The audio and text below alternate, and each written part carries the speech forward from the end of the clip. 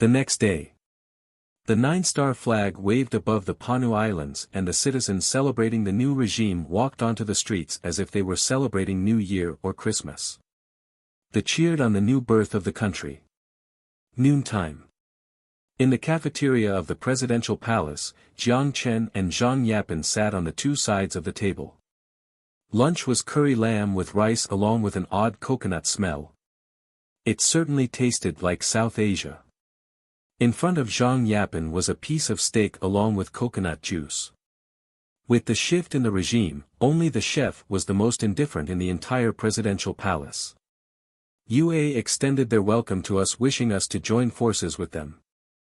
They indicated that if we continue to extend the pro-UA policy like the previous regime and announced declaration that favors their political view internationally, they would increase their funding to support us. Zhang Yapen spoke about the country's affairs while working hard to cut the steak. Jiang Chen didn't even raise his head as he said without hesitation. Reject. But that is 10 million USD. Zhang Yapen seemed to be unwilling to give up the money as he said with difficulty. It was 10 million USD. If it were split among the citizens, it would be 500 each.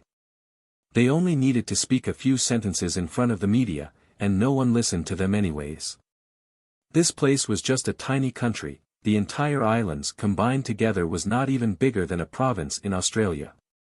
Jiang Chen raised his head as he rolled his eyes at Zhang Yapen. Someone hires you to curse at your mother, why would you agree? There was no need to think. They wanted to drag a bunch of Southeast Asia countries to curse about the Han threat theory. Panu Islands was located on the southeast side of Country F, they could be stretched to a surrounding country of Hua. Zhang Yapen fiercely shook his head, but he added one sentence in his mind, that depends on how much, it's only 10 million USD, my future international has an income of 200 to 300 million USD per month, I'll loan you the money if you need it. Jiang Chen put a spoonful of the rice in his mouth while saying this slowly. Just pay me back with the land. Ahem, could I interpret this as showing off? Zhang Yapen smiled bitterly. Panu Islands just recently introduced a tax cut measure to stimulate economic recovery, but there were still significant holes in funding. The mess created by Edward now had to be cleaned up by the successor. I am only giving you some confidence. I chose Panu Islands because I believe in its future prospects, Jiang Chen said. Johnny Group declared bankruptcy. The $10 billion project is now down the drain. What prospect is there? Zhang Yapen's expression was bitter.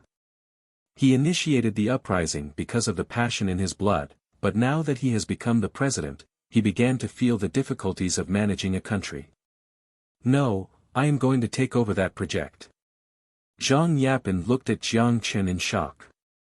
10 billion USD, do you have that kind of money? I believe a lot of banks are willing to lend to Future International, Jiang Chen said confidently. That was true. Even when they were in Hua, a lot of banks went to Xia Xiu, begging her to take a loan from them. The current liquid cash of Future International is 1.5 billion, which was the earning of 5 months.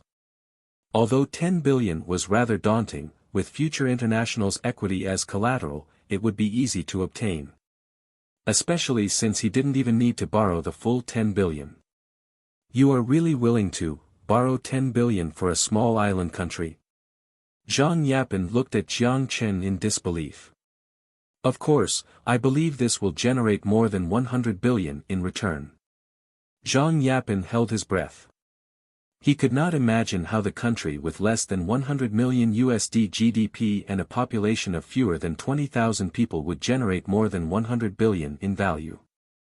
Excuse me for being honest, but it is hard for me to imagine. Although the Panu Islands have a vast sea territory, it doesn't have oil. Could you point it out to me? Even if it is just painting a picture for me. Zhang Yapen smiled bitterly. How should I say this? Okay. First, Panu Islands is near the equator. Near the equator? Zhang Yapen's eyes widened, do you mean tourism? Even with tourism, it is still hard to generate 10 billion return in 10 years, right? It is hard to explain to you. All in all, just remember what I said. Jiang Chen put down the fork in his hand as he slowly got up.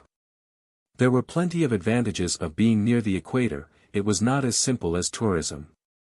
With space elevator for example, to non-equator countries, it was something they couldn't even think about. To the technology that appeared in 2150, Jiang Chen had the confidence of bringing them into the modern world. Are you planning to go?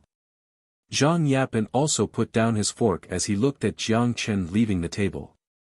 I have something to take care of and I am also full. Also, if other countries, Jiang Chen stopped, turned back, and smiled. Maintain neutrality and friendliness. You know what I mean. Zhang Yapin helplessly let out a sigh. I know. Do a good job and maintain your current diligent image. Once your term ends, I will give you a retirement fund. I don't need your retirement fund, I just want you to keep your promise and lead this country to prosperity. When he heard this, Jiang Chen looked at Zhang Yapin in surprise. There was not a lot of people that could refuse money in this era. After a moment of pause, Jiang Chen said lightly, of course, I promise. If everything proceeds smoothly, in less than 5 years, this would become an island that the world desired to be. Under the shade of the trees outside the presidential palace, a blue Lamborghini was waiting and Aisha was sitting in the driver's seat. A gray sports bra drew out her beautiful curvatures and a pair of shades was clipped on the collar. The view was certainly a beauty with a nice car as it made the passers-by turn their heads. This Lamborghini was previously Johnny's, but now it belonged to Jiang Chen. Although he died, he could not escape this crime. The court prosecuted Johnny with 17 charges and confiscated all personal assets to the country's treasury. The cars he had on Panu Islands, the mansion, as well as 2 boats were all auctioned off in Australia. There, Jiang Chen took it all over as his own possession, needing only to bid twice. Since it belonged to the deceased, there may be some misfortunes attached to the things of the people who died of an unnatural cause. On top of that, the rich mostly feared death, but Jiang Chen didn't mind as he was an absolute materialist. Jiang Chen pulled open the door as he sat in the passenger seat. Aisha put the shades over her eyes and put her hands on the steering wheel while turning to look at Jiang Chen. Where are we going? Linhua Group's construction site. Aisha nodded as she started the car. Leaning on the comfortable chair, Jiang Chen looked at the scenery flying by as he tried his best to snap the beauty in his mind. It was an indiscernible feeling. Before he had to work for his next meal, but now he has become the hidden owner of a series of islands. This was his kingdom. No deceit or trickery would work against him here. No one would be able to plot against his company. Perhaps he was bored, but he turned and looked back into the car at Aisha concentrating on driving. The shades and sports bra was a beautiful set. Any style of clothing seemed to look great on her. Aisha sensed Jiang Chen's gaze as she began blushing with her lips carved up. She enjoyed his gaze. Although they were yet to be married, she considered herself the wife of her husband. As a traditional wife, in her perspective, the husband was everything. Xian was formed. As to who suffered the most economically, it would be the Linhua Group working on the construction site. The collapse of the old regime and the bankruptcy of Johnny International made Linhua Group's $10 billion contract turn into a piece of scrap paper. As to the 2 gold mines used by Johnny International as collateral, it was the typical trick, the old fox, Robert used. He first managed to find 2 abandoned mines and then hired geologists to re-evaluate the gold reserve of the mines and fake a report. Then he took the gold Jiang Chen provided to create a production report in South Africa, completed the tax procedure, and produced a beautiful 4/4 production report. Immediately after, under Robert's directions of readjusting the business focus, the 2 gold mines stopped operating. By using manipulation and forgery, the 2 gold mines were valued at $10.3 billion and completed the asset collateral verification. Asset collateral verification was easy to fake since it was not an asset sale process. Therefore, the auditing team would usually not conduct an on-site audit. Robert even told Jiang Chen that even without the gold, he could still borrow gold from other mines to complete the asset verification process. A lot of mines were willing to do this because it meant that someone was willing to take on part of the tax burden for them. Compared to the international capitals who fought through fierce market competition, Linhua Group, growing out of policies, was just a naive baby still learning how to talk. They were no match against Robert, who even dared to trick the FBA. Linhua Group's project team did carefully examine the 50-paged asset verification report, but they didn't think that the asset behind the iron seal of the South African government was fake. Now that Johnny International was bankrupt, the 2 gold mines were given to Linhua Group as collateral. But when Wang Linhua wanted to sell it off for cash, he realized that the 2 mines were all abandoned mines. Johnny International forged the gold reserve. The asset audit report was inaccurate. As if a rumble of thunder had struck his head, Wang Linhua immediately became unconscious after he acquired the news and was sent to the emergency room by ambulance. Insurmountable loss. These were the only words that could describe the loss suffered by Linhua Group, or the Wang family. On the 10 billion overseas project, Linhua Group had currently invested $2.5 billion. However, Johnny International had gone bankrupt the day before the first phase of the project contract was due for payment.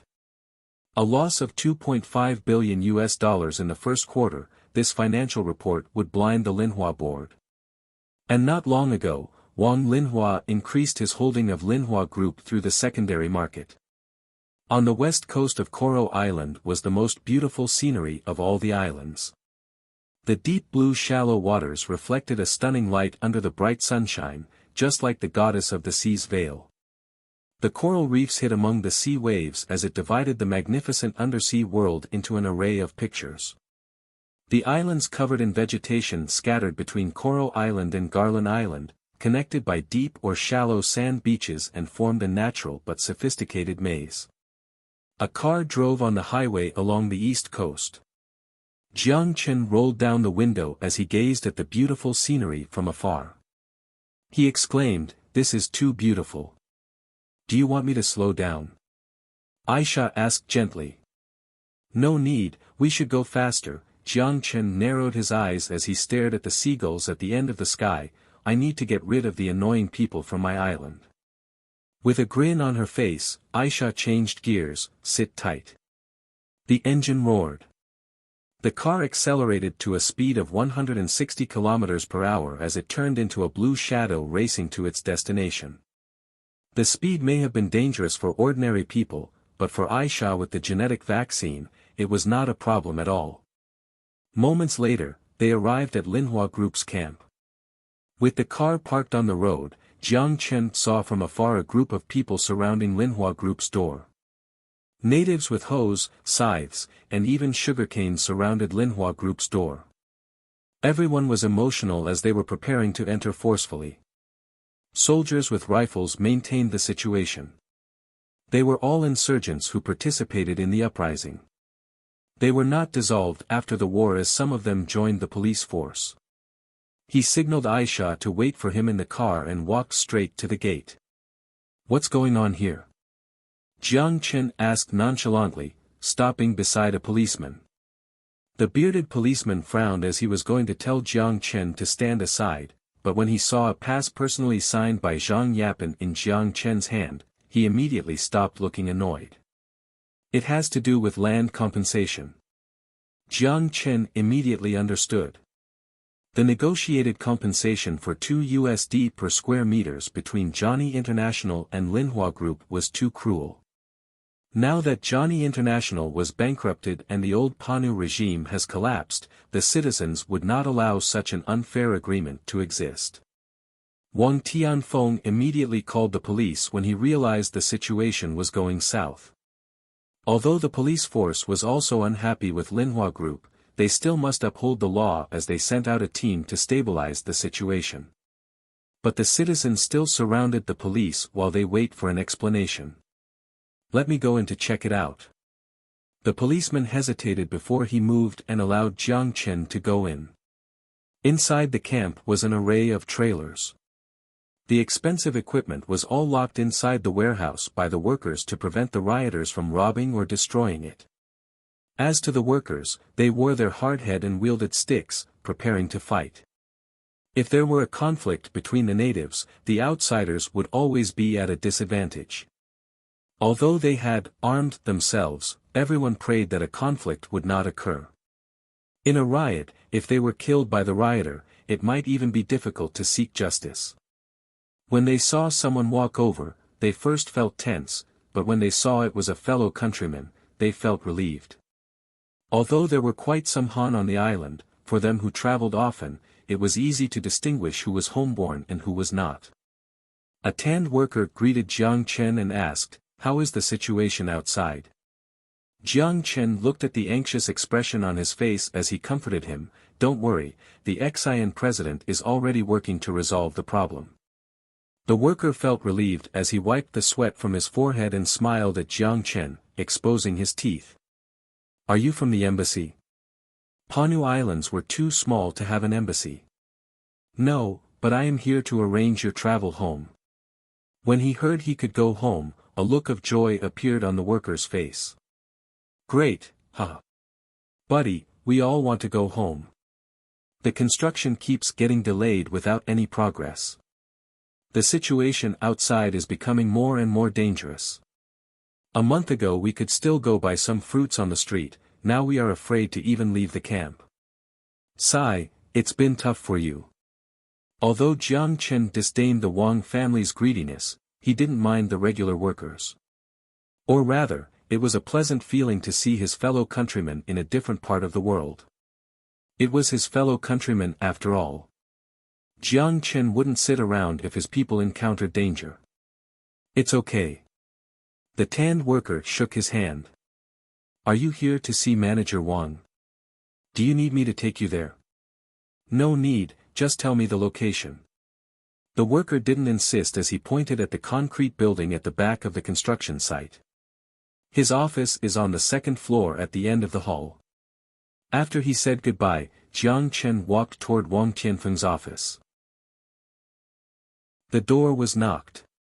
Wang Tianfeng, who was sitting at the table while on the phone, frowned.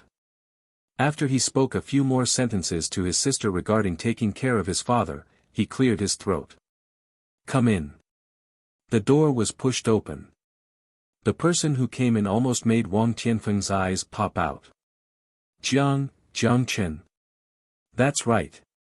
You recognize me?" Jiang Chen casually sat on the sofa in the office as he smiled at Wang Tianfeng. He heard Wang Tianfeng was Wang Linhua's son, they indeed resembled each other. Arrogance was apparent in his eyes. He didn't understand why Jiang Chen would appear in this place. Future technology had business here. The natives barely even used smartphones here. "Of course, I'm asking you guys to leave the place." Jiang Chen looked at Wang Tianfeng with a grin. Wang Tianfeng thought he heard wrong. "What? Asking you guys to leave this place," Jiang Chen repeated. At the same time, he took out a piece of paper from his pocket and folded it into a paper airplane before he flew it onto Wang Tianfeng's table. He was displeased with Jiang Chen's attitude. Wang Tianfeng's eyes scanned between Jiang Chen and the paper airplane before he, while suppressing his anger, opened the paper. As he studied the black letters on the white sheet, his chest pumped full of rage and his breath quickened. "That's impossible.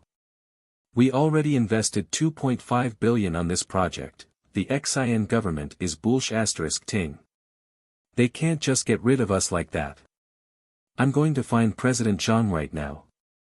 Although the notice was written in a reserved fashion, the decision was firm. All actions of Johnny International on Panu Islands were illegal, and the previous land transfer agreement signed with the previous government wasn't recognized. As he spoke, Wang Tianfeng got up from his chair and headed for the door, but he froze mid-step. He suddenly remembered that the camp was surrounded by natives. Jiang Chen crossed his legs as he reminded him casually, "I recommend you don't go outside now, the people in front of the gate want you dead." A cold sweat rolled down his forehead as Wang Tianfeng thought of Johnny, who suffered a tragic death in the basement. He remembered the partnership between Johnny International and Linhua Group. The rioters may potentially view him as an accomplice to Johnny even if he didn't do anything illegal. He walked stiffly back to the desk as he looked at Jiang Chen again. Why would you appear here? Wang Tianfeng's eyes flashed. He seemed to sense that this had something to do with Jiang Chen. Jiang Chen didn't hide anything as he said straightforwardly, because Future International is the successor of the project and the Xian government is pleased with our compensation plan. Successor? Wang Tianfeng was stunned. How is that possible? When did you get into real estate as a tech company? Web plus tourism? You could interpret it this way. Who said we would build houses by ourselves? We can contract the work. You don't have to look at me like that, there's no way I'd contract it to you. You better get out of my sight as soon as possible so I can get on with my work term, Jiang Chen said pleasantly. You. Wang Tianfeng looked at Jiang Chen's grin as his face turned pale white from anger. His finger pointing at Jiang Chen trembled uncontrollably.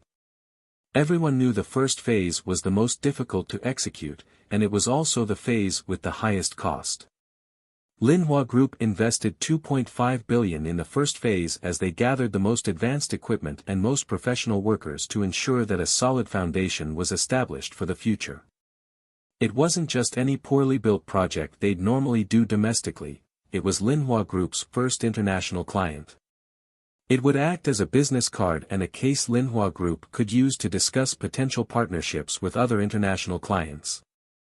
Once they received the project from overseas, their sales team could proudly point at the Panu Islands on the map and bring out diagrams of the completed construction to demonstrate their abilities and achievements to clients. The 10 billion deal wasn't only significant in the amount of profit it would bring, but it was also a stepping stone to enter global competition. Linhua Group couldn't afford to lose this project. Therefore, a pleading look surfaced on his face. We have worked on this project for over 2 months and invested over $2.5 billion on the project. You can't just make us leave, no one is more familiar with the project than us. We can forfeit the fee for the first phase, so at least give the next 3 phases to us. The humiliation made Wang Tianfeng want to kill himself. As the heir of a $10 billion real estate company, he was forced to lower his head to a dog the Wang family supported before. His arrogance was tested to the point where it was about to shatter. Needless to say, even up until now, he still didn't recognize the reality of the situation. I reject. Jiang Chen smiled. On another note, you have reparations to pay on the basis that you illegally occupied the land. Therefore, you have to pay a fine. Of course, it's not a large fine, only 10 million USD. I trust that with your company's financial capabilities, this amount is nothing to you. Illegally occupying the land? That's impossible. We have an agreement. Wang Tianfeng's eyes were bloodshot. Any agreement with the previous regime is now void. Wang Tianfeng's body trembled as he stared at Jiang Chen with a pale face. You knew about the coup from the start, right? Of course. I happen to have some connection with the boss of the Celestial Trade Company. While the fact that he owns Celestial Trade Company was yet to be disclosed, even if people found out, it would only be a small number of people. This trading company had a total of 3 warehouses as its assets as of 3 months ago, and it was registered in Panu Islands, but its operations were outsourced to New Zealand since it operated completely as an offshore company. Why didn't you tell us? Did you forget the favors the Wang family gave you? Wang Tianfeng already lost all rationality as he roared. Why do I have to tell you? How did you help me? Jiang Chen shrugged as he put on an innocent face. Wang Tianfeng froze. Since you are the successor of Linhua Group, you must know what your dad told me that night. Jiang Chen laughed. When he heard that, Wang Tianfeng's throat moved. He wanted to argue, but nothing came out. I didn't plan to leave. But since I brought out Future 1.0, you couldn't sit around any longer and wanted to pick the fruit? How shameless. Please allow me to use this word to describe your father and your uncle. When he heard this, the enraged Wang Tianfeng calmed down. The expression on his face turned menacing. Aren't you afraid that something unfortunate could happen to your family? I know your family is still in the country. Wang Tianfeng stared straight at Jiang Chen as he threatened him. Of course not.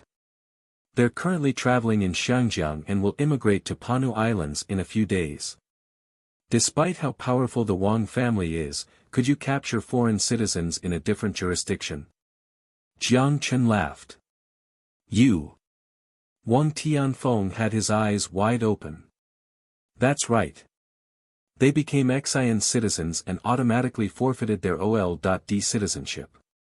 Jiang Chen sighed. It wasn't the best choice, but it was the safest option, and he didn't want these problematic things to bother him anymore. Although the government wouldn't do something as despicable as taking someone hostage, some despicable people may think otherwise.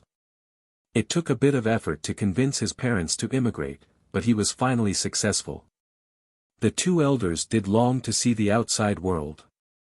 Since they spent half their lives at the small factory and didn't even leave the province that many times, and now that their son was accomplished, they were more than happy to venture out to see the outside world.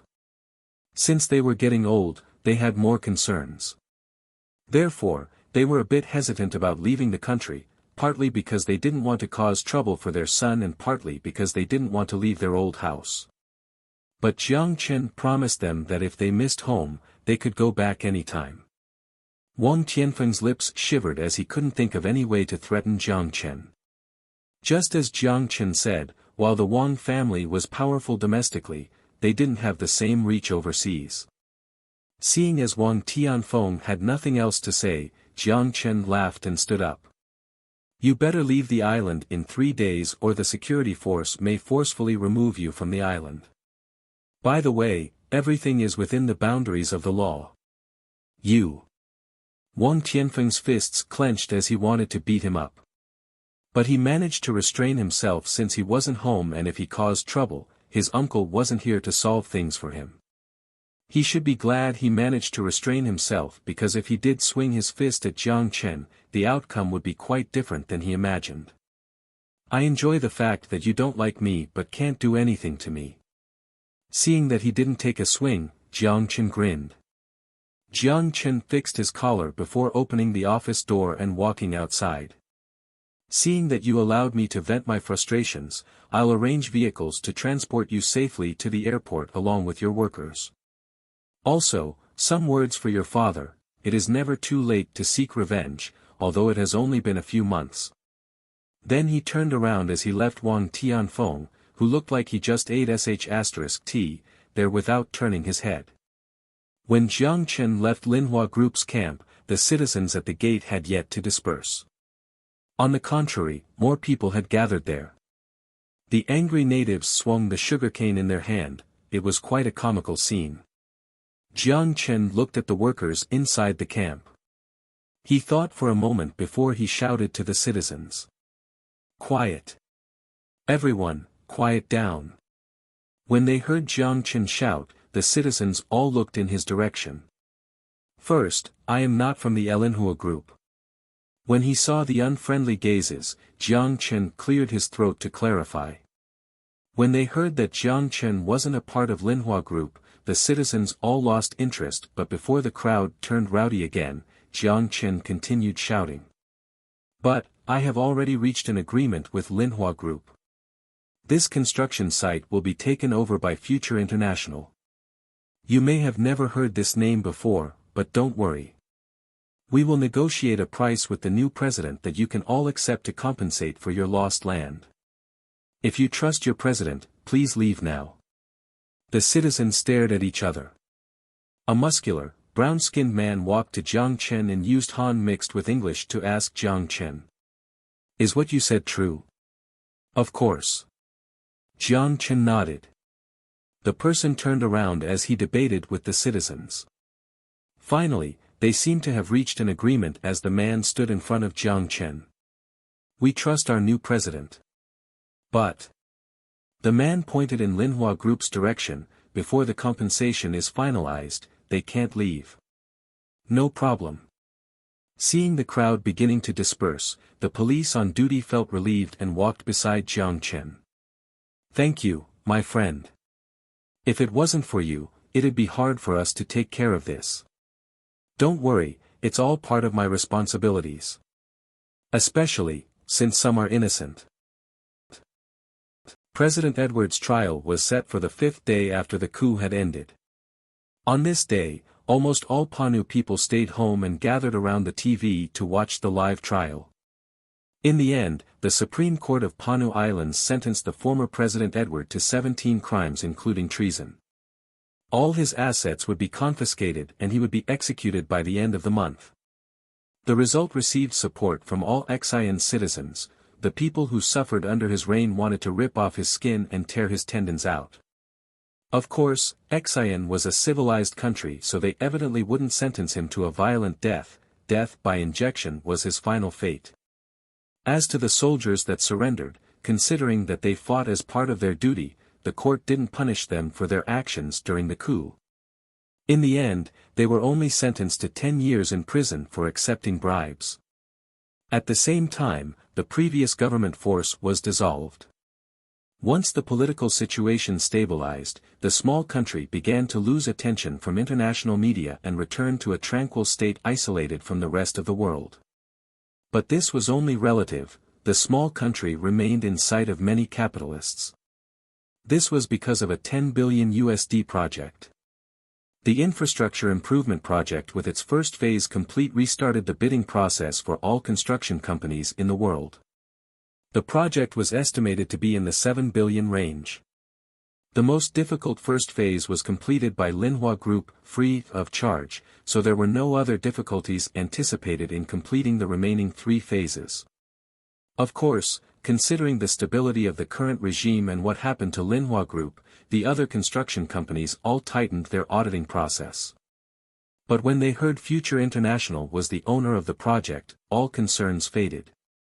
With a tech company with the profitability of over $300 million a month, there was no need to question its ability to pay. Or rather, all construction companies hoped Future International would be unable to pay its debt. They could then use the equity in collateral and force the company to go public on Nasdaq. With a P/E ratio of 20 times, the amount of return would be unimaginable.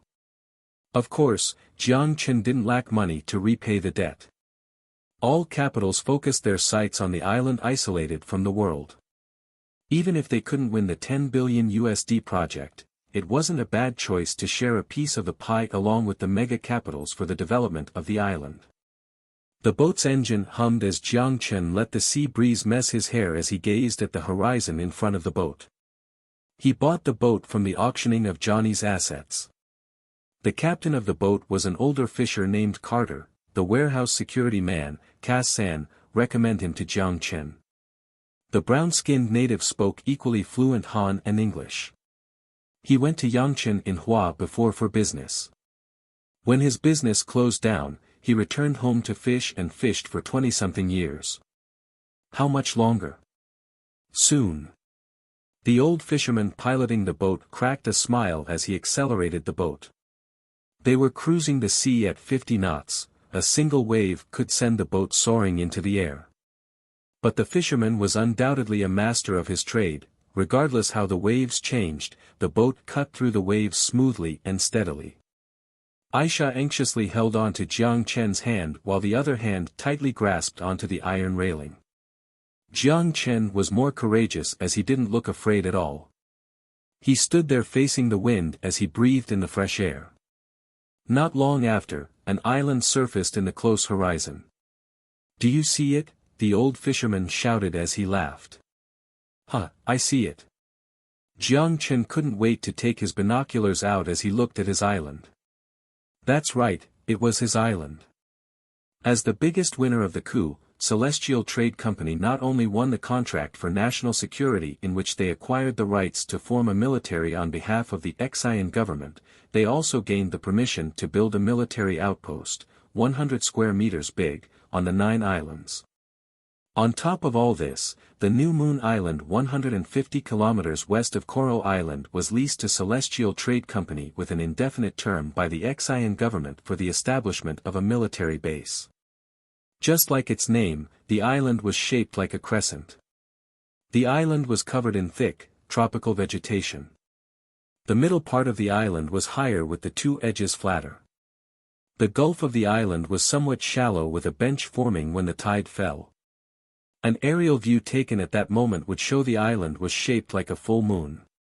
When the tide rose, it was more similar to a crescent. Hence the island was also known as Tide Island. Because of the small area as well as a lack of fresh water sources, it was uninhabited and not part of the 9 Panu Islands.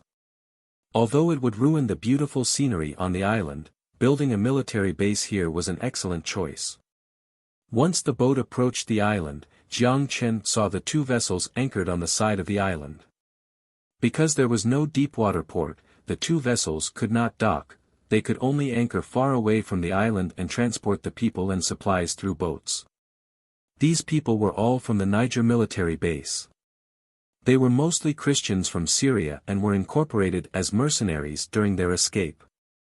Although they were half-forced, when they realized that Jiang Chen wouldn't torture them and settled things appropriately with their family, they were gracious for everything Jiang Chen had done. After months of military training, they all settled into their new roles. After a period of time, Jiang Chen would recruit new soldiers from Panu. Based on his plan, in the first phase, the military base would maintain a force of 500 people.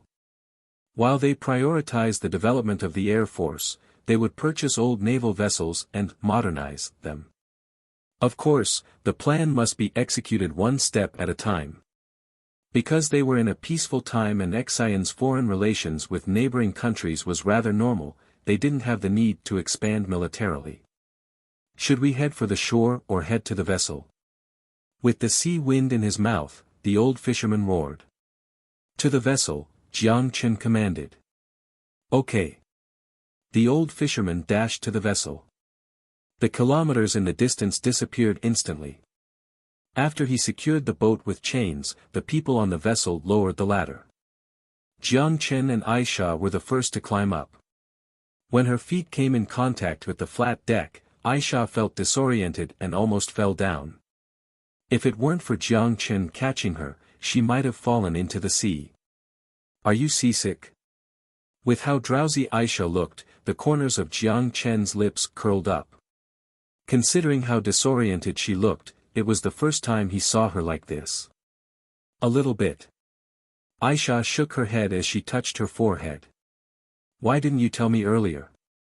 Jiang Chen said, concerned. Because. You looked really happy while we were out there. A red hue surfaced on her cold face as Aisha murmured gently. She kept her head buried. With how cute she looked, Jiang Chen's heart skipped a beat and he gulped. But then, a light cough came from not far away. Ivan's defined face looked at Jiang Chen full of mockery. Boss, I'm not trying to be a third wheel, but everyone is looking. As he spoke, Ivan jokingly pointed. The soldiers on the deck blew whistles and cheered at Jiang Chen, and the teasing in their eyes was evident. Aisha hid her blushing face behind Jiang Chen's back. Although she was open and proactive when they were alone, she still wasn't used to acting intimately in front of other people. Jiang Chen facepalmed. These people dared to laugh at the boss. Get back to work. If I see you all wandering around on the deck, you don't get to join the barbecue party at night. Jiang Chen shouted at the top of his lungs. When they heard there was a barbecue party that night, the soldiers all dispersed and got back to their jobs. The people with nothing to do all pretended to be busy since no one would say no to barbecue. Jiang Chen grinned at Ivan with a grimace. Ahem, boss, I'm just preventing you from embarrassing yourself in front of your subordinates. Ivan forced a laugh. He felt eerie being stared down by Jiang Chen. That was enough joking around.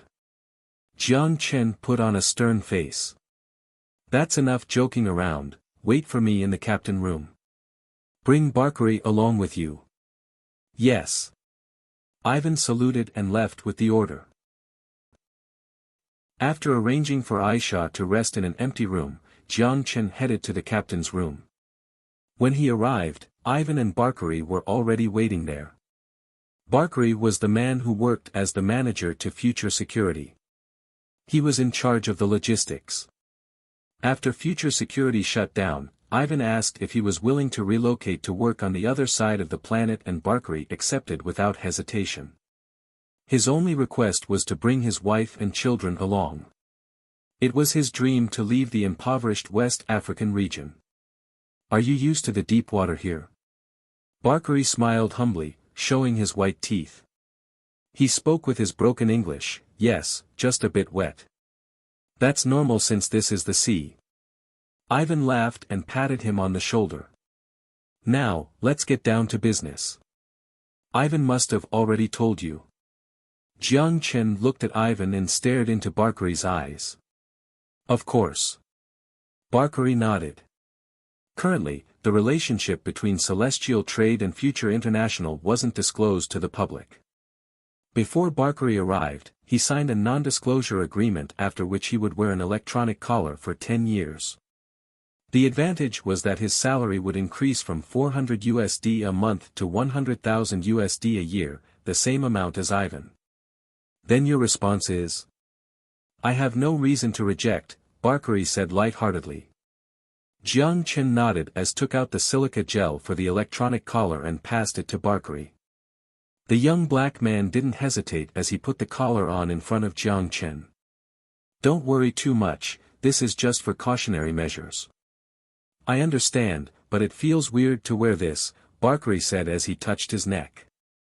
You'll get used to it. Ivan patted him on the shoulder. Buddy, now you're a part of us. Jiang Chen laughed and looked at Barkari. Just like before, I'll leave you the logistics of the military base to you, including fresh water, food, and living necessities. As to the firearms and ammo, I have my channel to take care of this. You only need to transport supplies from Coral Island's warehouses to here. Count on me, Barkari said confidently. Jiang Chen nodded as he looked at Ivan. You must have heard that Xian's national defense will be taken care of by Celestial. I plan to build a military base, not for training purposes. Do you have any recommendations? Ivan served in Kane before and was an old Soviet veteran. Even if he wasn't an expert, he must have some perspectives to share. A deep-water port would be a good idea.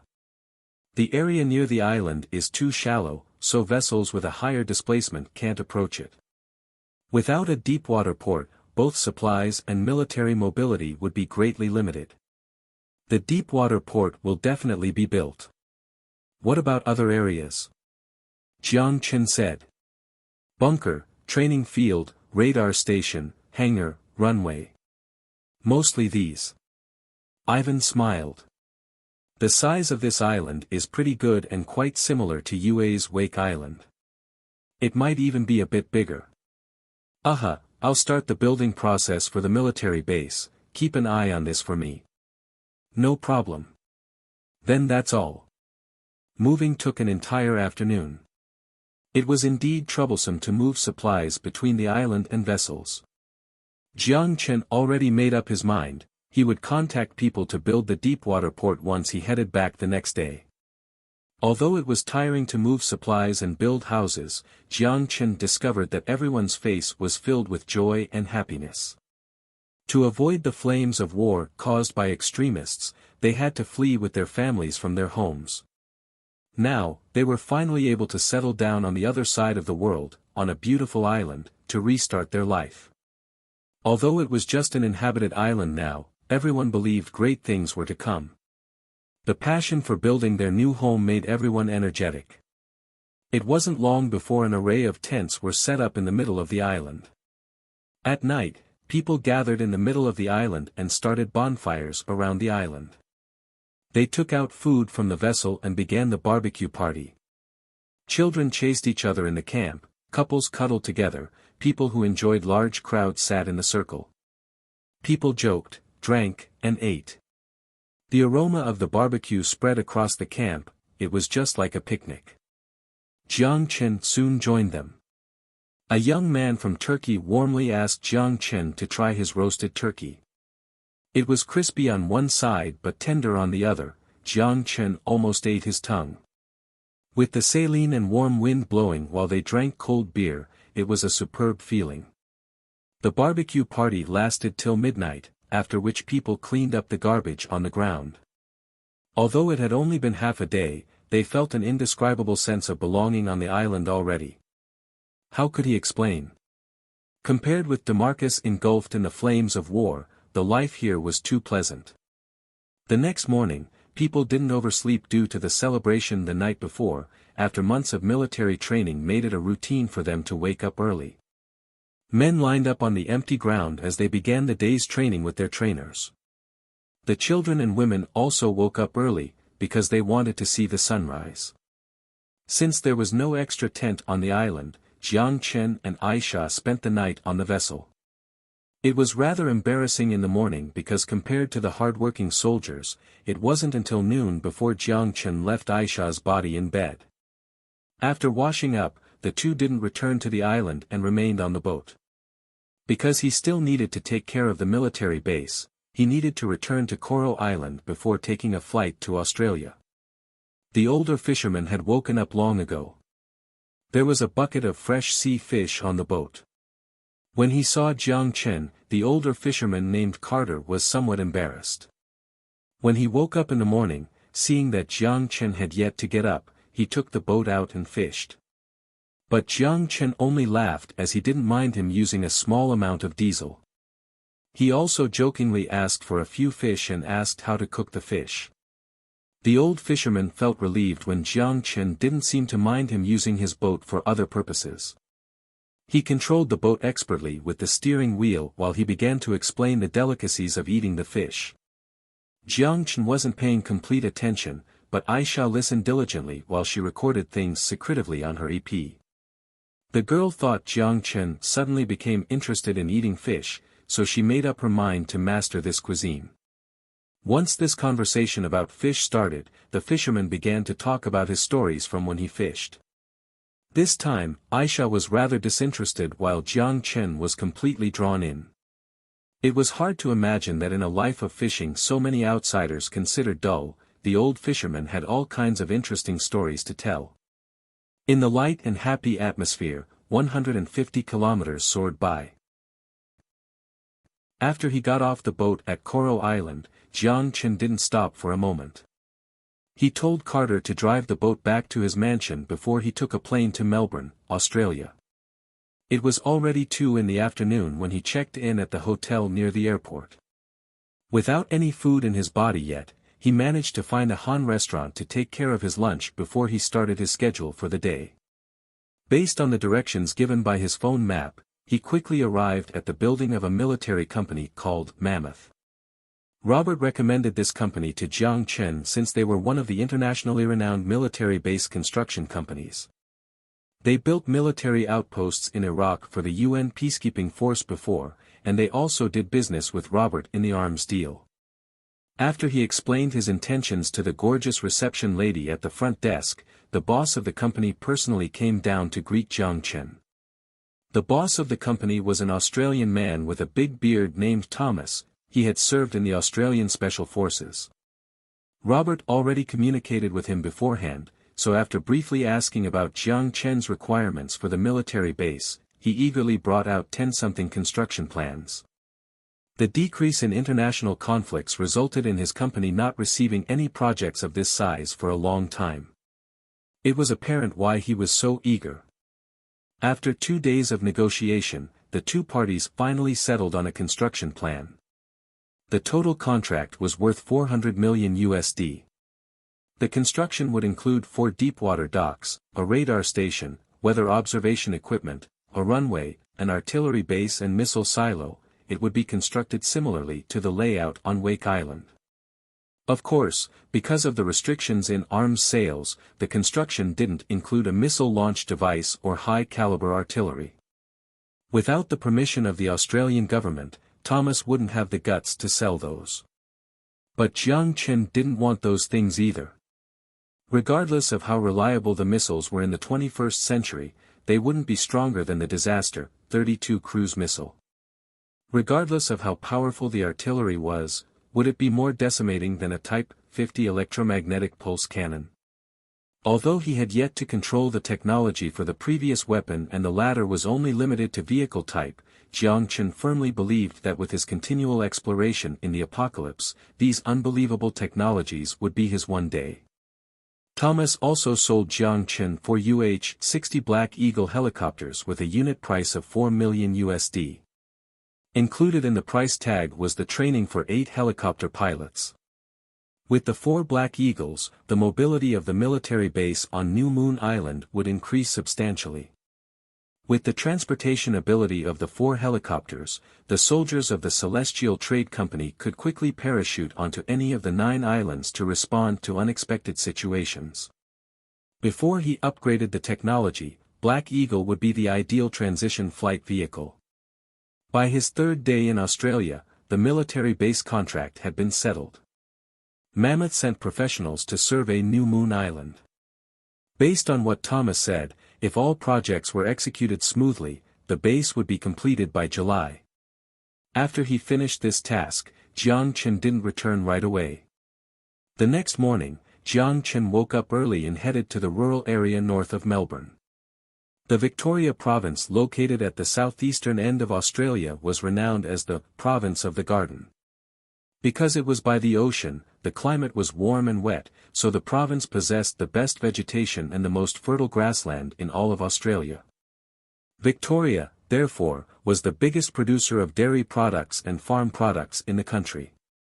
As the car left the city centre, the air became a lot fresher. Jiang Chen stopped in front of a farm just before he managed to catch the farm owner who just got off his truck. "You are Jiang Chen." Jiang Chen introduced himself. The farmer owner with a rather big beer belly wiped the sweat off his face with a towel. "Jiang Chen. Han. Why do I feel like I heard this name before?" You can call me Luke. I'm the owner of the farm. Are you here to buy fresh milk?" "Fresh milk?" Jiang Chen was puzzled. Are you not?" The farm owner looked at Jiang Chen in surprise as he wrapped the towel around his thick neck. "Are you not a purchaser one? With your age, you must be an international student from Melbourne." Luke used Han when he used the word purchaser. Jiang Chen facepalmed. Future International was now a Fortune 500 company. As the president, it would be impossible for him to be a purchaser. You made a mistake. I'm here to discuss a big deal." Luke looked at him skeptically. Just as they spoke, a van stopped in front of the farm. A girl in a cap got out of the car. When Luke saw who it was, he seemed to know the reason why she came as he retreated to the farm right away. "Hello," the girl was rather lively as she warmly greeted Jiang Chen. Jiang Chen smiled and asked her casually, "Are you an international student in Melbourne?" The girl was rather talkative as she said brightly, I'm studying business administration, I'm in my 3rd year now." "What about you?" "I'm not a student, I finished studying 2 years ago." "Are you not an international student?" "Are you an immigrant then?" the girl asked as she blinked her eyes. Although it wasn't wrong for her to say this, Jiang Chen wasn't an Australian immigrant but a XIN immigrant. Where are you from then?" "Hucheng." "I see. I'm from Shangjing. Are you in the powder milk purchaser business?"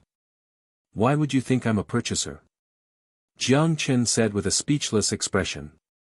The girl looked at Jiang Chen, confused. Then she seemed to understand something as she kindly recommended something to Jiang Chen.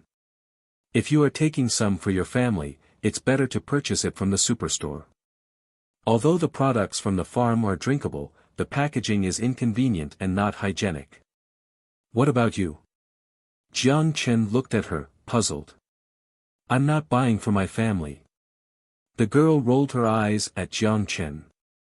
I'm a purchaser and I mostly sell on WeChat and Taobao. Also, I recently opened a purchaser store on Little White, I can pay my tuition now. As she said this, a proud smile appeared on the girl's face. Compared with poor students studying abroad who made their parents sell their houses or students coming from rich families, there weren't a lot of international students who could be as independent as her. She didn't have a sugar daddy nor did she burden her family. But she couldn't imagine that the designer of Little White was standing in front of her and casually having a conversation with her. Purchaser store. Do the purchaser stores not purchase from the supermarket? Jiang Chen faintly recollected the ads in his memory were written that way. Are you a fool or what? The girl rolled her eyes at Jiang Chen. Have you never purchased powdered milk from Walmart before? Han customers are only permitted to purchase 2 at a time and they're also more expensive. The online store I own with a friend sells at least 20-something a day, how could we purchase that from the supermarket? We buy directly from the farm and purchase the expensive empty containers from the recycling plant. Then she seemed to have realized something and immediately stopped talking. Coincidentally, Luke walked over to them while carrying a big bag. The girl's eyes lit up and she immediately walked up to him. The Australian helped the girl load the powdered milk onto the van and accepted her stack of bills. See you. The girl smiled sweetly at Jiang Chen before she waved goodbye. Jiang Chen waved back and said goodbye to the girl he didn't know. A courteous girl. But he felt the sweet smile was fake. Okay, buddy, what's your big deal? Luke wiped off his sweat as he asked Jiang Chen. Jiang Chen didn't respond as he asked an irrelevant question, is that powdered milk safe? Luke was completely lost. He looked at Jiang Chen with a puzzled face before he nodded. Of course it's safe, my farm passed all health inspections from the very start. Although that batch was off-label supplies that I asked my friend's powdered milk factory to produce, the quality is undoubtedly safe. After a moment of silence, Jiang Chen sighed with a tone of defeat. As long as it's safe. Of course, I'm not here to buy powdered milk, I'm just a bit curious. Whatever, let's talk business. Celestial Trade Company's food was all previously imported from New Zealand. The specifics of its operation were all contracted to professionals to manage. But with the increase in demand, this operational model was no longer suitable. This is what Jiang Chen was planning. He would import goods from Australian farms and transport them to Coral Island through the port in Melbourne. Part of the goods would be sold by Celestial Trade Company in Panu Islands and part of them would be kept as raw ingredients for further food production and transported to the apocalypse. At the same time, the Shinlong food processing plant located in Wanhai City would be moved to Panu Islands. All the staff willing to relocate overseas would be kept on, while local cheap labor would be hired to perform the assembly process. They'd produce cheap raw ingredients from Australia into canned foods and preserved products. This processed food would be partially sold locally and moved to the apocalypse. Therefore, he wouldn't only save on tariffs, but he would also save on the labor cost as well as easing transportation of the goods to the apocalypse. It was like hitting 3 birds with 1 stone. Of course, with such a massive and long-term deal, it couldn't be hastily decided upon. Jiang Chen only initiated the conversation because he happened to be in Australia. Therefore, he made a personal trip. As to the specifics of the deal, he left it to Zheng Hongjie to take care of and left Luke his number. After that, Luke cheerfully sent Jiang Chen off in a taxi to head back to Melbourne. He booked tickets for the next day. Although there was still some time before it turned dark, he didn't know what to do by himself when he looked at the busy street. He started to regret not bringing Aisha along. The girl seemed to really enjoy pretty clothes. He still vividly remembered the date with her invite. That day, they almost cleaned out an entire clothing store with some intimacy that happened that same night. When he returned to the hotel he was staying at, Jiang Chen felt lonely on the massive king bed, so he took out his phone.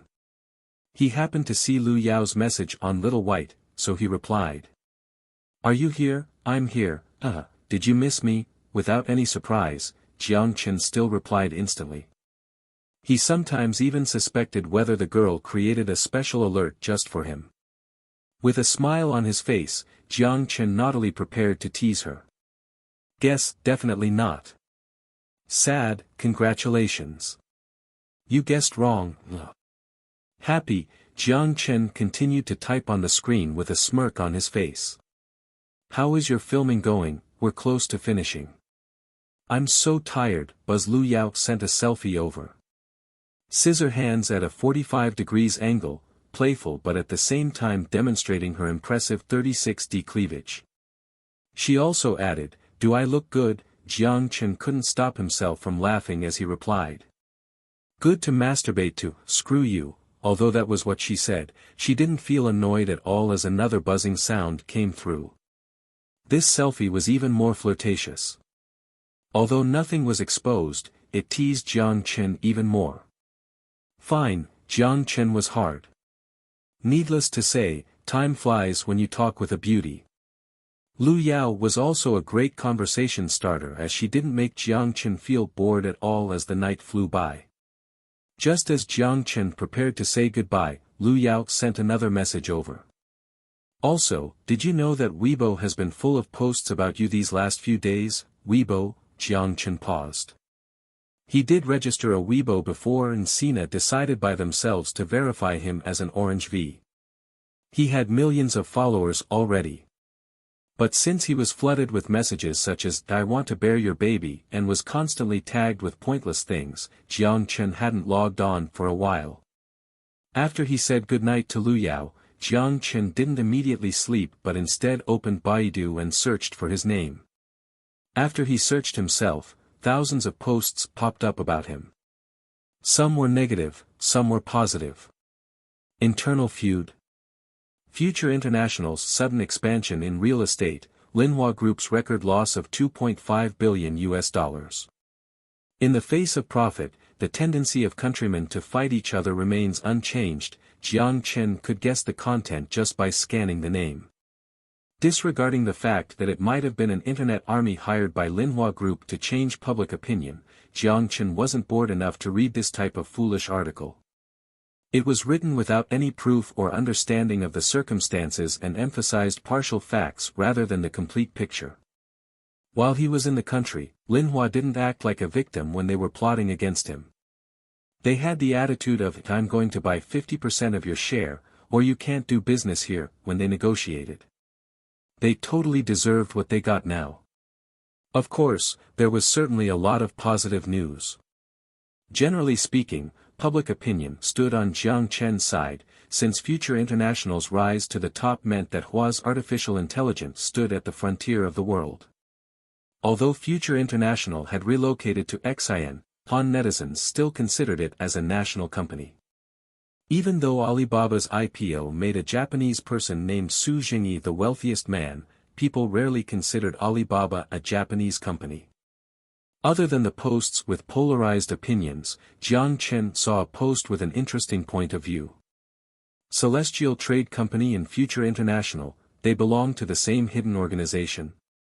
Overseas Han organization may be plotting a masterpiece. The original poster of this post listed large quantities of half-fake, half-genuine evidence and perfectly demonstrated their imagination as the OP connected the two completely contrary companies together.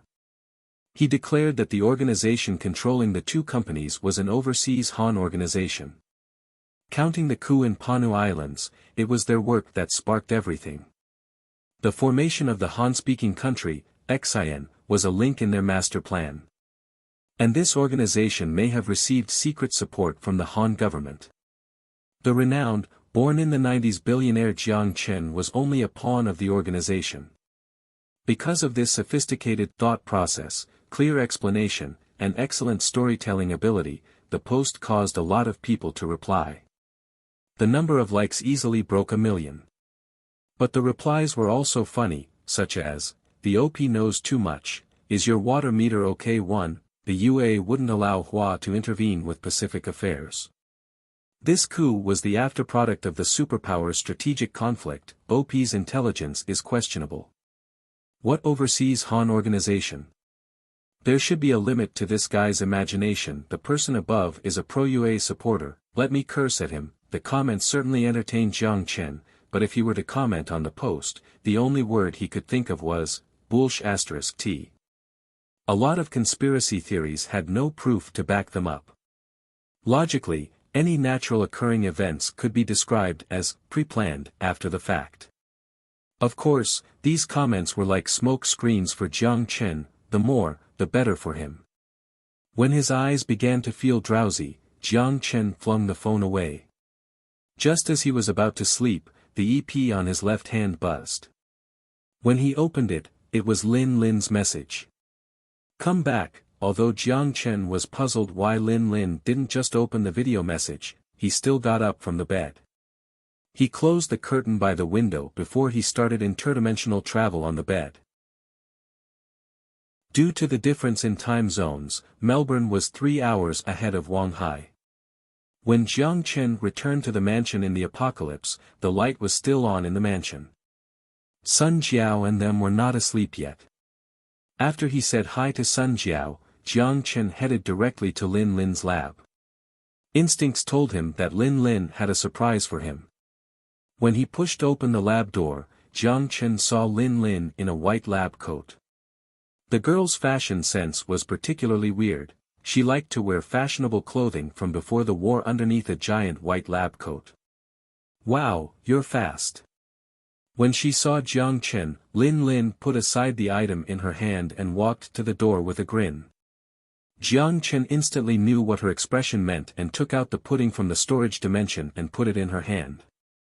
Did you call me back because you wanted pudding? Jiang Chen facepalmed as he looked at her joyful expression of opening the pudding. Of course not. Lin Lin proudly raised her eyebrows. Using her plastic spoon, she pointed at the helmet on the lab bench with high spirit. Dang dang dang dang. It was a circular plate. Inside the circular plate was a fist-sized metal sphere. Is that a golden apple? Jiang Chen looked in the direction of the spoon, puzzled. No, no, no. She proudly raised her tiny chest as she arrogantly shook her finger. Although part of the inspiration came from that golden apple, the technology is not on the same level at all. Oh. Then what is special about yours? Jiang Chen laughed. That golden apple is a communication device and sends out a resonance signal. But mine, I can send mass. Lin Lin smiled. Jiang Chen was moved as he rushed to say, you mean, you can transfer the mass from the modern world to here? Lin Lin shook her head. It is impossible to send mass from another dimension to this dimension. Any physical quantity is useless between dimensions. Even with the most advanced technology in the 22nd century, it could not create a miracle that extends beyond the boundary of physics. Then why did you shock me and say it could send mass? Jiang Chen said helplessly. As she spoke, Lin Lin smiled mysteriously and handed the sphere ball to Jiang Chen from the circular plate. Try to put that metallic sphere into your storage dimension. Jiang Chen looked at her skeptically. He took the sphere and threw it in the storage dimension. Then put this on. As she said, Lin Lin placed a soft plastic bracelet into Jiang Chen's hand. He followed Lin Lin's direction and put it on. It was light, and it didn't feel like there was anything at all around his wrist. Inside the bracelet, a grain-sized crystal was in the middle and it cast a dark green light. Take out anything from the storage dimension. Lin Lin curled up the tips of her mouth proudly. Anything? Jiang Chen muttered to himself and followed Lin Lin's instruction. He connected his conscious to the interdimensional bracelet and selected the Type 11 pistol floating in the subdimension. But what happened stunned him. The pistol didn't appear in his hand, but rather, appeared on the circular plate that contained the golden apple. What happened? Jiang Chen was flabbergasted. Just as I have expected. Lin Lin rubbed her chin as she nodded in confidence. Then, she handed the pistol back to Jiang Chen. Stop playing riddles with me, what exactly is this? Jiang Chen threw the pistol back into the storage dimension. He glanced at the circular plate, this time the pistol didn't appear there. To put it in simple terms, it is the interdimensional mass transporter or a transport array. Lin Lin walked in front of the whiteboard in the lab and drew 2 lines. The 2 lines represent 2 parallel worlds. As she explained, Lin Lin also drew a circle between the 2 lines, and this circle represents a small universe. Small universe? Super Saiyan. Jiang Chen had a strange expression on his face. Professor Lin Lin ignored the fact that Jiang Chen's attention slipped away for a moment as she moved her nose and slapped the circle.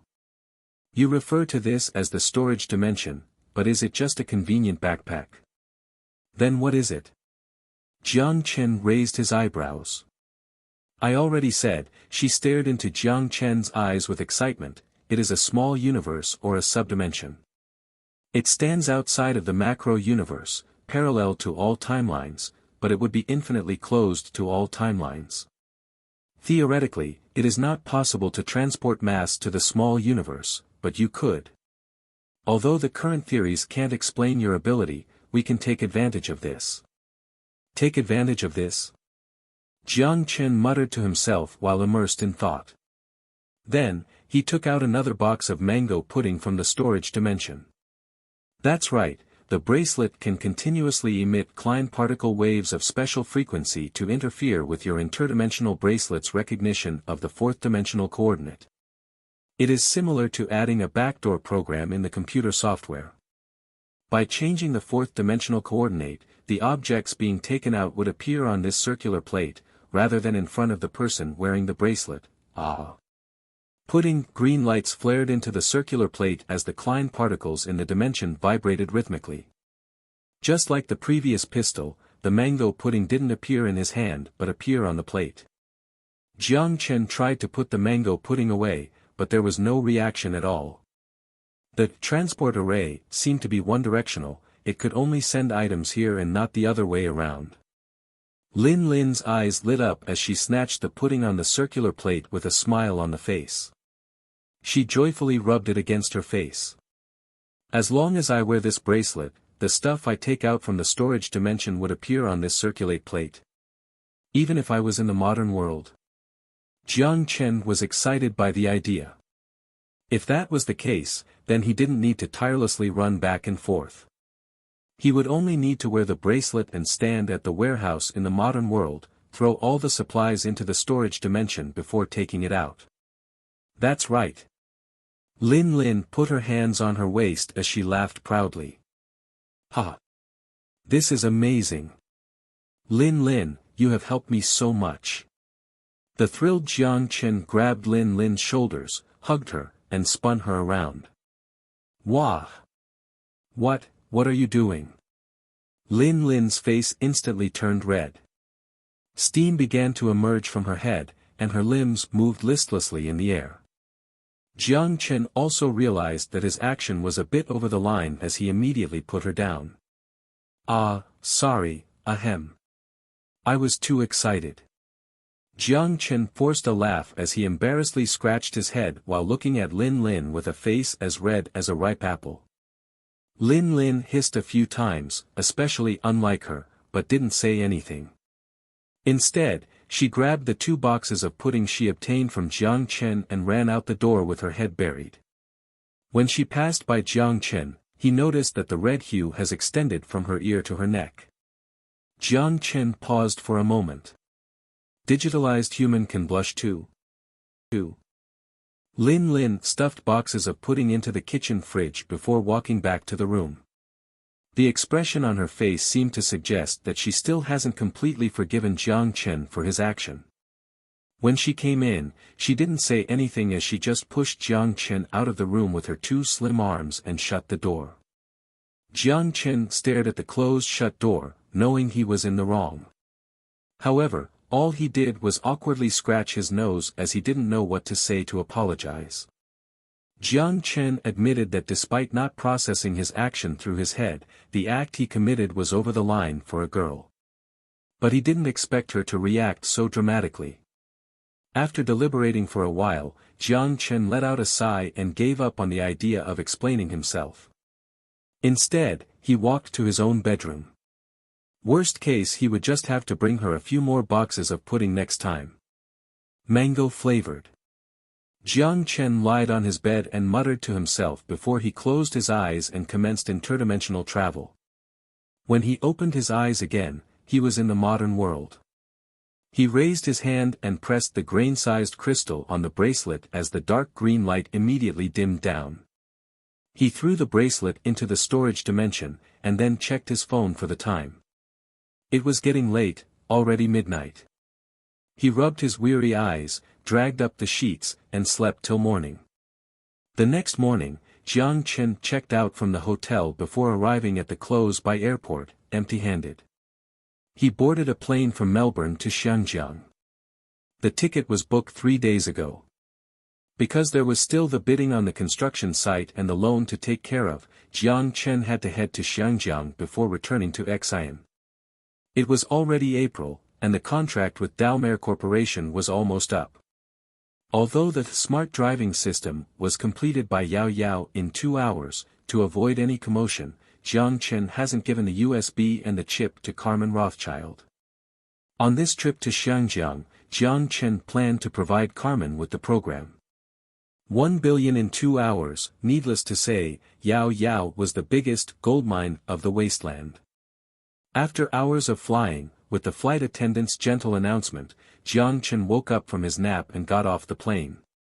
At the gate of the airport, Jiang Chen saw the stunning figure from a distance.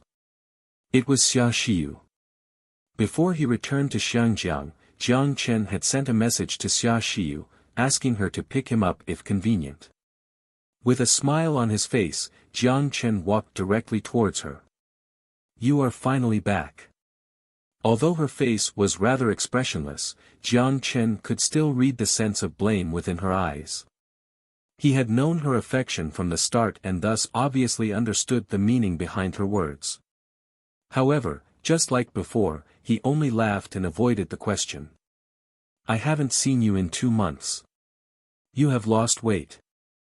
Xia Xiyu rolled her eyes at Jiang Chen, didn't respond, and instead opened the Maybach door. The car was previously Jiang Chen's ride, but he left the key to Aisha, who was protecting Xia Xiyu at the time in Xiangjiang before he left the country. After she had confirmed that Xia Xiyu was safe, Aisha left the car key to Xia Xiyu according to Jiang Chen's instructions. Now, the car became Xia Xiyu's mode of transportation. In the passenger seat, Jiang Chen looked at Xia Xiyu, who was combing her hair to the side as she started the car. "Do you like it?" Jiang Chen asked abruptly. Xia Xiyu's eyes instantly turned red. She stepped on the gas as the car dashed forward along the barrier. The series of actions almost scared Jiang Chen to death. What are you even saying?" She hastily gained control of her steering, but the red hue climbed from the bottom of her neck to the tip of her ears. Xia Xiyu's voice was also listless, and her tone was even off. "Ahem, I am asking if you like the car." Her pumping chest began to return to normal. The calm Xia Xiyu turned her head and gave Jiang Chen a dirty look before she returned to her expressionless state. It seemed like she was angry. I am serious. If you like it, I'll give it to you as a gift," Jiang Chen said in a tiny voice. "No need, I can afford it myself." Xia Xiyu clenched her teeth as it made a crisp sound. She didn't know why she was so angry. But there was one thing she was certain about, and that was this guy definitely was not as courteous as she had thought. No, he was a pervert. As to how she knew about this, she learned that by living with Aisha. Because of her delicate figure, although her face looked young, she had always thought Aisha was over 18. Until one time they talked about age, and she finally knew Aisha's real age. But that was not the point. When she asked that if Jiang Chen had done anything to her, Aisha looked at her innocently and said in a casual voice, "We had sex." Had sex. Xia Xiyu didn't manage to react at first, but then it hit her like lightning. She just remembered that she was completely stunned. She had thought Jiang Chen was a type where he would always be respectable to girls but never had the skill to interact with them.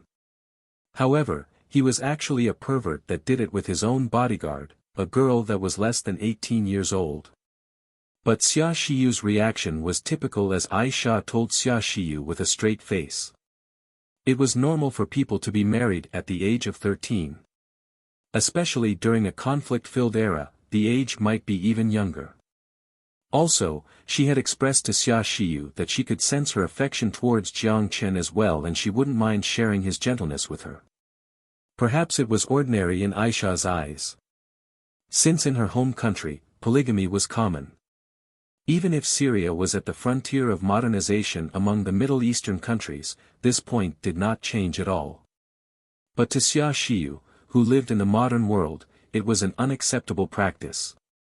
When she heard that Aisha and Jiang Chen had done it before, she was shocked. Then remorse, even despair, before it gradually turned into hate. All men would turn to the bed once they have money. She felt as if she had just gone through a breakup, although her feelings and the relationship could only be considered a crush. But regardless, it was her first time feeling so heartbroken. But with Aisha's pure and innocent eyes, she couldn't impose the hate on her, especially since she had risked her life to save hers. And what made her feel the most powerless was, she still loved him. If she didn't love him, she wouldn't even be sad about this. She would not be jealous of the fact that another woman was before her, she would only need to leave. If she didn't love him, she wouldn't be here to pick him up. The car stopped at a modern apartment as Xia Shiyu skillfully parked the car in the garage. "This place is my home," Xia Shiyu answered concisely and got out of the car. Jiang Chen followed her as they walked to the elevator of the apartment. He had to ask, "Do you not plan to send me to a hotel? That's too problematic, just live here." Xia Shiyu swayed her hair as she didn't realize how explosive her words were and pressed the elevator button. Jiang Chen was shocked. What, do you dislike me?" The corners of Xia Shiyu's mouth formed a beautiful curvature while she looked at Jiang Chen. Stunned by the glimpse of her beauty, Jiang Chen didn't manage to react in time. No. Xia Shiyu was satisfied with Jiang Chen's expression as a smile appeared on her lips, and she said, "Then that's that. This time you are back for business, it is easier for us to exchange opinion if we live together. No other intentions." Jiang Chen thought the last sentence was trying to cover something up. As they spoke, the elevator arrived. While the door opened, she only stepped 1 foot into the elevator. Jiang Chen looked at Xia Shiyu with eyes saying, "What are you waiting for?" as he stepped into the elevator feeling puzzled. She had already made up her mind, she must act proactively. What if he had another woman? Still not married yet. Before he gets married, it's all fair game. Therefore, she will win him over. Aisha's presence made her feel threatened. She had no feelings to be bothered by the childish question of who confessed to who first. Xia Shiyu made up her mind to drag Jiang Chen onto the right track and save the good person that mistakenly went on the wrong road. No need to be mistaken, it was just for her to repay the favor of him saving her multiple times. Xia Shiyu comforted herself. In the Panu Islands thousands of kilometers away, 2 transport vessels and 2 construction vessels slowly headed to New Moon Island. To best protect the local environment, Jiang Chen didn't choose to blow up the reef to build the port, but instead, he decided to build a sea platform 2 kilometers away from the island. There, he would construct a dock that would connect the platform to the land. As to the sea platform, it will be built with a 3 kilometers long arch water dam. 2 cars could travel at the same time on the dam. On the far end of the dam, they will construct a tidal wave electricity generator. Although the depth near the island was somewhat shallow, the continuous waves made up for it. Not only did it solve the problem of connecting the land to the sea platform, but it also addressed New Moon Island's electricity. The sea platform cost more than $1 billion and even surpassed the military base by 2 folds, but Jiang Chen still considered the investment to be well worth it. The sea platform and dam construction were contracted to a company called Wilson, while Thomas's Mammoth was only responsible for connecting the dam. Since these professional sea construction projects already exceeded the capabilities of a military construction company, Thomas had brought up the idea of working with other companies on this project. The boss of both corporations were all confused as to why Celestial would spend so much money to build a sea platform. Usually, this thing was built far away from the shore. It was kind of pointless to build it near the island. Especially since the request was to build it as large as possible, they wondered what the true intention was behind the project. Due to the construction project being a sensitive topic, the construction company didn't ask more about the usage of the sea platform. After they received the upfront payment, they sent the vessels to start building. The sea platform was the size of 2 football fields, shaped triangularly. If it were far away from the shore, the difficulty of constructing it would be unimaginable. If it were standard steel, the tide of the ocean would dismember this giant. But if titanium were used, the cost of the construction would be an astronomical number. However, because it was in a shallow sea with a depth of 10 meters, the construction process was a lot simpler.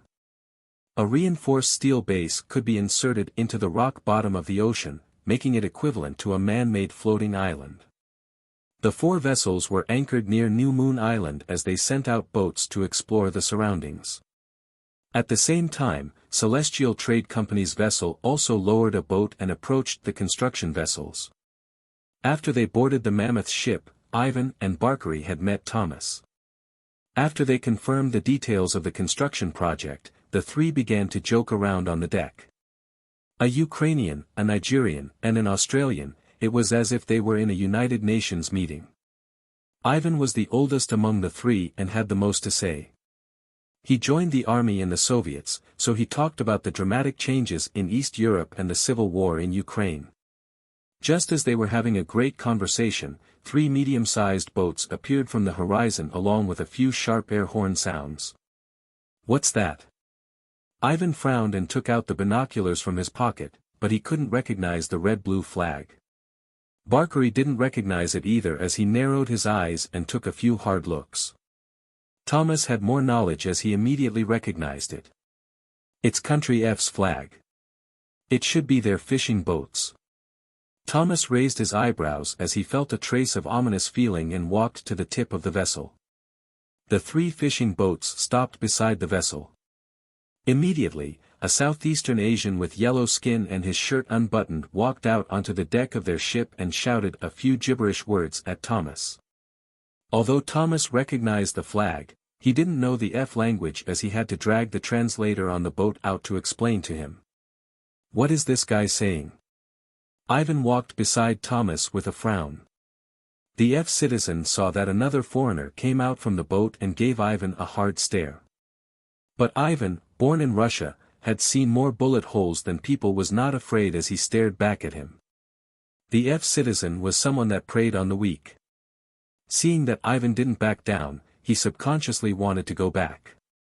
But when he saw the 2 other fishing boats come by, he regained his courage and stared back and began shouting towards the ship. "He is saying that this is the territory they fish in. Our construction boats have scared away the fish, and they are seeking compensation from us. These shameless bastards, the construction gets delayed every time they're here," Thomas cursed. "F country's fishing boats. But isn't this Xian's territory?" Ivan frowned. New Moon Island was 1,200 kilometers away from the southernmost island MLL Island of Country F. Therefore, there should be no territorial disputes in this area. Speaking from the law, yes. But these bastards never follow the law. Even if they took a sh*t here before, it would be their fishing territory even if it was in your backyard. It is the result of the moronic president, Thomas cursed. Since he was in the military construction business, despite being a veteran, he still had fury in his attitude. It was just the years in business that had rounded out his eyes. He knew that there was no use in being angry. If he angered the natives, there was no way the construction could continue. He took a few deep breaths and calmed his emotions down. Then, speaking with the interpreter, he began to negotiate with the fisherman. But Ivan standing on the side had a different reaction. These monkeys were here to scam them. His eyebrows jumped, and he signaled Barkari. Barkari understood. Smiling, he jumped onto the boat and headed to Celestial Trade Company's vessel. Now we would have to ask the Xian government. This is their territory, they should send their coastal guards here and capture these monkeys asking for bananas. Then transfer them back to their home country. But even then, they would almost be immediately released by their government, Thomas said in rage. Xian government? Why do we need to ask them? Ivan's eyes narrowed as he looked at the monkey from F. Thomas paused for a moment as he looked at Ivan, puzzled. Ivan took out his phone. He didn't call Zhang Yapin but called another number. Jiang Chen. The interior was fashionably decorated. The warm-colored wallpaper certainly gave a peaceful feeling. The range of appliances completed the room with comfort and beauty. Just by looks, the owner of the apartment knew how to enjoy life. After he took off his shoes at the door, Jiang Chen scanned the decorations and asked Xia Xiyu nonchalantly, "Are you still renting?" Why don't you buy a house? The company just paid out dividends last month, there is no way that you don't have the money, right? Jiang Chen was confused. Future Technology had its shareholders meeting in March, although there are only 2 shareholders, and paid out $4 billion in dividends. Xia Xiyu owned 1% of Future International. Because she was taxed in Xian, she barely paid any personal income tax. She had at least 40 million in her savings account. I feel like you won't live here too long. She took off her shoes, and her feet covered in black stockings stepped into slippers. Jiang Chen, watching on the side, reflexively gulped and missed the deeper meaning behind Xia Xiyu's words. Feel free to sit, I will pour you a cup of water. Also, where is your luggage? Xia Xiyu looked at Jiang Chen's empty hands as she asked in confusion. Facepalm. He should have brought the luggage from the storage dimension in the airport bathroom. Of course, Jiang Chen had luggage, but he couldn't tell Xia Xiyu it was in his storage dimension. I prefer to buy local. Jiang Chen had to make up a story. Xiao Xiyu's delicate eyebrows raised. That's such a waste. It's okay, I will bring you to Causeway Bay tonight. At least buy a few sets of clothing and formal clothing for professional gatherings. Those are necessary for a business professional. Okay, as you wish. Sigh, he should have insisted on staying in a hotel. Of course, he brought everything with him, it was just inconvenient to bring it out in front of Xia Xiyu. Due to the devil controlling his mind for just a moment, he had agreed to live at Xia Xiyu's place, leading him to have to rebuy everything. It was not that he cared about the money, it was because he hated the trouble. Jiang Chen watched Xia Xiyu go into the kitchen. He felt relieved and sank into the sofa. A light scent twirled around the tip of his nose, it was Xia Xiyu's odor. It was a faint scent, and it carried a hint of lily. It made Jiang Chen feel thirsty.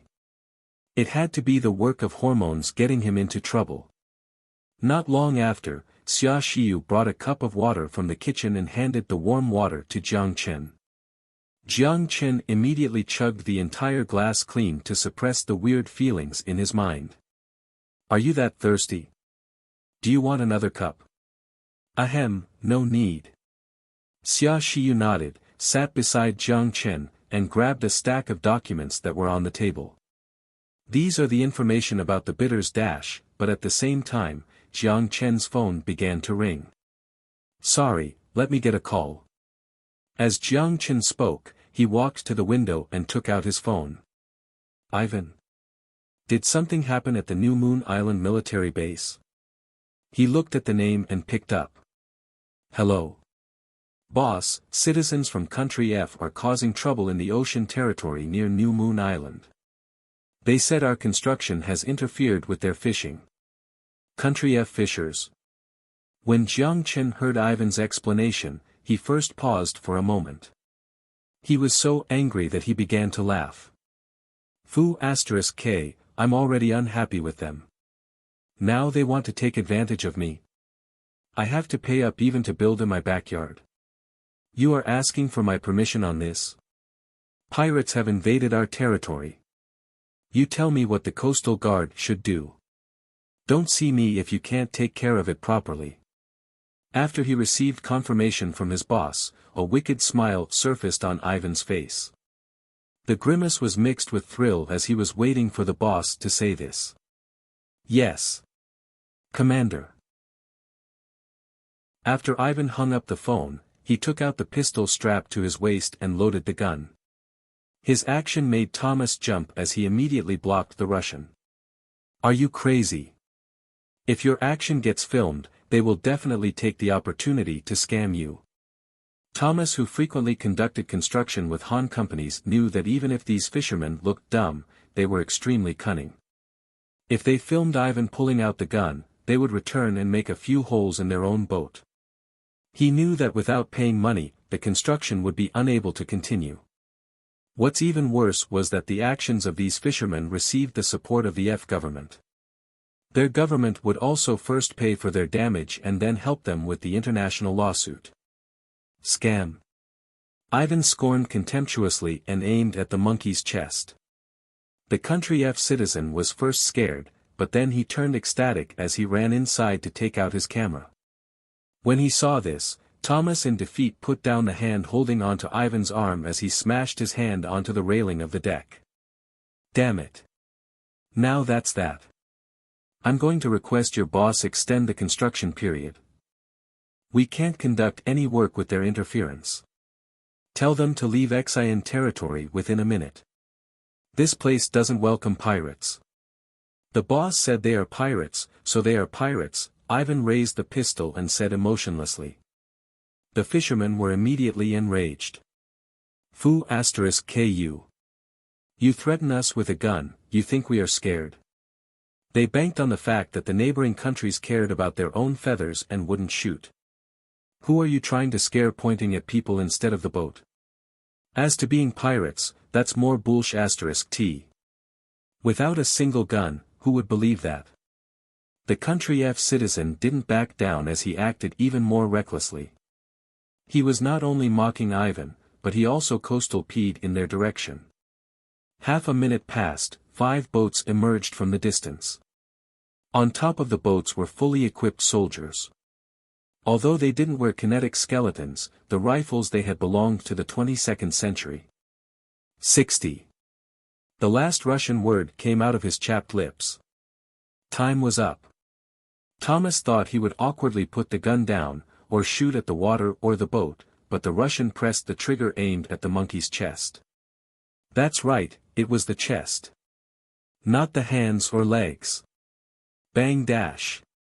Blood began to splatter as it instantly stained the clothes of the monkey.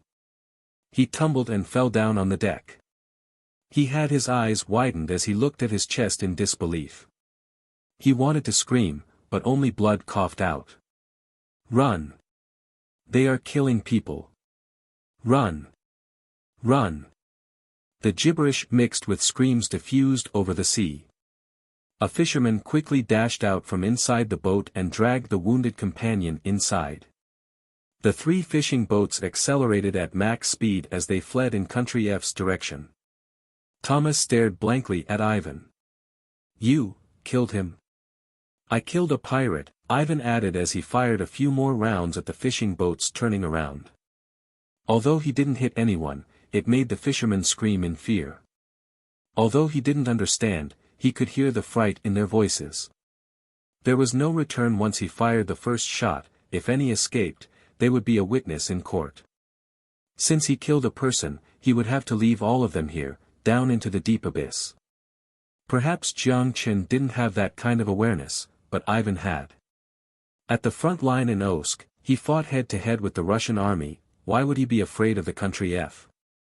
Thomas's lips twitched, but then he sighed in defeat as he shrugged. Fine. That was beautiful, King wanted to do that for a long time. Territorial issues are without negotiations, only war. Ivan scorned and used a famous quote. That's right, but sometimes, for business, we have to learn to compromise to avoid a bigger loss. But my boss told me, we are not businessmen. Ivan smiled. But an army. Thomas was shocked, but then he sighed. Then you have an interesting boss. I will retrain my crew. They didn't see anything today. Thank you, Ivan looked him in the eyes and said sincerely. To the scums who caused trouble. Only blood would teach them humiliation and awe. If you take one step back, then they would take your mercy as weakness and take 10 steps forward. Ivan got on the fast boat as he personally commanded the pirate hunt. Attention all boats, attention all boats. 3 pirate boats are fleeing in the northwestern direction. They carry weapons on board. Fire at will. I repeat. Fire at will. Roger. The coastal guard and fast boats immediately moved towards the 3 fishing boats' direction and fired with their rifles. It left a series of bullet holes in the body of the boat. The fishermen finally knew that they messed with the wrong group of people as they were only begging to grow a pair of wings and escape for their lives to their border. The fast boats didn't ask them to surrender at all as they were treating them like pirates. In terms of speed, the fishing boat was nowhere as fast as the fast boat. The fast boats fired at the engine of the fishing boats simultaneously, and it didn't take long before their engines blew out. In the blanket of fire, the country F fishers hid inside their boat. They cursed at the foreigners with their dialect about how they don't follow the rules while they screamed inside the radio requesting for their coastal guard's assistance. Since they were deep into Xian water, even if their coastal guard trespassed the border, it would still take some time. Suddenly, the firing stopped. Just as these monkeys thought that their people had arrived, a few clanking sound transmitted from outside the boat. The Xian boats approached them and threw a few things inside.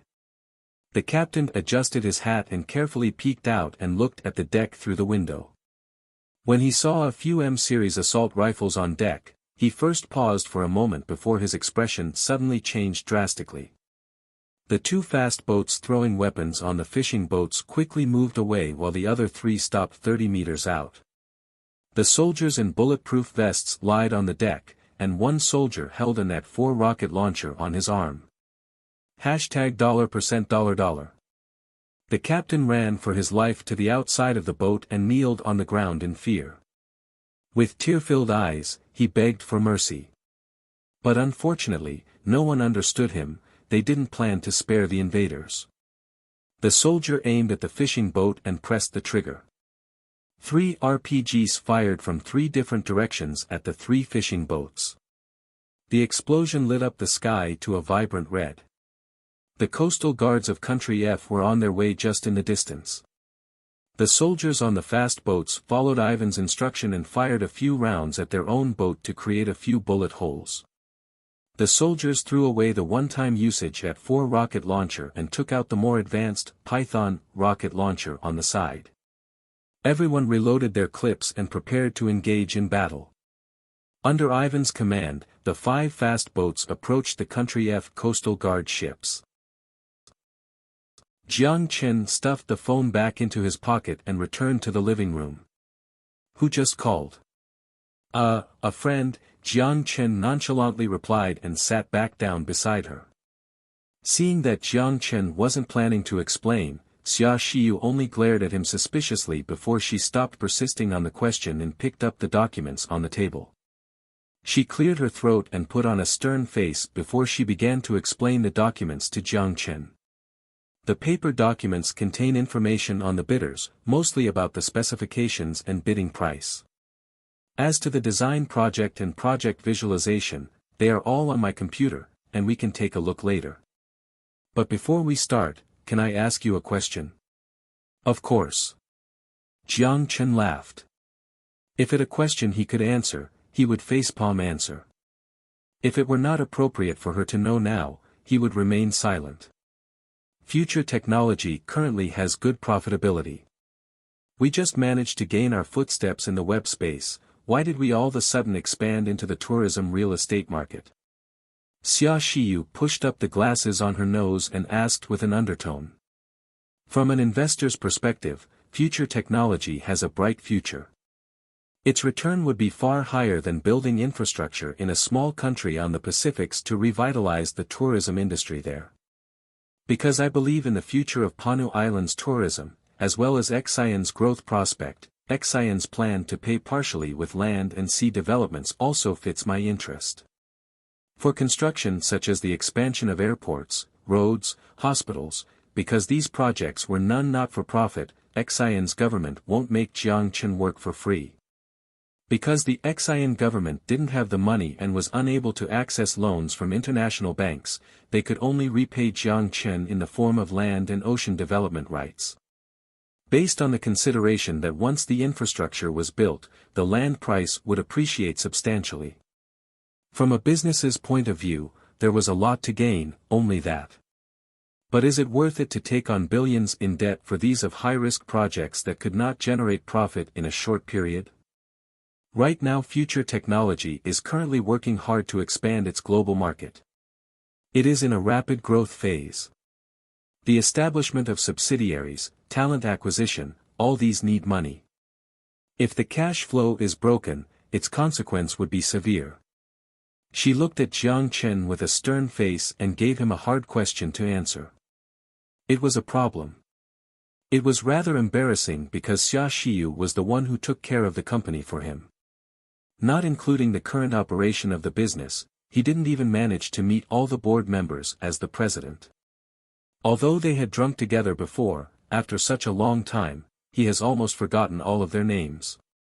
Of course, Jiang Chen was not to blame for his short memory, he was a man that lived in two worlds after all. As he heard the question, he scratched his chin and began to deliberate. How much does future technology need to expand its operation? Currently it is in the process of establishing subsidiaries in Australia, North America, Europe, Russia and Southeast Asia. This includes the construction of the subsidiary headquarters and hiring and training employees with an estimated cost of $800 million USD. $800 million USD. That's not a lot. Jiang Chen raised his eyebrows. Seeing that the company's president had no sense of money, Xia Shiyu was exasperated and began to educate Jiang Chen about the fundamentals. We are a tech company and the majority of our income is attributable to Future 1.0 and New Era. Although we have formed an absolute advantage in terms of technical capability, with the rapid shift in technology, no one can guarantee we can maintain the technological edge. Imagine this, if a replacement product for Future 1.0 was introduced on the market. Even if it could only do one out of the functions we currently offer, such as accelerated hardware, battery saving, or smart control, and even if it was inferior compared to Future 1.0, if it was free, would people still be willing to pay for our VIP service? By that time, we would have to decrease our VIP charge or even change the paid service into free service. If we lose Future 1.0 as a revenue channel, without exaggeration, future technology may turn from being profitable to losing money. Xia Shiyu warned Jiang Chen with sternness. The reason why she said so much was so that Jiang Chen wouldn't be blinded by future technology's current high profitability and sign a multi-billion deal without processing things in his head. Without a doubt, from the company's expansion perspective, Xia Shiyu had the right foresight. But Jiang Chen saw further compared to her since his perspective was not limited to the small future technology. Revenue channel. I will take care of that, you can just take care of the operation. Jiang Chen held his chin as he vaguely replied. Although it was not that virtual reality didn't exist, it still remained in the body sensing motion and visual replication stage. For example, a camera would capture users' action before it is fed back to the game. The VR glasses would then display it as a three-dimensional image in front of the user. It was incomparable to the virtual reality of the 22nd century, which directly connected the game to the nerve at the back of the person's neck. As long as you lie in the metal box, the entire head and body muscles would be sleeping, but the person's conscious would appear in the virtual world. Without the need for mechanical functions such as vibrations to mimic real feelings, the senses were directly simulated in the brain. There was no need to have a screen because it would be extraneous to form an image on the cornea. The virtual reality equipment from the 22nd century would connect directly to the nerve. By that time, it would no longer be a dream to close your eyes and play the game. Except the technology differential was too drastic. Jiang Chen himself was uncertain if he should bring the space elevator out or the virtual reality helmet out. Okay, then I won't ask any more regarding this. But as the president, you should be aware of the company's operations. Don't worry. Jiang Chen laughed confidently. Funny, there were so many wonderful things in the apocalypse, there was no need to worry about money. But he should think carefully about the next money-making product. Perhaps he should ask Yao Yao or Du Yongkong to create a new software. But he didn't have any ideas yet. There was artificial intelligence, battery saver, mobile game, what else did smartphones lack? Just as he was zoning out, he saw a red box under the table. What is that? Jiang Chen curiously reached for the cookie-sized box, but Xia Xiyu jumped up as if she had her tail stepped on. She snatched the box away from Jiang Chen's hand, with a steaming face, she hid the box behind her back. But the more she tried to hide it, the more curious Jiang Chen became. What thing made the Ice Mountain standoffish beauty embarrassed like that? Could it be? When Jiang Chen thought about it, the way he looked at Xia Xiyu turned lascivious. He narrowed his eyes. He was the only one to blame for being too perverted as he could relate anything to the sensual things in life.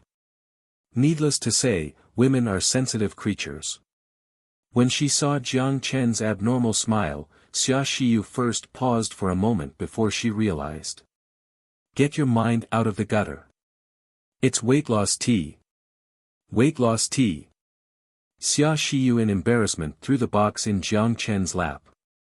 The red hue made her entire neck turn red and her teeth clenched in anger. This bastard, what is he even thinking? Damn it. Weight loss tea. But you are not fat at all. Jiang Chen looked at Xia Xiyu, confused. Her waist and legs were both skinny, weight loss, she should gain some weight. Weight loss tea. Jiang Chen seemed to have caught onto something. He closed his eyes and repeatedly chewed on the words. But Xia Xiyu didn't notice the odd look on Jiang Chen's face. Her cold face was completely warmed by her blushing expression. She buried her head, not speaking. He said that I'm not fat. That means he is pleased with my body. The imagination of a girl in love was certainly wild. Even for a girl like Xia Xiyu with negative EQ could not escape the fate. But my butt got a bit bigger. With her finger twirling the tip of her hair, she used the decibel that only she could hear herself. But as she spoke, she was stunned. Why did she tell him such embarrassing thing? With the bright redness of her face that was about to drip down, Xia Xiyu kept her head down, afraid to look at Jiang Chen. However, Jiang Chen didn't even notice how awkward she was, nor did he hear her murmur. For an office lady, who worked long hours sitting in a chair, it was normal for her but to grow some meat. But Xia Xiyu was okay since she was the type that could be blown away by the wind. Though it was still a woman's tendency to want to be beautiful, especially in front of someone she adored. Suddenly, Jiang Chen clapped his hands and stood up. This scared Xia Xiyu, whose imagination was running wild. Ha ha ha ha. I remember now. Fu*k, how did I forget about that? Because of the lack of technical knowledge in this, he never treated it seriously. Now that he has given it some thought, that thing could generate more money than any software, and it would produce a stable stream of revenue. Xia Xiyu looked at Jiang Chen in bewilderment as he laughed hysterically. She was completely dumbfounded. She didn't know what just happened to him. After he left with the words, "I won't be back tonight," Jiang Chen eagerly ran out the door and left Xia Shiyu in complete shock. "Won't be back tonight? Where are you going to sleep? Also, didn't we say we're going shopping tonight?" With a bunch of questions in her head, Xia Shiyu realized it was too late to stop Jiang Chen as he was about to slam the door closed. She sighed and rested her forehead on her hand. When she sensed the coldness in her hand, she paused. She realized she was completely red. Disregarding whether Xia Shiyu had any reservations about his quick departure, Jiang Chen ran to a nearby hotel. He ignored the concierge's strange look and ran to the elevator with his key. After he locked the door, he lied down on the bed before he returned to the apocalypse and found Sun Jiao as he began to explain his intentions. Nutrient supply. Sun Jiao looked at Jiang Chen with short breaths. She was puzzled. "Don't you guys have plenty of food on the other side? Why would you need that? Anyone with options wouldn't choose to drink the terrible-tasting nutrient supply on the wasteland." The meals at the mansion had fresh vegetables and frozen meat every day. In all of Fishbone Base, only slaves and lower citizens would drink that. Help people lose weight. "Oh, no, it's to make a profit," Jiang Chen said in excitement. "Lose weight?" Sun Jiao was full of doubt. There were hardly any fat people in the apocalypse. It was fortunate to have a full stomach in the first place, let alone having an excess of food, so losing weight was an interesting concept to Sun Jiao. It's hard to explain. There's an organic converter at the base, right? Can you take me so I can have a look? Although she was skeptical about the benefits of the terrible-tasting liquid, considering how eager Jiang Chen looked, she had no choice but to bring him to the Fishbone Base warehouse. Based on Sun Jiao's words, the organic converter wasn't stored with the food but instead, it was stored with the steel and concrete. They passed by the Death Claw statue and arrived at the warehouse not far from the community center. They pushed open the warehouse, and the pungent smell of water desiccant blew into their faces. A gas cylinder boiler stood at the corner of the warehouse along with a bunch of green fruits. There were some wires connected to the organic converter, resembling a magnified version of a squeezer. The reason why poor people were so skinny in the apocalypse was mostly because of the ironically unnutritious nutrient supply boiler. Mutant meat and fruits are all dumped inside the device. When turned on, the particle membrane separated out protein, sugar, fat, and vitamins that could be absorbed by the human body. They were produced into liquid food that could be absorbed by humans. Jiang Chen sniffed as a weird smell entered his nostrils. He looked with a frown at the boiler. "Is this the organic converter?" "That's right." Sun Jiao nodded, then tilted her head and asked, "You sure people would be interested in it if you brought this thing to the other side?" "Definitely not this, something smells weird." "Is the nutrient supply created by this really drinkable?" "That's the way the organic converter is.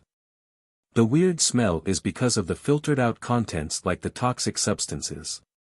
So this area can't store food, otherwise the entire room's contents would be contaminated," Sun Jiao said in defeat. Jiang Chen nodded to signal his understanding, then he looked at the fruits on the side. "This fruit is?" "This is mutated fruit, the double-headed cow really likes to eat it. Because of the high oxalic acid content, humans can't consume it directly, but it's not a bad ingredient to have in the nutrient supply. Combined with a small quantity of mutant meat, it can produce C-grade nutrient supply," Sun Jiao said. Jiang Chen tried the C-grade nutrient supply once. The sour taste was nowhere close to being good. As a product, taste was certainly important. If it ended up tasting like Han medicine, not a lot of people would buy it. After he thought for a moment, Jiang Chen asked, "If we use fresh meat or grain, would the produced nutrient supply reach level A?" "Use fresh food to produce nutrient supply? Are you crazy?" Sun Jiao said in shock. "With fresh food, who would eat this? Is this something an average person would do?" Ahem, I'm not crazy. Don't you facepalm, tell me the answer. Sun Jiao facepalmed and sighed in defeat. To be honest, although I never tried before, it's probably possible.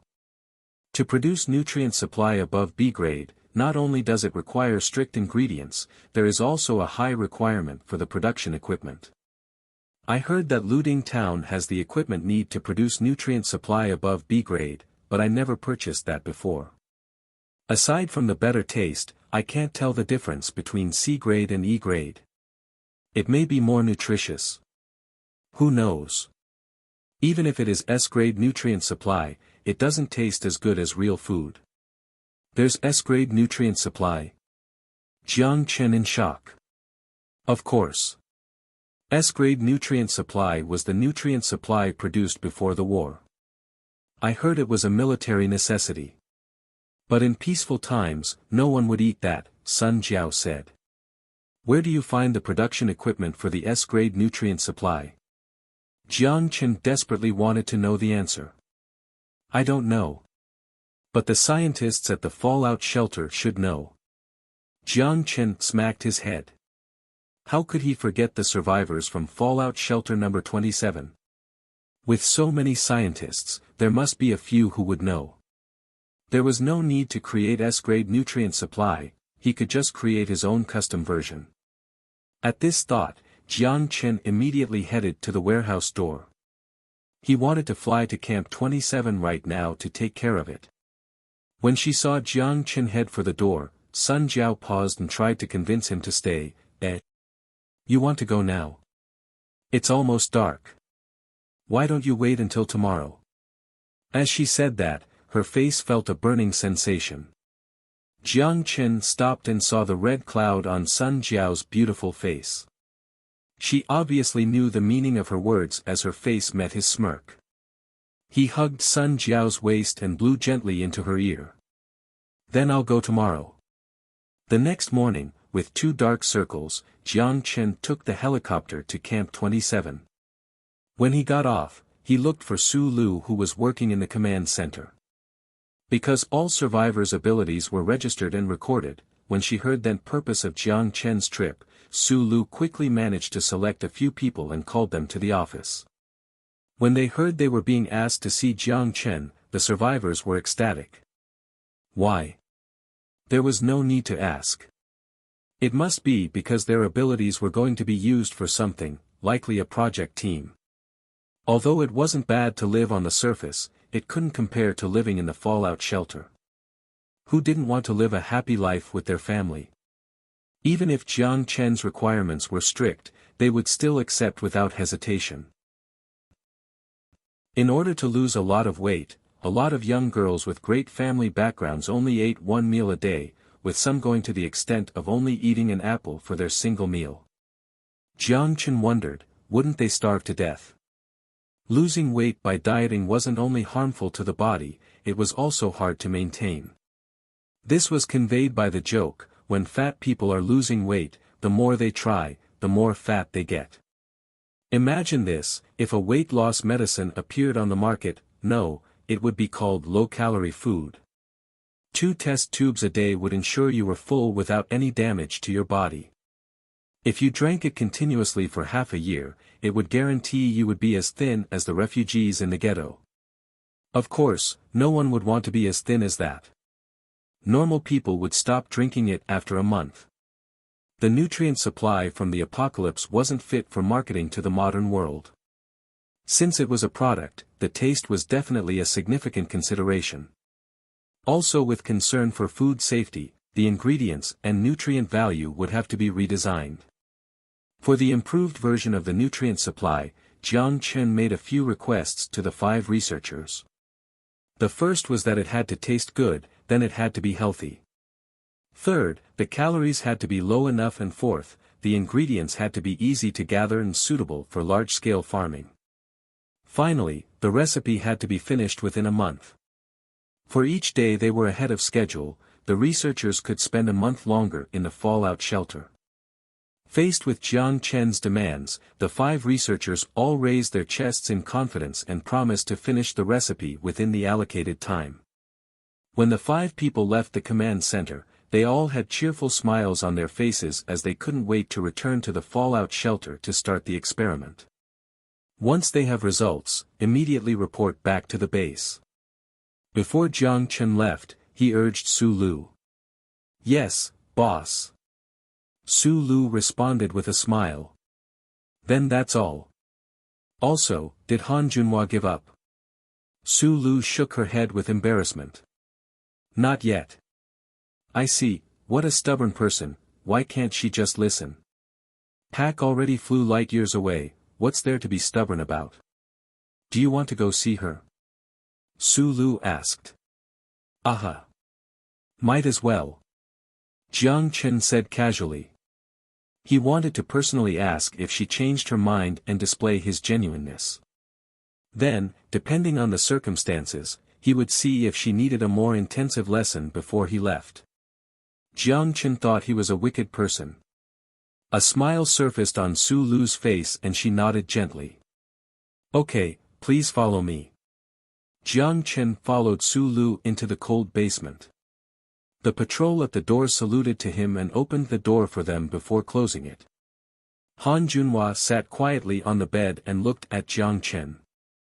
He could sense that the instant she saw him, a hint of fright flashed across her pupils. Although it quickly vanished, it left a deep impression on his mind. With the calm and collected look she put up, he felt a sense of guilt for some reason. Maybe because he still had the conscience of someone from the modern world.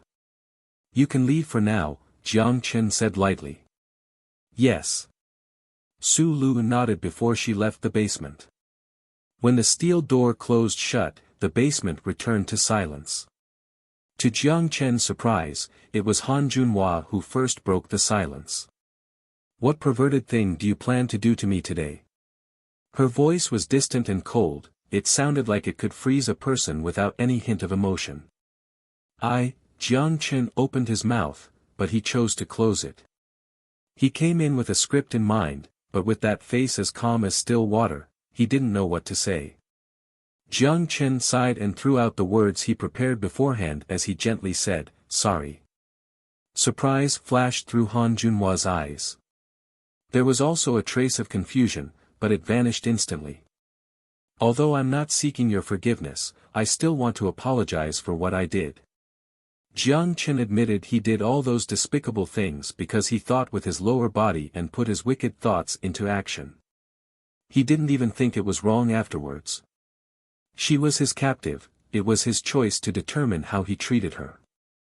If a person stayed too long in a society without rule and boundaries, the person would subconsciously be withered by the environment.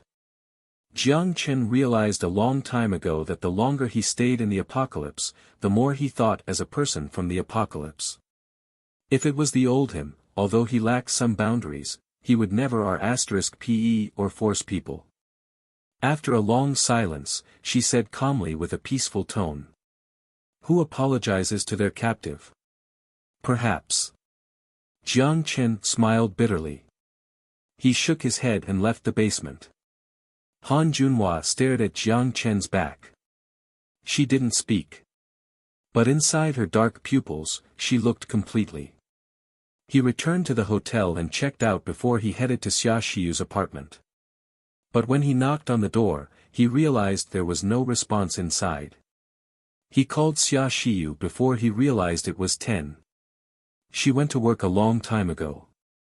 On the phone, Xia Shiyu didn't ask where Jiang Chen went the night before, she just briefly explained how to get Future International's building and hung up the phone. Her meaning was obvious.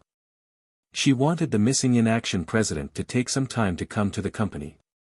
Regarding the construction bidding, they only managed to discuss it halfway before Jiang Chen ran out, it was the perfect opportunity to finish the last bit. To save time, Jiang Chen took a taxi and headed on his way. He played with his phone. But then, a number called. Wang Zhiyong. When he saw the name, Jiang Chen was silent for a moment, but he still picked up. Hello. It's me. Wang Zhiyong's voice was bitter. If you're calling on behalf of your uncle, you don't need to say anything, Jiang Chen said lightly. I know you would say this. Wang Zhiyong sighed. After a 2-second pause, Wang Zhiyong used a pleading voice. Could you not just let this one go? He never asked for favors from his friends, he didn't want to go to the trouble. But this time it was for his family, not for himself. Although he was reckless at times, he always stood with his family. You can ask Wang Linhua, did you consider letting this one go when he plotted against me that night? Jiang Chen laughed. Wang Zhiyong fell into silence.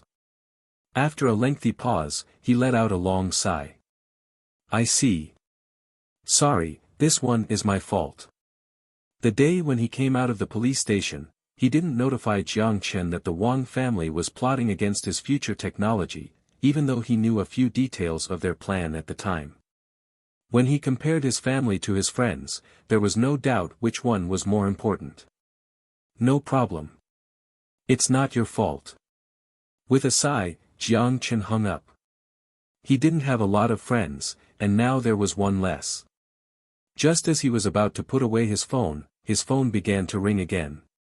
It was an international call. Zhang Yapin. The moment the phone call went through, Zhang Yapin lowered his voice and roared at him. God, what did you do? Jiang Chen first paused, then asked in surprise, Oh, you're a Christian. Zhang Yapin took a moment to think before he roared in anger again. Is this the time to discuss this right now? New Moon Island, Country F fishers, pirates. Are you crazy? After Zhang Yapin finished venting, he took short, panting breaths before finally regaining his breath after a long time. Jiang Chen noticed the phone kept ringing on his side, but he didn't pick up. Are you calm now? Jiang Chen laughed. The calm Zhang Yapin forced a laugh, leaned back into his chair, and continued. Almost in despair. What happened? Jiang Chen said lightheartedly. Just go read any newspaper from Country F. 3 fishing boats that accidentally entered Xian territory were attacked and maliciously sunk by the Xian military. All 11 fishers died. Don't tell me you didn't know about this. What the fu*** sunk them? Jiang Chen was stunned. To be honest, he didn't think of sinking the 3 fishing boats.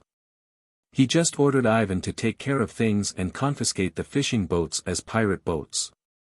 He didn't think the Slav had such a bad temper. He wondered what they did to enrage him. Jiang Chen wouldn't admit his mistake as he tried to rebuke, who would buy the newspaper printed by them?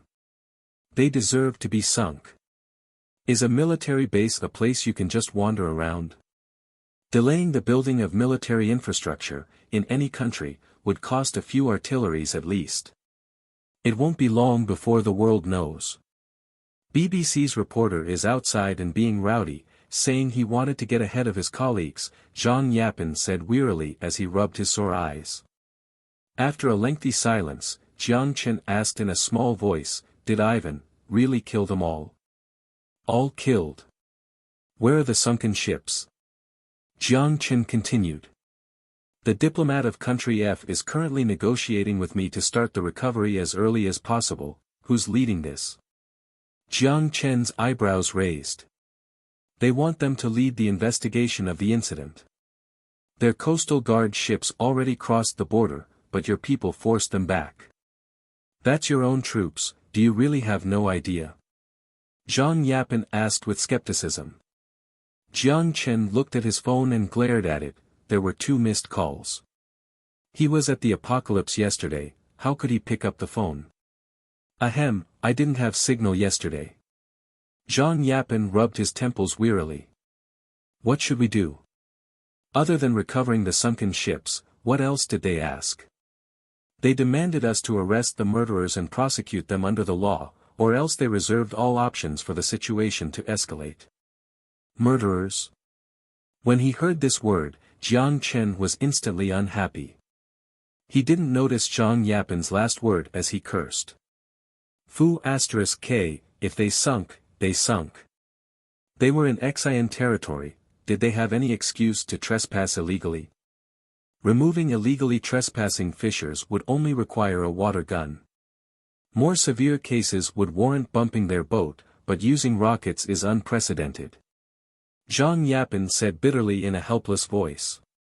In military zones, unique circumstances should be treated with caution, who knows if they were spies or not. With a frown, Jiang Chen deliberated for a moment. He glanced at the driver beside him as he lowered his voice. I can't really talk right now. But all in all, just make sure you remain firm that the boats were all pirate boats. Pointing at the deer and saying it's a horse, do you understand? If you don't, why do it? I know you've never been to Hua, but don't forget things passed on by the ancestors.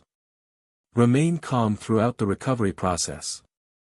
Just drag it on until I come back to take care of it. Okay. Okay, Jiang Chen's response was without energy. He just became the president. The domestic situation had yet to be stabilized before a foreign affairs problem arose. The country F president spoke with him yesterday on the phone with a strong stance, seeming somewhat arrogant. Country F had a population of 100 million, while Panu only had 20,000. The 500 times differential didn't give him a lot of courage to carry a strong attitude. With a current enlisted force of 120,000, it was 6 times Xian's entire population. If there was a military conflict, Xian would be the one losing, although Jiang Chen thought otherwise. Then that's all, bye. Jiang Chen hung up the phone. Half an hour of driving later, the car arrived in Kowloon. After they turned a street, among the skyscrapers, Jiang Chen instantly saw the name, Future International. He threw down 2 bills, got out of the car, and took out the phone to call Ivan. As Ivan picked up, Jiang Chen rushed to ask him, did you kill them all? All killed. I'm willing to accept the punishment. Ivan was straightforward. You didn't do anything wrong. The border must be protected. But this incident might be a bit problematic, so remain calm and wait for me to return, Jiang Chen said in an undertone. Yes. Ivan said. Xian's national defense contractor, Celestial Trade Company, sank 3 fishing boats and forcefully removed Country F's coastal guards with force. Contrary to the shock and anger in Country F, the Xian citizens were all ecstatic as if they had all taken drugs. Even for the people who had reserved opinions about Celestial, all began to turn to their favor. To sum it up in one sentence, it was King amazing. The conflicts between the two societies had existed a long time before. When President Edward ruled Panu Islands, he only lived the lavish life with Johnny, he didn't care about the lives of the fishermen at all. How much tax did the fishermen pay? Was it enough to pay for one of his meals? There were no steel guard ships in Panu Islands, only a few fishing boats served as a replacement. The low military budget was all allocated to the land force to suppress dissident voices within the country. Therefore, although Panu Islands possessed a significant amount of sea territory, their control over the sea was practically zero. Not to say that F country fishers or even New Guinea citizens could enter their territory to steal fish, but New Guinea was much less ruthless compared to Country F. Not only did they steal their fish, but they also bullied the local fishermen. The Panu fishermen all hated those F citizens deep in their bones. Because of economic limitations, Panu fishermen's fishing boats were inferior compared to those of the F country fishermen. If they bumped into each other, the Panu ships would be the one to sink. Therefore, when they actually fought for fish, they had to avoid them, even if it was in their own territory. Therefore, that was why even with the vast fishing resources near New Moon Island, there wasn't a single Xian fishing boat. It was certainly not the most thrilling feeling. But Celestial's actions were like a slap on the thugs' faces.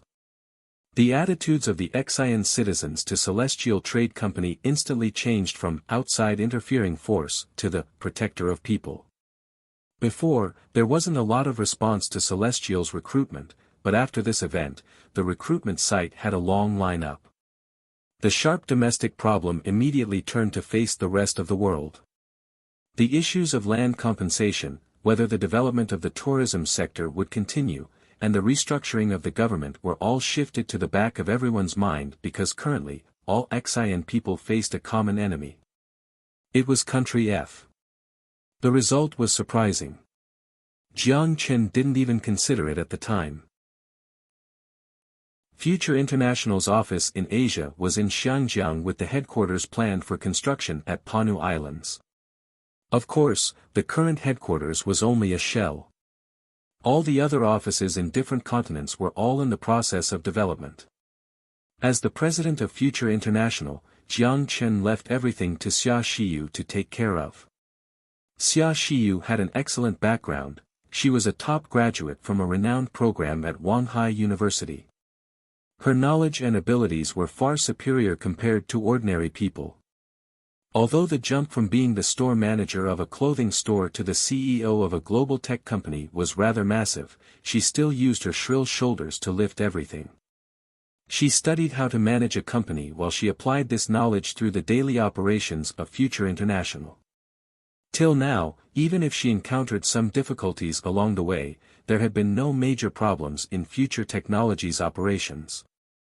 Her abilities had to be commended as Jiang Chen knew he wouldn't be able to manage such a massive company himself. It had been a while since Jiang Chen showed up. When everyone saw the missing in action president appear at the office, all the employees were shocked as if the sun had risen from the west. There were familiar faces and new faces among the employees.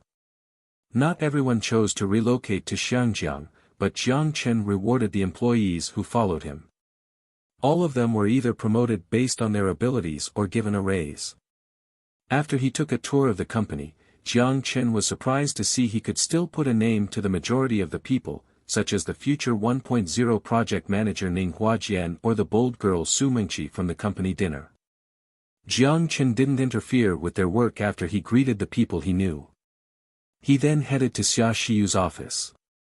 She was dressed in a set of professional attire with her black hair curled up at the back of her head. A piece of hair dropped down from the side, reflecting the gentleness of the sun. When Jiang Chen came in, Xia Xiyu was reading documents.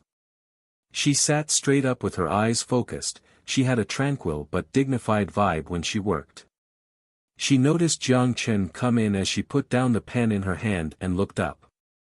"You're here. Feel free to sit." "Aha." He sat on the sofa across from Xia Xiyu's desk. Jiang Chen scanned the thick pile of documents on the table as an embarrassed expression appeared on his face. A lot of these things should have been the responsibility of the president, but everything was piled onto her. "Thank you for working so hard." "It's okay." Xia Xiyu tucked some of her hair behind her ear. She got up, picked up the laptop, and sat down beside Jiang Chen. "These are all construction visualizations. The spreadsheet on the side contains cost estimates I organized. Although I understand your intention to be a free owner, as the president, you should be involved in the bidding process. Look at this one first."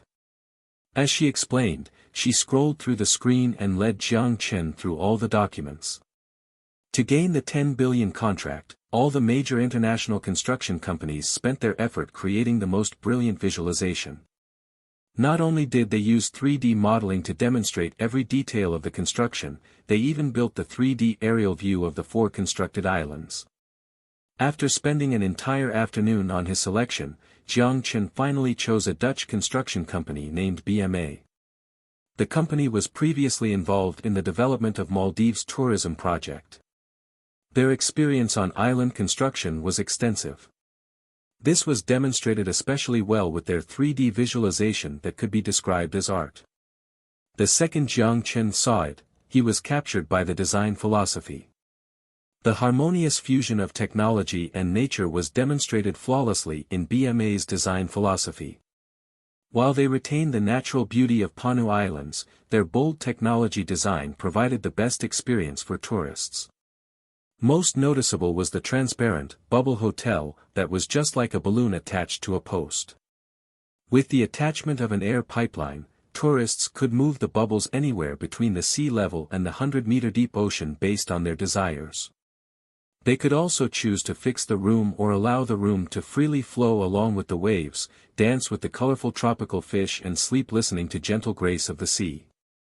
With the help of technology, this allowed tourists to completely immerse themselves in the beauty of nature. Jiang Chen was instantly hooked by this design. The cost of $8.7 billion wasn't low by any means, but if BMA could really transform his backyard, Panu Islands, into the jewel on the visualization, Jiang Chen didn't mind spending the money. Although Xia Shiyu recommended Jiang Chen to consider his options for a few more days, he still went through with the decision.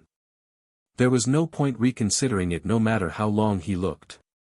Instead, he just left it to his instincts. Since the companies invited to bid were world-class, BMA was among the best, without a doubt. Another reason he was so hasty was because he had to return to Xin immediately. After they finished the bidding review, it was already 6 in the evening. By that time, aside from employees working overtime, there weren't a lot of people in the building. After they left the building, Xia Shiyu sped up while Jiang Chen followed her as they walked to the company's garage. With the door open, Xia Shiyu subconsciously looked around before she sat inside. Jiang Chen gave her a strange look before he took a seat. With his seatbelt on, Jiang Chen asked nonchalantly, "Do you have anything to do tonight?" Xia Shiyu raised her eyebrows, puzzled by the question. "No." "Then why did you walk so fast? It looked like you had something to do."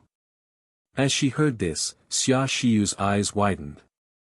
"Ahem, it's not good for the employees to see us being so close together. Since we're both single. If rumors spread, it would decrease work efficiency. All in all, that situation wouldn't be ideal." She hastily shifted her gears as she attempted to start the car. "It's not that bad to enter a car together, it could just be a woman giving her coworker a ride," Jiang Chen ridiculed her in his mind.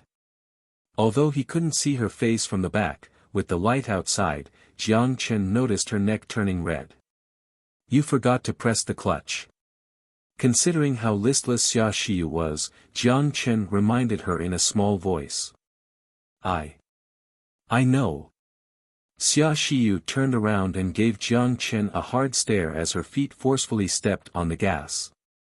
It was indeed a thrilling journey. He didn't know what Xia Shiyu was thinking as she kept driving like a madwoman. A few times, she almost scratched the car in front of her.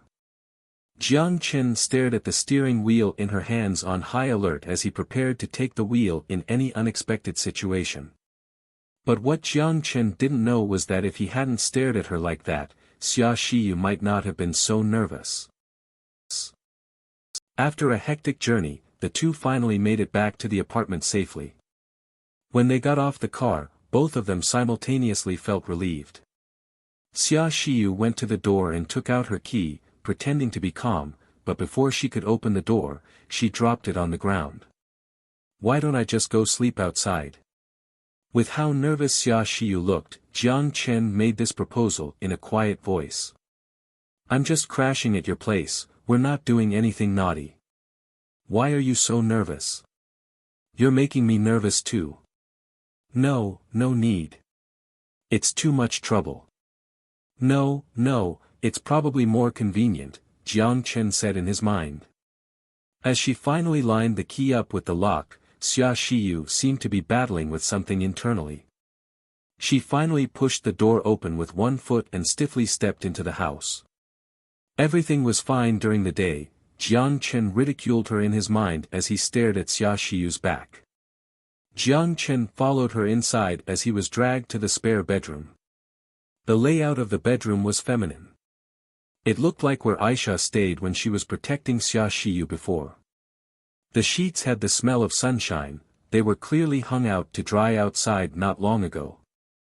Xia Shiyu, with a rigid look, threw Jiang Chen a set of spare keys before she hastily left the bedroom. She didn't have the fluidity she had when she first invited Jiang Chen to crash at her place. Jiang Chen shook his head and sat on the bed. He took out his phone and called his parents and Aisha separately. His parents were enjoying their time on Koro Island. Not only did they live in a mansion, Jiang Chen also hired 2 caretakers to care of them. Jiang Jiangguo enjoyed fishing before, but since the river near their old place was too populated to fish and Fanyang Lake was too far away from home, he wasn't able to engage in his hobby. Now that he lived near the sea, it was possible to fish only a couple steps away, so he picked his hobby back up. He spent all day fishing with Carter from morning to night. In their conversation, Jiang Jiangguo kept bragging to his son about how big the fish he caught were. Although they tasted salty, when they were mixed with ginger and garlic sauce, they tasted surprisingly good. As to his mom, Li Xuemei, other than occasionally heading out to the sea with Jiang Jiangguo, she spent the majority of time homemaking and gardening. Aisha visited her sometimes to learn the secrets to Han cuisine. Regarding the beautiful foreign daughter-in-law, Li Xuemei absolutely adored her. Not only was she courteous, but she was also virtuous. It was hard to find someone as good as she was. Especially with Aisha's earnestness when she asked what Jiang Chen liked to eat, Li Xuemei was even more delighted as she kept telling her husband how lucky Jiang Chen was. Although they weren't married yet, the 2 elders all treated her like she was part of the family. The first phone call lasted for an entire hour before his dad hung up in fear an exorbitantly high phone bill. The second phone call was rather short since Aisha never spoke too much. But from her concise words, Jiang Chen still felt her deep affection as well as longing from hundreds of miles away. Remember to take care of yourself, I'll be back in a few days. Aha, Aisha responded gently. That's all, I'm going to hang up. Wait, Aisha abruptly said. Aha. Is there something else? Jiang Chen said in surprise. Did you figure out Xia Xiyu yet? Jiang Chen almost choked on his own spit when he heard these words from the other side of the phone. Ahem. What, figure her out? Where did you learn this from? Aisha tilted her head as she continued, I didn't use this phrase properly. I saw it in a drama. She previously enjoyed UA drama before, but to understand the mysterious mother and daughter-in-law relationship, she specifically watched a few Han shows. Although she didn't quite understand, it dramatically helped with her vocabulary. Watch less of that drama. Jiang Chen face-bombed. Okay, I'll stop watching, Aisha responded mildly. Also, did you say something to Xia Xiyu? I think she has been acting a bit strange. Jiang Chen recalled when he first saw Xia Xiyu off the plane, he could only come to one conclusion. It must be Aisha who told Xia Xiyu something. In the 2 months when Jiang Chen was overseas, Aisha stayed with Xia Xiyu. Jiang Chen didn't know what the two spoke about, but based on the fact that Aisha saved Xia Xiyu's life and even lost her own, there shouldn't have been any conflicts between them. But because of Xia Xiyu's affection to him, as well as the damage of that kiss, she said she won't admit defeat. It was a rare occasion when Aisha didn't answer Jiang Chen directly. She won't admit defeat? Wait, what exactly did you say to her? Jiang Chen said, sensing a slight headache coming on. Aisha was hesitant, but she finally opened her mouth. I admitted our relationship to her. No wonder, Jiang Chen face-bombed. No wonder Xia Xiyu looked at him oddly when he first got off the plane and invited him to live at her place. That was unlike the Xia Xiyu who always put on a cold face in front of anyone. Sorry. Like a kitty that accidentally broke a cup, Aisha lowered her head as she said with a fast tone and small voice, I only thought, since she really liked you, there's no need to restrain herself. I don't mind sharing with her and I don't plan to oppose her. To be honest, that kiss in the car and admitting the truth to Xia Xiyu were all intended to push her. But things turned out opposite to her intentions. Xia Xiyu's first and second reaction were both surprising to Aisha. Xia Xiyu seemed to have interpreted her actions as acts of aggression. Jiang Chen immediately interrupted her, No, you don't need to apologize, our relationship isn't something that needs to be hidden. But she seemed to have misinterpreted something. Aisha's voice still had a hint of guilt. It's not that she misinterpreted something. How should I say this? The Han culture is a bit different from your own, she won't agree to it. Then do you like her? Aisha asked seriously. When he heard her sudden question, Jiang Chen stopped.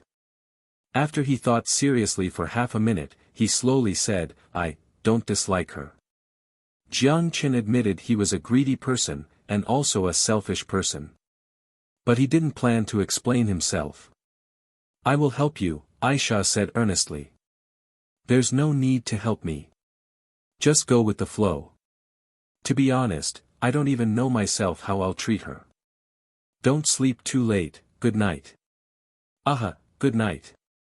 When she sensed that Jiang Chen didn't want to continue talking, Aisha ended the topic. Jiang Chen hung up the phone and lied on the bed. Whoosh dash, he let out a long sigh. Jiang Chen turned and stared at himself in the mirror. He grinned. When he looked at his smile in the mirror, Jiang Chen restrained the desire to smile bitterly. Whatever, I'll just sleep early. There's still a meeting with Dalmare Corporation tomorrow. While battling his thoughts, Jiang Chen didn't even take off his clothes before he drifted to sleep. The next morning, he moved his slightly sore neck as he sat up on the bed. It was Xia Xiyu who knocked on his door to wake him up. She was accustomed to the 9-to-5 routine. So every day, she wakes up early to cook breakfast. She placed the scrambled egg, toast, and milk on the dinner table. When they were eating breakfast, Jiang Chen's heart pumped a little faster while he watched her in an apron. He didn't know she had such a virtuous side. He remembered back in university that one of his friends who always bragged about how many girlfriends he had always said that a single girl's life is not always the tittiest. It was normal for them to clean up in a few months. But from Xia Xiyu, Jiang Chen didn't see any carelessness.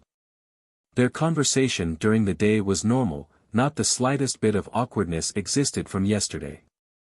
After breakfast, the two headed to the office together. She looked okay, but from the thick makeup covering her eye bags, Jiang Chen could see that she didn't have the best night of sleep. The meeting with Daimler Corporation took place in Future International. The representative they sent was from Europe and had arrived last night. The representative was rumored to be a person of importance. Before the representative arrived, Jiang Chen was guessing who it could be, but he ended up seeing a familiar face. Ha! Hello, Mr. Jiang, we meet again. With fluent Chinese, Carmen Rothschild opened his arm with a warm smile and walked in front of Jiang Chen. Mr. Carmen. This is a surprise, you personally came to China. Jiang Chen looked at the man in front of him with surprise before he quickly regathered himself and opened his arm. Although it was weird to hug a man, out of respect, Jiang Chen gave him a manly hug. Of course, Daimler Corporation values the partnership with your company, the same goes for the Rothschild family, Carmen said earnestly. He shouldn't have figured out the GPS tracker. Carmen thought in his mind. What is this guy's intention? Jiang Chen was puzzled too. The USB Carmen gave Jiang Chen last night had a GPS tracker inside. Yao Yao, who only specialized in programming, although she had some abilities in electronic device modification, didn't receive any anti-surveillance training, so naturally, she didn't notice it. If it were Aisha, the GPS tracker would not escape her eyes. It was all about specialties. My honor, you are also an important partner for Future International. Jiang Chen smiled. The two sat down around the conference table. The bodyguard following Carmen stayed outside the room. The two technical experts in suits and an assistant followed inside. Xia Xiyu took out the contract and placed it in front of Jiang Chen, then stood beside him. Just as the meeting started, Carmen couldn't wait and immediately said, "Let's get straight to the point, shall we, as you wish." Jiang Chen smiled and signaled the employee to place the brief containing the USB and the chip in front of Carmen. On this trip, Carmen brought the technical experts from the company. The contract stated that the product must be delivered by May. To be honest, when Daimler's programmers heard that future technology not only tackled the technical barriers in the smart driving system, they also managed to complete it within a month before the deadline. They were so shocked that their eyes almost popped out. Everyone had the same thought: is future technology tricking them? The Germans' rigorous technical skills were renowned worldwide. They could not let a single mistake exist during the quality assurance process. Because of their skepticism to future technology's ability, the board sent the two technical experts responsible for the primary control system over to audit the smart driving program. If the innovative technology had any problems, Daimler Corporation's loss was not as simple as compensation. The reputation they've built over the years would also suffer greatly as a result. On the other side, if this triggered people's fear for the autonomous driving vehicle, it would indeed cast a gloom over the future of smart cars. Because of their persistence to safety, it resulted in aborting the contract with the previous company. The two technical experts walked up.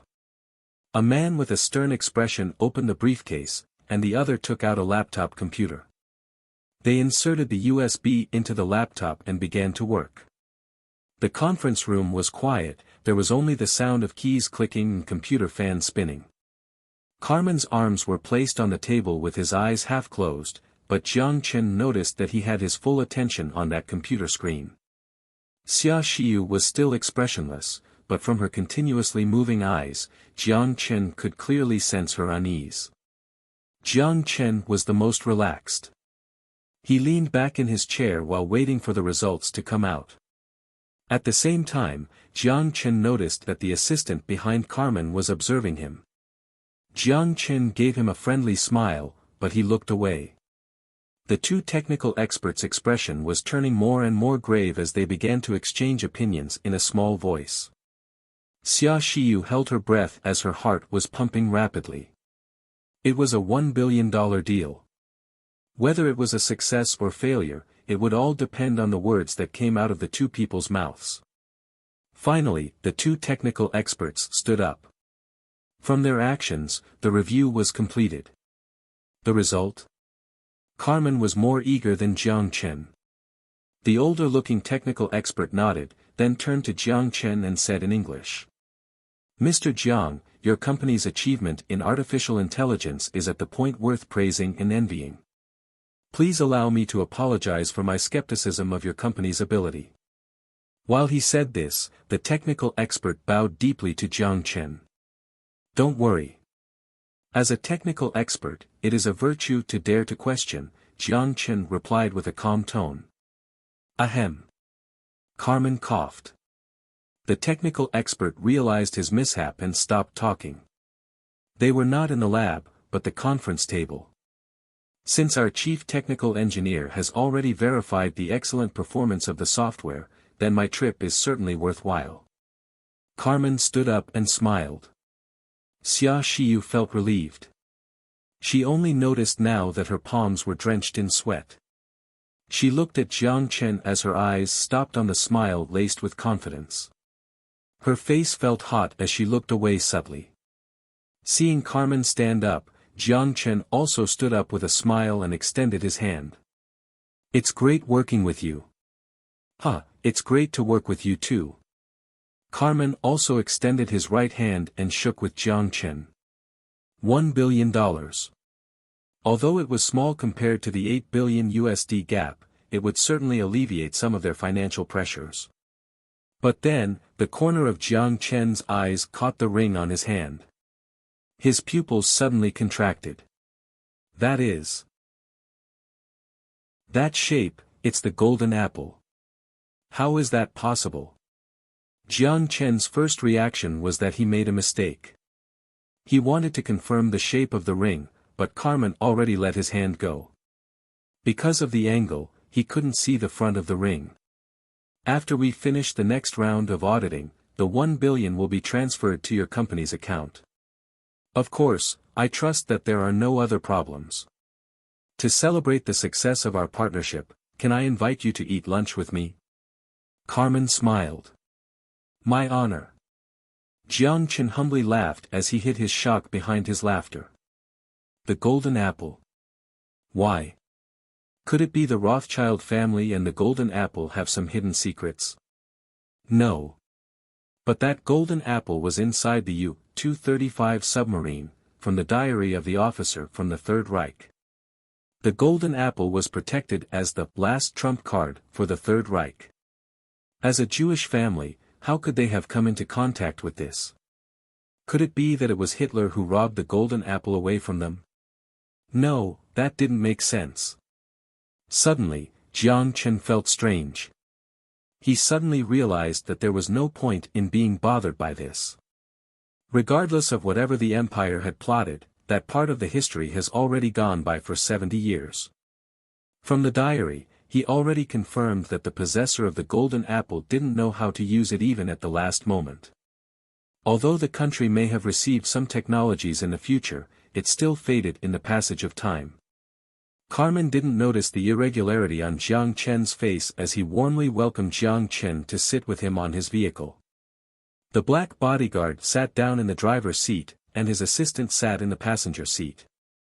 Although the bodyguard didn't say anything for the entire trip, Jiang Chen still sensed a hint of danger from him. The guy was dangerous, at least on the same danger level as Nick. But contrary to Nick's silent and reserved state, this person didn't attempt to restrain his murderous vibe. He seemed like a war machine. The bodyguard of the Rothschild family was not a simple character. Jiang Chen sat with Carmen in the back as they chatted and joked. Carmen spoke excellent Chinese, it was even better than Robert, and he was also very talkative.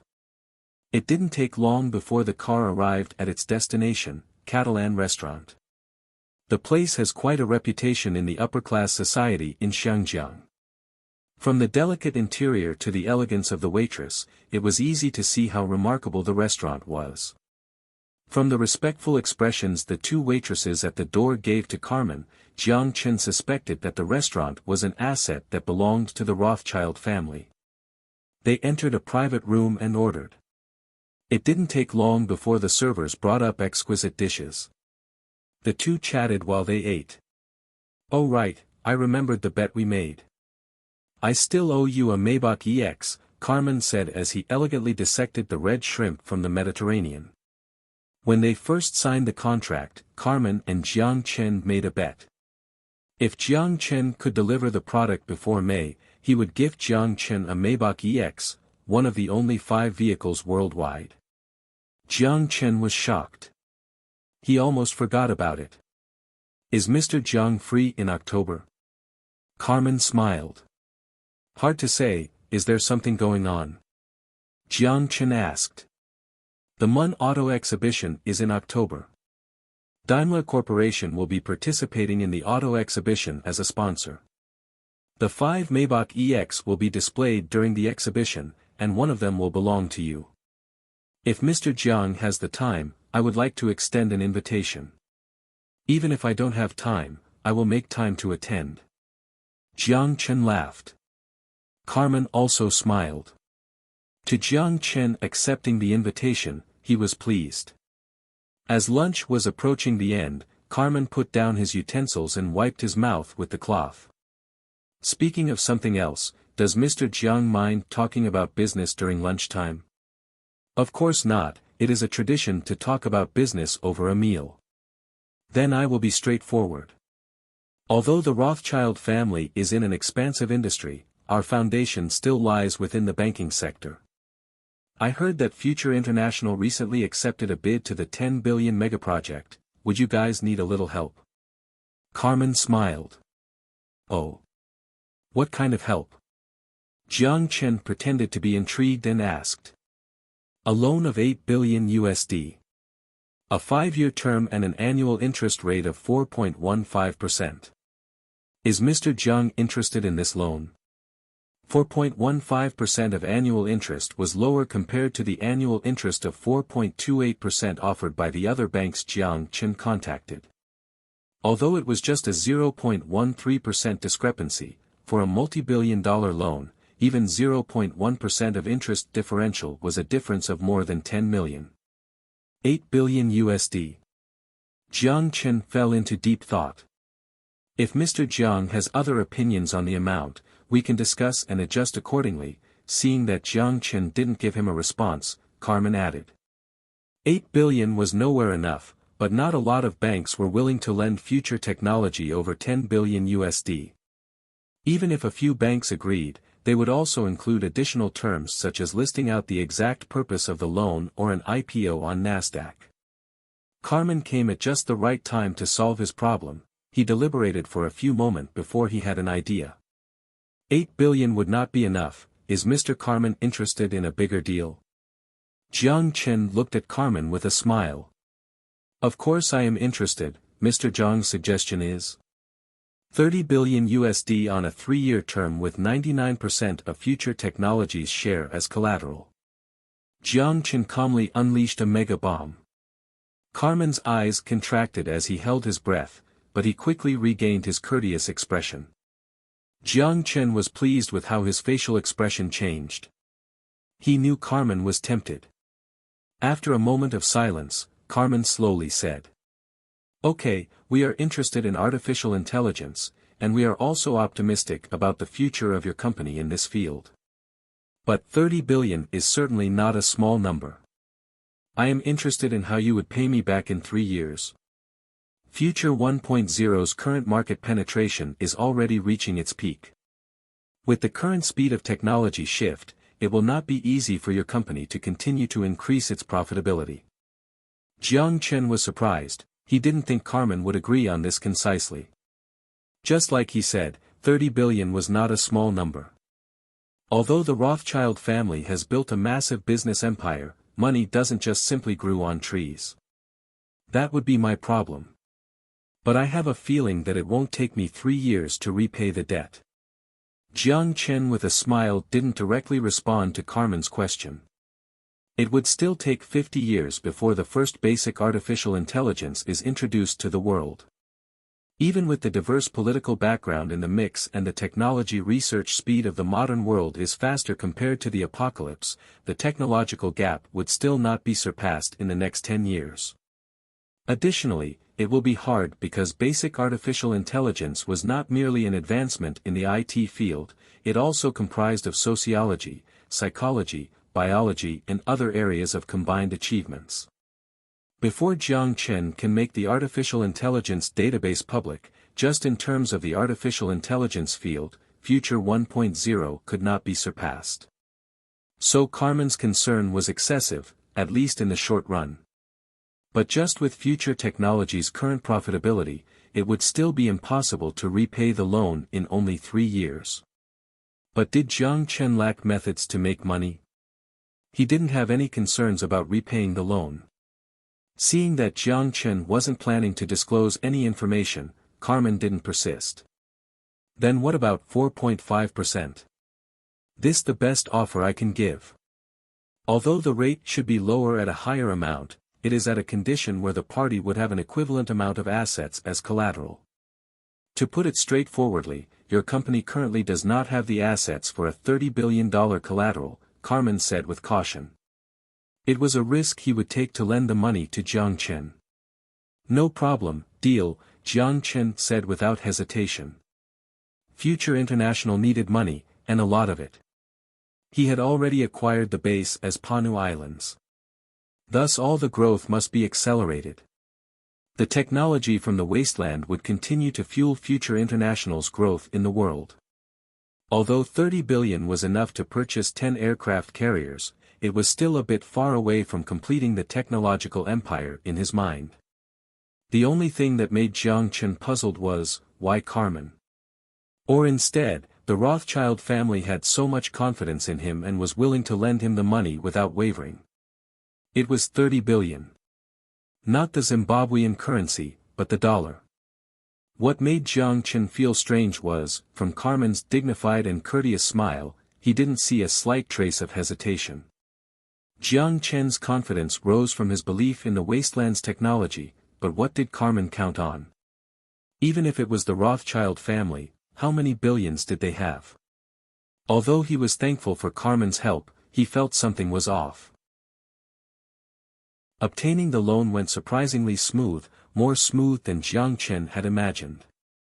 Carmen was highly efficient as a contract in English and Chinese was sent to him the next day. After Jiang Chen had signed, the 30 billion USD loan was transferred from the British Rothschild Bank to Future Technologies' Swiss bank account. Carmen then flew back to Europe after the process was complete. Before he left, he handed Jiang Chen an invitation to the MUN Auto exhibition and warmly exchanged departing words with him. Moments after Jiang Chen sent the wealthy European man away, he and Xia Xiyu left the airport. When they got on the car, Xia Xiyu couldn't wait another second before she asked him. "You really borrowed 30 billion USD? Of course, do you think I was joking?" Jiang Chen smiled. She looked into Jiang Chen's eyes earnestly as she let out a sigh of defeat. Sigh. "Okay, could you tell me your plan? How do you plan to be wasteful this time?" "Wasteful? You don't have to describe me like that," Jiang Chen said helplessly. But the way Xia Xiyu looked at him clearly expressed one message: if this is not waste, what is it? 4.5% in annual interest. Do you know how much money you would need to pay back in 5 years? 37.385 billion. In USD. Xia Xiyu exclaimed emotionally. 40 billion USD was enough to purchase half of Baidu. "Don't worry, I used my personal shares as collateral, not the company's asset. Even if I can't afford it at that time, it won't affect you," Jiang Chen comforted her with a smile. She seemed displeased with Jiang Chen's explanation as she said coldly, "Who do you think I'm concerned for?" Jiang Chen was slightly shocked as the smile on his face turned dubious. He teased her with a smirk. "Oh. So you are saying that you are worried about me?" As she heard his words, Xia Xiyu's aggressive stance quickly came to a halt as her face began to turn red. She looked away, started the vehicle, and stopped looking in his direction. I just don't want a new boss. I am pleased with the current work environment. Although the current president would make people frustrated at times, being able to relinquish control to people with ability is indeed worthy of being praised.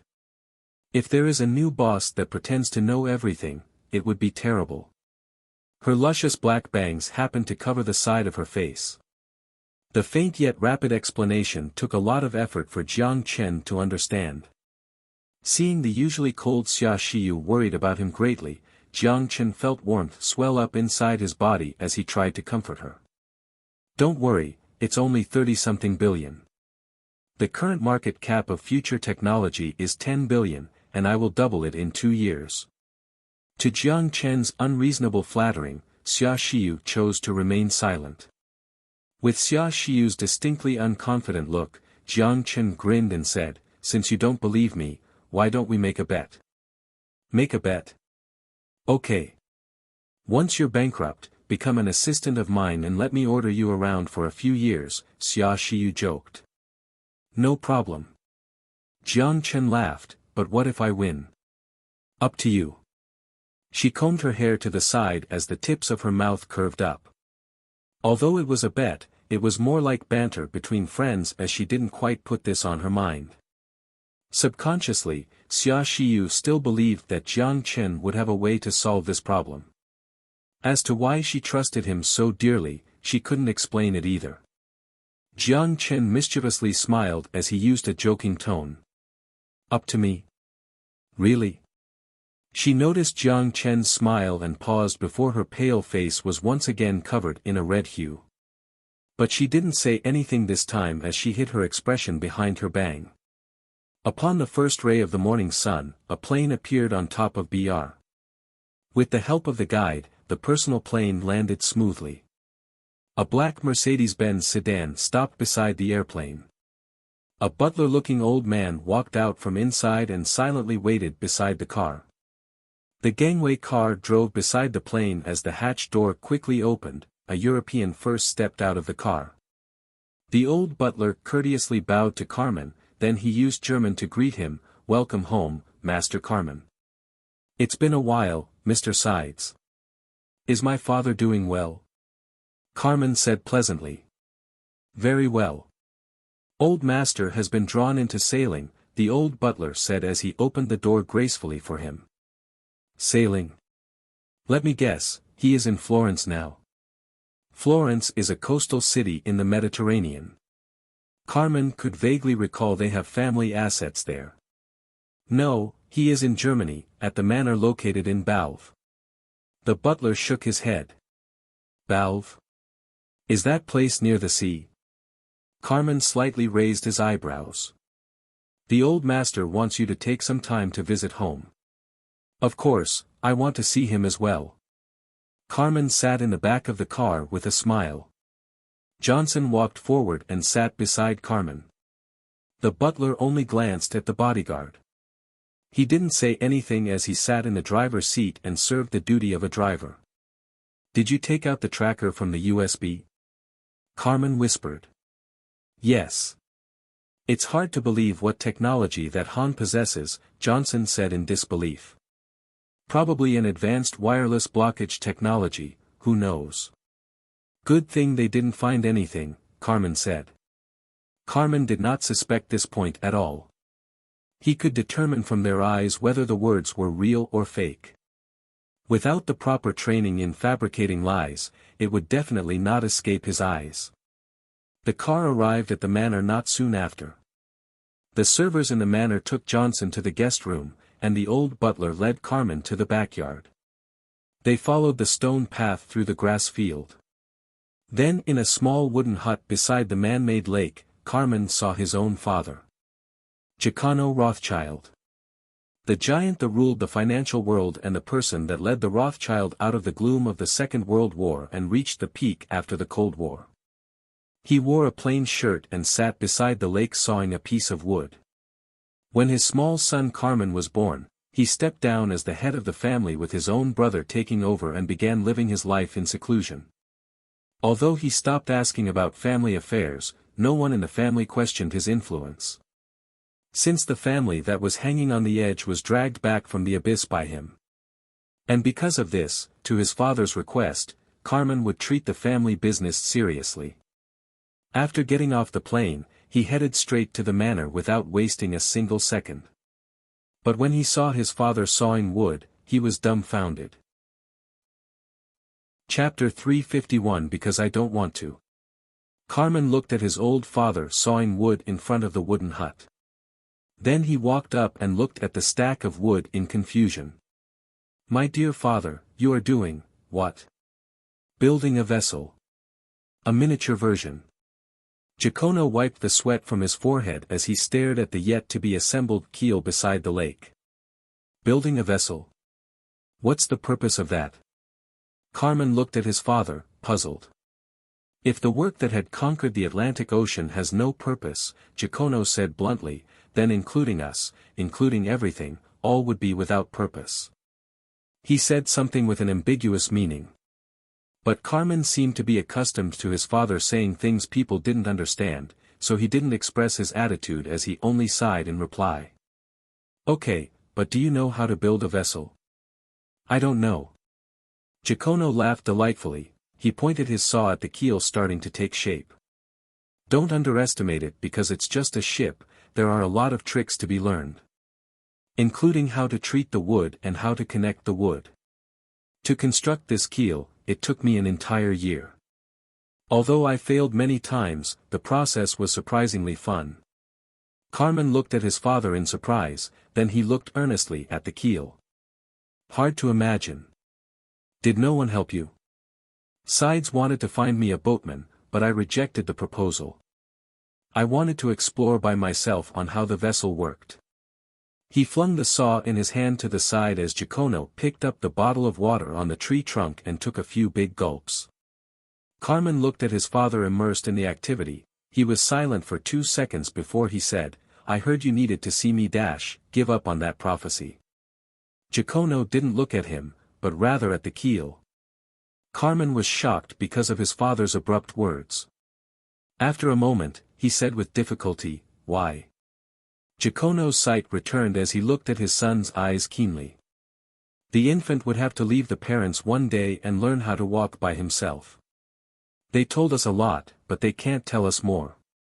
If we continue to follow this path, the future we face might be more upsetting than the situation they had gained. But if we listen to the wise words of the intellect, wouldn't it save us the trouble of going through detours? Who said detours are wrong? Giacomo asked back. Carmen fell into silence. Seeing that his son didn't speak, Giacomo continued to speak about things with deeper meaning. Humans should build on the intelligence of its ancestor and not depend on the future to further the future. Although history has changed, the trend will not change. The next 20 years belong to artificial intelligence, then a technological explosion led by breakthroughs in material science, and then unable to agree with his father's perspective, Carmen said softly. That might not be the case. Giacomo scorned before he picked up the saw on the ground. Did you see this keel? If I told you how to build a vessel, how to build a steam vessel, if I died one day, would you be able to build an aircraft carrier? That's the scientist's job, Carmen said with an indifferent voice. Science and capital were tied together from the very beginning. Technology determines the space humans live in, and capital expands the space. That is the nature of the science and capital. Did you give back all your economic knowledge to your Harvard professor? I suggest you reread the Schumpeter function chapter. The old father returned to working in front of the tree truck and ignored his son. He stood beside the lake for a long time. It was not until the sky in the distance began to turn yellow did he finally turn around and leave the wooden hut of his father. The next morning, Jiang Chen took a flight to Australia. Because of the combination of airport size and traffic, the airport located in Coral Island only had flights to nearby Australia and New Zealand. Therefore, to travel from Han to Xi'an, he would have to the first fly to Australia. After a rather lengthy journey, Jiang Chen finally got out of the plane at Coral Island. It was midnight. When he walked out of the airport, Aisha was already waiting for him. Head to the presidential palace, Jiang Chen said directly after getting on the car. Aisha nodded and started the car. Do you not need to go home and rest? As she drove, she nonchalantly asked. There is no need. If they don't see me, someone might lose sleep because of it, Jiang Chen mocked before leaning back in the seat with his eyes closed. Aisha grinned as she didn't speak for the remainder of the trip. When they arrived at the presidential palace, he explained his identity, and the guard immediately let him pass through. With an attendant's reception, Jiang Chen arrived in Zhang Yapin's office. After a few days apart, the guy was more haggard. It was clear that the troubles had gotten the better of him. When he saw Jiang Chen, he looked relieved as he couldn't wait to greet him. You're finally back. Zhang Yapin smiled bitterly when he looked at Jiang Chen. Don't ask me what to do yet, explain to me the situation first, Jiang Chen said concisely. Zhang Yapin nodded and began to explain to Jiang Chen what has happened in the last few days. First, after Ivan ordered to take out the fishing boats obstructing the construction of the military facility and led the force in a standoff with the country F coastal guards. The F coastal guards were first extremely aggressive and hostile. They didn't think the 3 Xi'an fast boats were competition. Just as they were about to enter the Xi'an territory to demand people, Ivan took out the weapons without wavering. They were dumbfounded. They didn't think Xi'an would have the courage to do this as they were without a plan. Although the coastal guards were equipped with light weapons, the coastal guards didn't dare make a decision that could cause a severe repercussion in their diplomatic relationship. Since once the first shot is fired, it would be a regional conflict. So they could only remain in a standoff, at the same time, reporting the message to their superior. Finally, the F President Aquino came in contact with Zhang Yapin. But Zhang Yapin didn't realize what had happened at New Moon Island since the national defense was the responsibility of Celestial Trade Company. Zhang Yapin realized something was off immediately and got in touch with Ivan before he learned about the event. Okay, he had to admit that when Ivan sunk the reckless fishing boats looking for trouble, oh no, pirate boats, he too did curse in his mind. This feels King great. Although the relationship between the Panu Islands and Country F was not a generational feud, the grudge has been building among the public for a while. But he was the Xi'an president, after all, he had to consider national interest above his personal emotions. After he calmed down, a drop of cold sweat rolled down his forehead. Just the day before, Aquino notified him that if the recovery work could not be commenced within the next 3 days, Country F retained the option of solving this through military means to ensure that the legitimate rights and interests of their citizen abroad are maintained. But when Zhang Yapin said the last sentence, Jiang Chen was immediately unhappy. K the legitimate rights and interests, Jiang Chen cursed out, military means. Funny, I will teach them a lesson.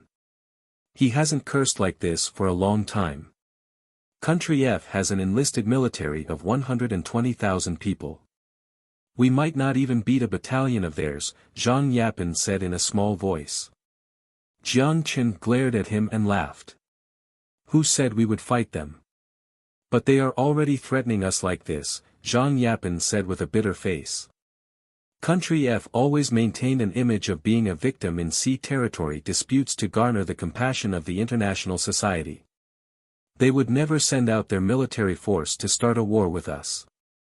But Zhang Yapin was still not convinced, but Jiang Chen interrupted him. Also, the key is still Han and Yue. Do you remember what I told you? Maintain neutrality and don't sway to either superpower. If Country F decide to take military actions against us, it will force us to join Han as an ally, and Han would definitely not let go of an opportunity to break the first and second islands' chains and proactively provide us with assistance. The UA would be reluctant to see the Han gaining a military base in the western Pacific Ocean, so they must restrain its ally from being too reckless. Culturally, Xian was more similar to Han, but ideologically, it was more aligned with UA. This situation resulted in both superpowers think the country would join forces with them. Because we haven't chosen a side yet, we are safe, Jiang Chen patted President Zhang on the shoulder as he said with sincere words. Although Jiang Chen had his reasons, Zhang Yapin still thought it was a bit forced. But why don't we stand by the UA and continue the diplomatic strategy of the previous regime? He asked in a low voice. Jiang Chen's eyebrows raised. Because I don't King want to. The private military contractor was the legal term for mercenary, it was also a term that gave all the head of the states a headache, but they were unable to part away from it. They act ruthlessly and treat war like a business. To complete the mission, they could ignore international laws, disregard civilian casualties, toss aside any moral concerns, and complete the most challenging task using the lowest costing method. They have a despicable name, but their hirer would not need to burden their terrible reputation. They were more effective than an army. Talking about the mercenary, the UA must be mentioned here. There is no other country that has a better understanding of mercenaries than them. Similar to how only thugs could understand gangsters. From the Persian Gulf to Afghanistan, the reason why the black blood flowing among the steel parts could successfully move from third world countries to the first world was that half the effort could be attributed to the lawless mercenaries. Not only on a battlefield, but in any area with politically unstable conditions, the UA's mercenary could be seen. As long as there was a need, the private military contract company would appear in place of the Pentagon. When it was not appropriate or inconvenient for them to appear, the contractor would carry out the military and foreign diplomat missions for the UA military. Even if it failed, they could deny any connections with the government. It was indeed more convenient compared to the Marines because sending out ground force to another country would be a war activity, but not when it was a mercenary force. And the privatization of the military would bring serious implications to the world. It was an unrealistic hope to demand private mercenaries from following international law. In 2006, the UA shooting Iraq civilians brought massive commotion to the internet. But it was proved that the perpetrators were two military contractors from Clover Jungle. As to the reasons for committing the crime, it was absurd to the point where it was daunting. A colleague of the perpetrator confirmed that he said he was going to kill someone because he didn't hit anyone in Iraq.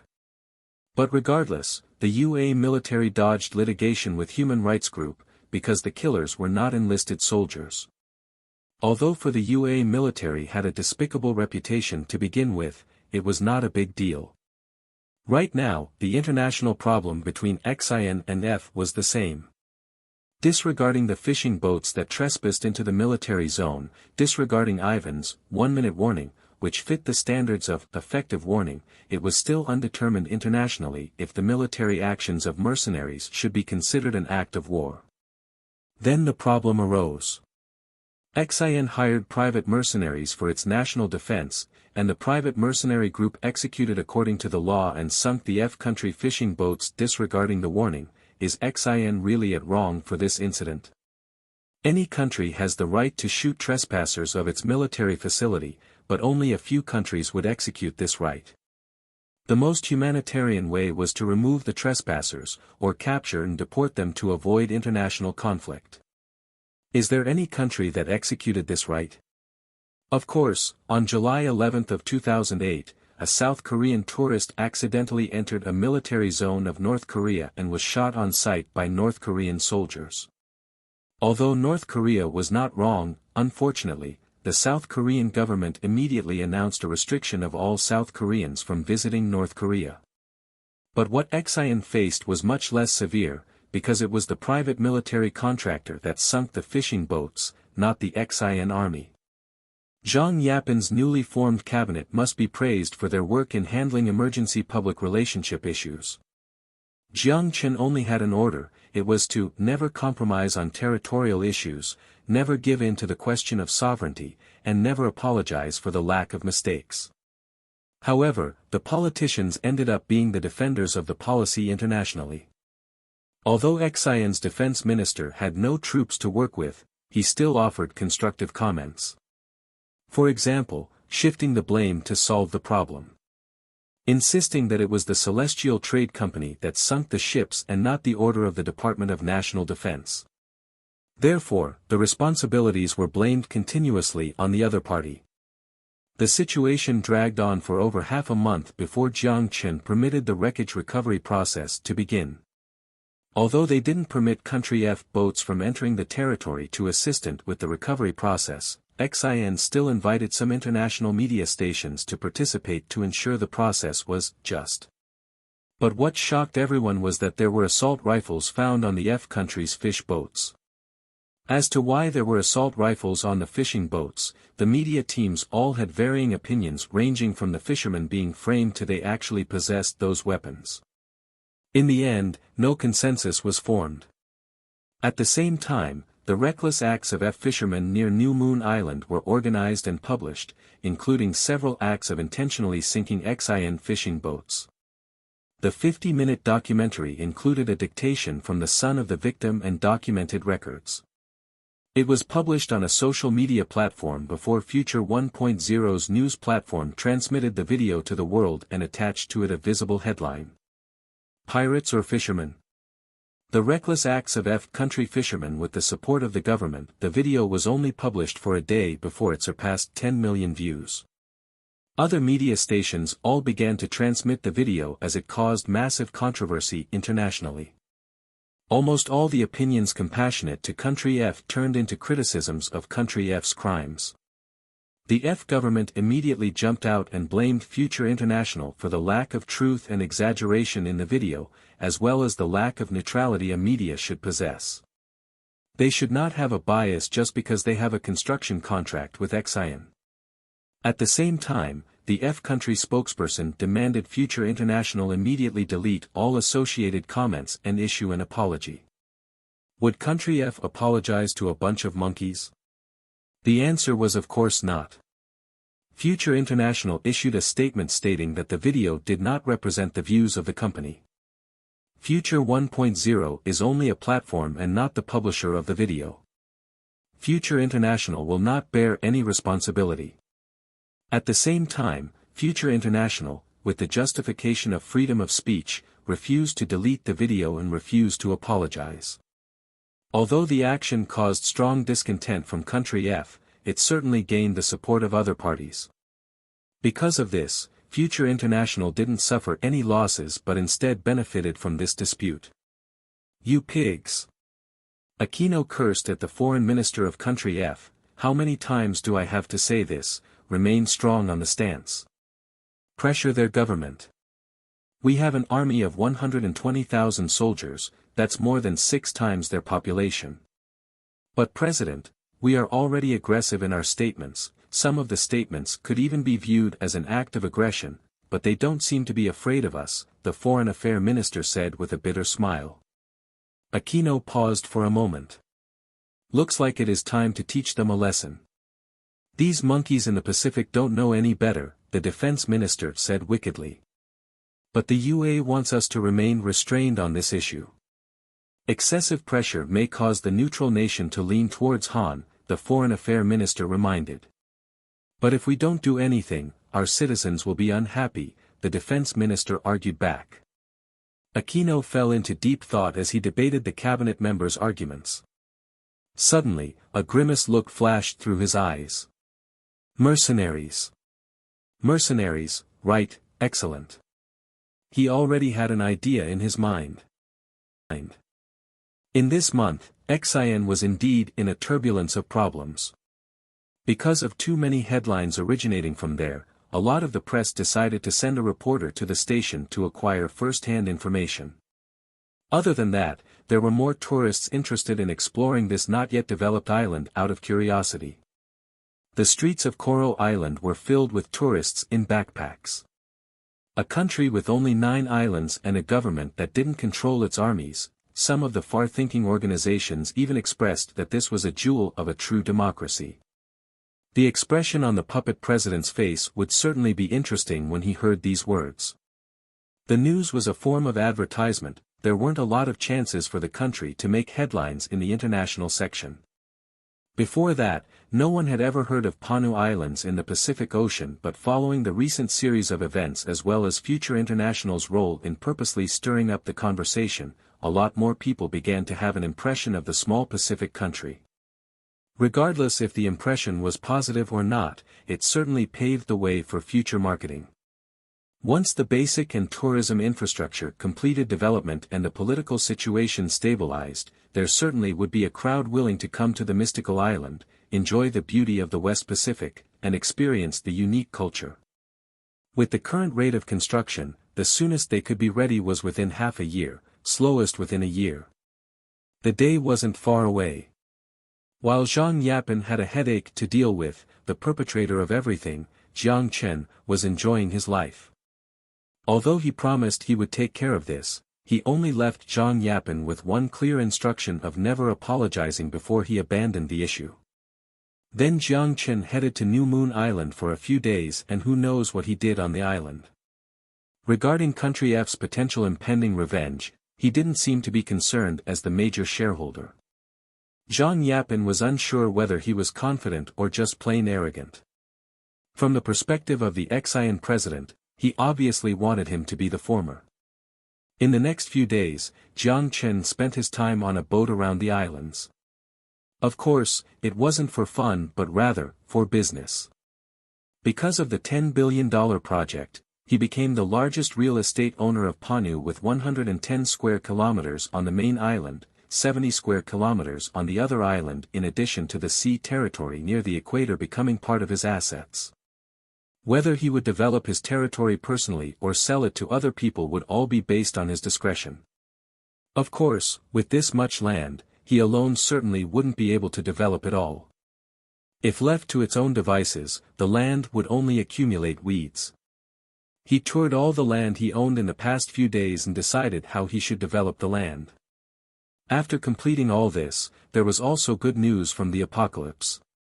After half a month of research and experimentation, the improved recipe of nutrient supply was successfully developed. When he heard the news from Lin Lin, he immediately returned to the apocalypse and took a helicopter to Camp 27. When he arrived underground, he found the director of the research team in the empty fallout shelter. "I heard you finished it." When Jiang Chen saw the slim middle-aged man, he hastily jumped to the topic. Wang Fangpin looked at Jiang Chen in excitement as he quickly nodded his head. "We finished it, yesterday, we completed the trial process. It's hard to believe we did it, we previously thought we were just improving on the recipe, but we somehow made a technological breakthrough in the live cell preparation field." Technological breakthrough? Jiang Chen took a moment to digest this before his face turned to shock. In the apocalypse covered in ruins, it was a feat to replicate the technology from before the war, let alone make any technological breakthroughs. But now, Wang Fangpin told him that the research team managed to do just that. That's right. Wang Fangpin nodded in excitement. Following your requirements, to compress the production cost and improve the nutrient supply, we chose to use seaweed that has the most yield and shortest growth cycle. But when we were in the process of induced differentiation of the seaweed cells, surprisingly, we created a new type of seaweed. What is it? Jiang Chen was drawn into it. A type of seaweed that can generate electricity. Wang Fangpin said, ecstatic. Jiang Chen was truly stunned. Energy was always a critical priority in development, whether it was in the wasteland or the modern world. At the end of the 21st century of this world, biological power generation was the research priority of the three countries before there was a miraculous breakthrough in nuclear fusion power generation and before the first space elevator was built. It was only then that hydrogen, 3 was continually transported back to the Earth to create the relatively cheap nuclear fusion battery. It cooled down the investment in biological power generation. 1 gram of hydrogen fusion generation created an equivalent power equal to the complete combustion of 11.2 tons of standard coal along with preserving the environment. Such a massive amount of energy was leagues ahead of other types of power generation techniques. Because of this, although other power generation methods all possessed the theoretical potential to develop further, no one conducted more research. But whether it was in the wasteland or in the modern world, renewable clean energy dominated the large market. Just like in Panu Islands, since the area was designated as a tourist area, the coal-fired generation plant with relatively high pollution would not be built on the island. The island could only use the high-cost and low-efficiency tidal power generation combined with solar power to meet the energy needs of the islands. But if this existed, the Panu Islands' massive sea would provide Xian with an endless amount of energy. Xian would no longer need to worry about power. It was certainly a pleasant surprise to make a breakthrough in biotechnology during the nutrient supply recipe development process. Jiang Chen was astonished. The seaweed cells during photosynthesis cause a special photographic effect, creating a trace amount of electricity within the content of the cell. Although the electricity of a single cell is negligible, it is substantial for an entire seaweed plant. Wang Fangpin began to explain the theory behind this type of seaweed. Although he explained it in simple terms, Jiang Chen was only interested in the last sentence.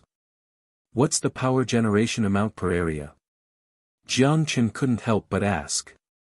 The current power generational efficiency is relatively low, it can only achieve 0.1 kilowatts per square meter. Most of the power is converted into heat, diffusing and increasing the temperature of the nearby water region, and there are also concerns about electricity diffusion underwater.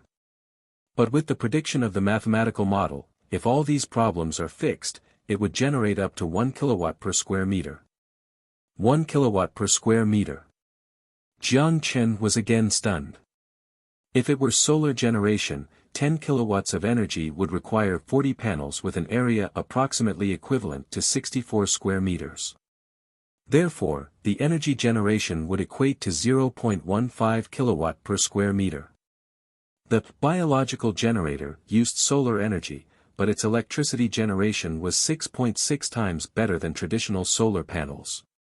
With the stunned look on Jiang Chen's face, Wang Fangpin was relieved. When they learned that there weren't a lot of nuclear fusion batteries on the surface and that the base primarily used solar panels for power generation, he immediately thought of the stagnated power generational technology at the end of the 21st century. He happened to be a scientist in biotechnology as his first idea was biological power generation. While the technology was yet to be completed, it wasn't a hard task to create it standing on top of the giant. Just like a math problem that couldn't be done by an elementary student could easily be solved in high school. Because of the disconnect between Moon and Earth, the outdated power generation technology again had its purpose. To be honest, their research team had completed the nutrient supply recipe 5 days ago. The reason why they chose to report their findings 5 days later was to research about seaweed power generation. It wasn't a coincidence that they discovered the cell, but rather the result of genetic modification. He was afraid of telling Jiang Chen because he feared this dictator would penalize them for using up excessive research resources and intentionally delaying the reporting of the research findings. Now that Jiang Chen was pleased with their research, he felt relieved. With this, because this topic gained the traction, there was hope to continue their research. They would no longer need to live back on the surface and suffer. But their concern was excessive. Jiang Chen didn't mind them doing personal work, since their research all belonged to him in the end anyway. You guys did a great job. Excellent, what rewards do you want? Jiang Chen laughed as he patted Wang Fangpin on the shoulder. No need for rewards. Wang Fangpin shook his hands and smiled. Just let us stay in the fallout shelter to continue our research. We have some achievements in the biological field. I must reward you for your contribution to the base. Jiang Chen thought for a moment before he had an idea. I have an idea. To reward you for your outstanding contribution to the base's energy problem, I will reward you 5 with the honor of Outstanding Scholars, and a Knight emblem. From now on, you will be the Knight class of the Fishbone base. Don't underestimate the Outstanding Scholar name. It would mean that you're permitted to freely enter and leave the fallout shelter without the permission of the camp leader. Even without working on this research project, you can live inside. Wang Fangpin was ecstatic. Thank you, General. He had no interest in becoming part of the Knight class. He never visited the Fishbone base before, nor did he want to. His only wish was to stay in the safe and comfortable fallout shelter. No need to thank me now. I will only grant you the honor after you complete the project. Jiang Chen smiled. Count on us, we'll definitely complete this project. Wang Fangpin promised. Then I will wait for your good news. Let's not talk about this anymore. Take me to see the improved nutrient supply. Seeing the nutrient supply was the priority of Jiang Chen's trip. The faster it was produced, the sooner he could make money. He didn't forget that he had 30 billion in debt. Ange Island, located at the southern tip of Panu Island near New Guinea, was the 3rd largest island of Xian. The island was shaped like a pear and the mountain sat at the east end of the island while south of the mountain was the cliffs. The island was covered in dense vegetation with only the plains on the north side settled with people. The population of the island was 5,372 in the municipality Ange City, the 2nd largest city of Panu Islands. Although it was the 2nd largest city after Koro Island, the economy of the island was still comprised of mostly fisheries along with sugar cane, banana and coconut plantations as the secondary industry. Regarding the crops and meat, the island relied on shipments from Australia's Darwin port. The island didn't possess a deep water harbor, but it had a harbor capable of docking vessels with a smaller displacement. For the residents of Ange Island, today marked the start of a new chapter. Why? Because after a month of construction, Future International subsidiary, Future Biology, completed construction of their pharmaceutical and seaweed growth plant. But for the people of Ange Island, they were focused on the plan to hire locals. To Ange Island that had a history of a high unemployment rate, it was certainly great news. Less than 50 people with high school diplomas get a monthly salary of $1,000 per month. 20 people with university degrees get a monthly salary of $1,500 per month. The contract is signed for 20 years minimum. During this time, the employees must sign a confidentiality agreement and are not permitted to leave the job or the country. At the same time, employees will enjoy the luxury apartment provided by the company, along with a free medical insurance and pension plan. When the hiring information was posted, the entire island erupted in cheers. To the poor locals, the benefits of the job could be described as insane. They only made a max of $500 per month fishing, and the job was also tiring. Even if they didn't know what the job was like, it must be less tiring compared to fishing from morning to night. Not permitted to leave the job or the country. A lot of people didn't even leave the island for their entire life, let alone the country. They wanted the job to be longer, maybe for their whole life. Because of the high number of applicants, future biology added some additional requirements. For example, high school diploma holders had to know how to dive, drive a boat, be familiar with the sea product farming process, must be a local, and have a family. The first two requirements were a given since almost all the residents on the island lived alongside the sea for their entire life. Although the last two conditions were strange, they were certainly not unacceptable. After a rigorous selection process, Future Biology quickly hired 70 employees. With Jiang Chen's organization, everyone arrived at New Moon Island for training. The training was just an instructional video recorded at Camp 27 with an examination afterwards.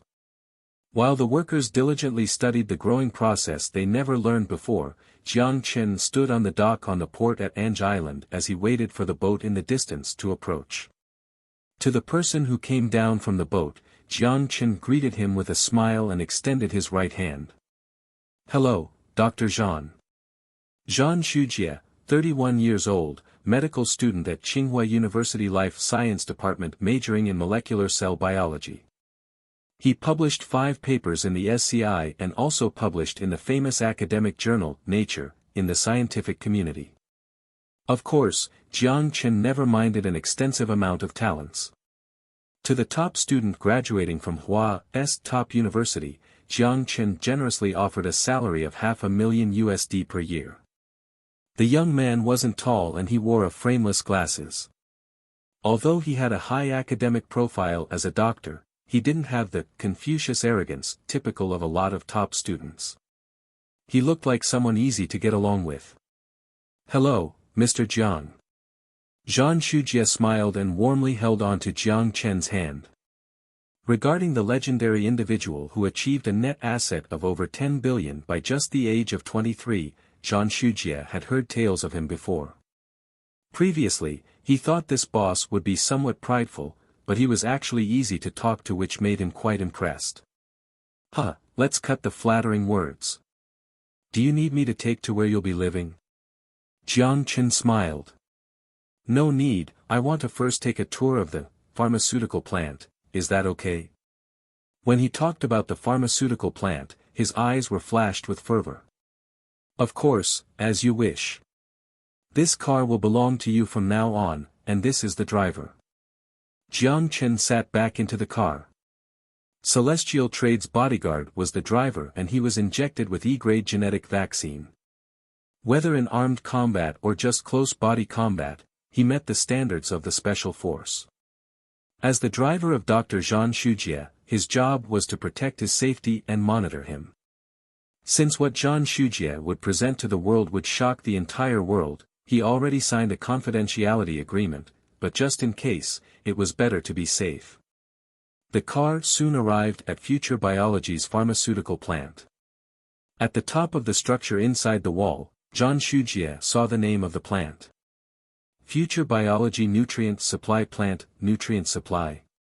That's an interesting name, Zhang Shujie muttered to himself despite reading about the company before he came. The 2 security guards on duty at the pharmaceutical plant were also from Celestial Trade. They wore carbon nano-injected bulletproof vests with Reaper assault rifles and tactical helmets. "Is it not safe here?" Zhang Shujie anxiously looked at the 2 soldiers as he said, worried. "Don't worry, it's extremely safe here.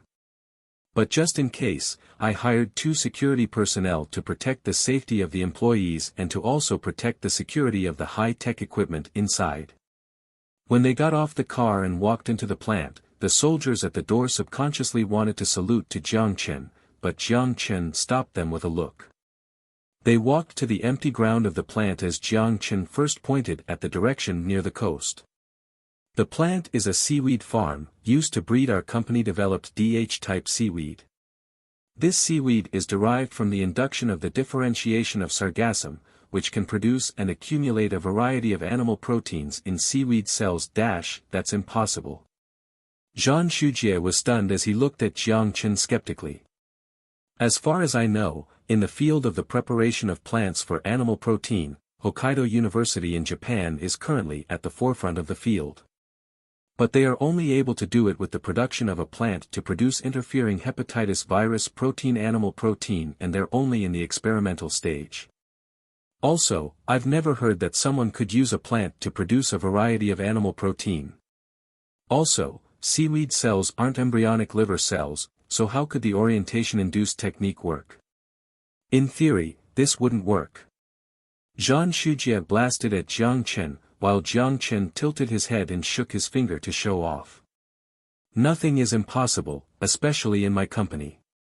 If you don't believe me, just take a sample yourself. Zhang Shujie looked at Jiang Chen still with skepticism and took a deep breath. Okay, I'll believe it once I see it. But I have another question. Growing the new species with the open environment, would that affect the biological sphere of the nearby sea? No, Jiang Chen shook his head. Since it's induced differentiation, the genes of this DH seaweed still belong to Sargassum, so the spores produced by the progeny are also Sargassum. The telomeres of this DH-type seaweed are precisely targeted like cancer cells, which are theoretically infinite. The task of workers is to feed nutrients every day, then trim the leaves. This was what the researchers at the fallout shelter told him, and he didn't have the knowledge to explain much further, so Jiang Chen changed the topic and pointed at the structure the size of 3 basketball fields. The key equipment is inside. Your work is to coordinate the entire pharmaceutical plant's production, take samples to examine if the DH seaweed is thriving, and take samples to ensure the quality of the nutrient supply. Of course, all of the details are in the work manual. I will give you a USB and the videos on it will teach you how to control the equipment inside the plant. If there are any problems you can't solve, please contact me. As Jiang Chen spoke, he took Zhang Shujie inside the pharmaceutical plant and pointed at the machine in the center. This is it, the production line of nutrient supply, the core of the entire plant. On the left was the organic converter with the shape of a cylinder. It could extract nutrients from the specially produced seaweed to process into the nutrient supply. On the right hand was an assembly for bottling, as it would place the extract into coin-shaped plastic tubes before they were sealed. Regarding this set of equipment, Zhang Shujie didn't seem to be too interested, but regarding the organic converter, it completely drew all his attention. The molecular filter from the legend is inside this machine. Ahem, not from the legend. Our company's molecular orientation screening technology is mature. The molecular filter is only one of the parts of the organic converter, there are also other devices inside. Jiang Chen came up with an elaborate story. What else? The fervent passion once again appeared on Zhang Shujie's face. It was the zeal a scientist possessed when he wanted to learn about a technology he didn't know about. Trade secret, Jiang Chen said straightforwardly. Zhang Shujie paused for a moment as he realized that he was overzealous, so he apologized. Sorry, I got too excited. It's okay, I understand how you feel, Jiang Chen said gently. Zhang Shujie walked in front of the organic converter as he put his hand on the cold steel. He exclaimed. Hard to believe, that this breakthrough technology will first be used in the civil field to produce a drink. This is a waste of God-given technology. To be honest, 2 reasons drew him here. The $500,000 salary and the technology future biology said they possessed. Plant cell orientation induced differentiation could produce a variety of animal protein algae. High-precision molecular screening technology, any of technology here, could contend for the Nobel Prize. But this guy wanted to use these to produce a drink? Ahem, let me clarify. This isn't a drink, it's a type of healthy food that can allow you to lose weight, Jiang Chen reminded Zhang Shujie. It was disrespectful to call the air-breaking liquid food a drink. This was the standard military food in the 22nd century. Not only was it used in the military, the liquid food was also used extensively in the aerospace field. To bring as much food as possible within the allocated space, the nutrient supply was undoubtedly the first choice for all astronauts. Of course, Jiang Chen didn't deny the ridicule of Zhang Shujie, stating it was a waste of God-given technology. Regardless, right now, he only planned to sell this as weight loss medicine. Is there a difference? Zhang Yojie stared at Jiang Chen emotionally. His persona as a non-talkative researcher faded as he almost spoke to Jiang Chen with a lecturing tone. Let's disregard everything else. Just the seaweed cell-directed differentiation technology, do you know how it would shake up the scientific field? Without any exaggeration, it would cause an earthquake in the biology academic world. Zhang Shujie let out a sigh. And that molecular filter. While I'm not studying organic chemistry, I can't say much, but I can be certain of one point: if our university lab had this, our ability to research in the chemistry field would increase substantially. So? Jiang Chen said emotionlessly. Zhang Shujie was dumbfounded before he realized. Even though he said that much, so what? It belonged to him, and if the Xian government permitted the technology to exist in a private establishment's hands, everyone could take the technology away from him. I'm only a businessman, and you are my employee.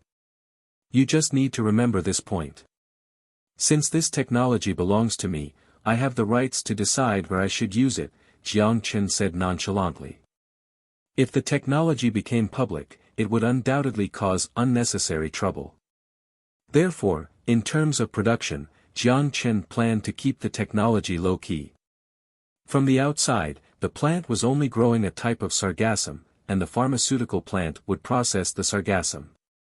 Yes, Zhang Shujie said helplessly. Considering how disappointed Zhang Shujie looked, Jiang Chen walked up and patted him on the shoulder. Don't be disappointed. If you work diligently, maybe I will permit you to learn more about the top technology. Hopefully, one day that will happen. If I want to study the structure of the DH seaweed cell, would you mind? Zhang Shujie looked at Jiang Chen keenly. Of course not. I'll even sponsor you to build a lab here. Of course, this is on the condition that you follow the rules of the company and not take a single cell out of that door. Although he used a joking tone to say these words, he didn't look like he was joking at all.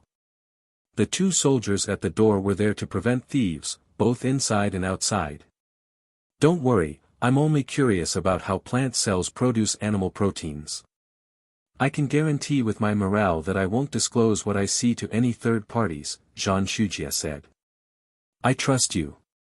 Jiang Chen had no qualms about allowing Zhang Shujie to study it since it was impossible to reproduce it with current technological capabilities. Just like how no matter how much you observed the cells inside you, you could not produce them at will. Thank you. If I can't understand how it works, I might even lose sleep at night. Zhang Shujie looked at Jiang Chen graciously. Don't worry, I hope you can sleep well at night. Also, don't research during work hours. I will do it outside of work. Jiang Chen nodded, pleased. He hired people to work for him, not research the technology he possessed. Of course, if Dr. Zhang could achieve some inspiration from the research, it would still be beneficial to Jiang Chen. Since he signed the confidentiality agreement, Jiang Chen would not let him walk. After he took Zhang Shujie to the seaside mansion he would be living in, Jiang Chen spoke a few more words before he left. Currently, future biology was only an empty shell. Although the pharmaceutical plant was completed, the team responsible for marketing, strategy, and management had yet to be established. All this had to be finished. Although he could contract the work out to headhunters, he wanted to hire the individuals personally. Of course, if he left the work to Xia Xiyu, he knew she would take it. But it wasn't nice, especially since she had a lot on her plate already with future technology. If he gave her something entirely unrelated to a tech company, he was afraid that she might be overworked. He took his private boat back to Coral Island and returned to the mansion that previously belonged to Johnny. When he purchased the mansion from the auction, the blood on the wall was already cleaned. The furniture was also replaced and the daunting bullet holes were filled in. Just from the appearance alone, the signs of a violent battle previously fought there were non-existent.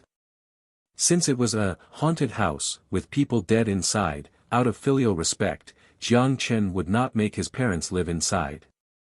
But as a non-spiritual believer, Jiang Chen didn't mind making this mansion his own. At least until the mansion on New Moon Island was finished, he would live here. Then after the mansion on New Moon Island was completed.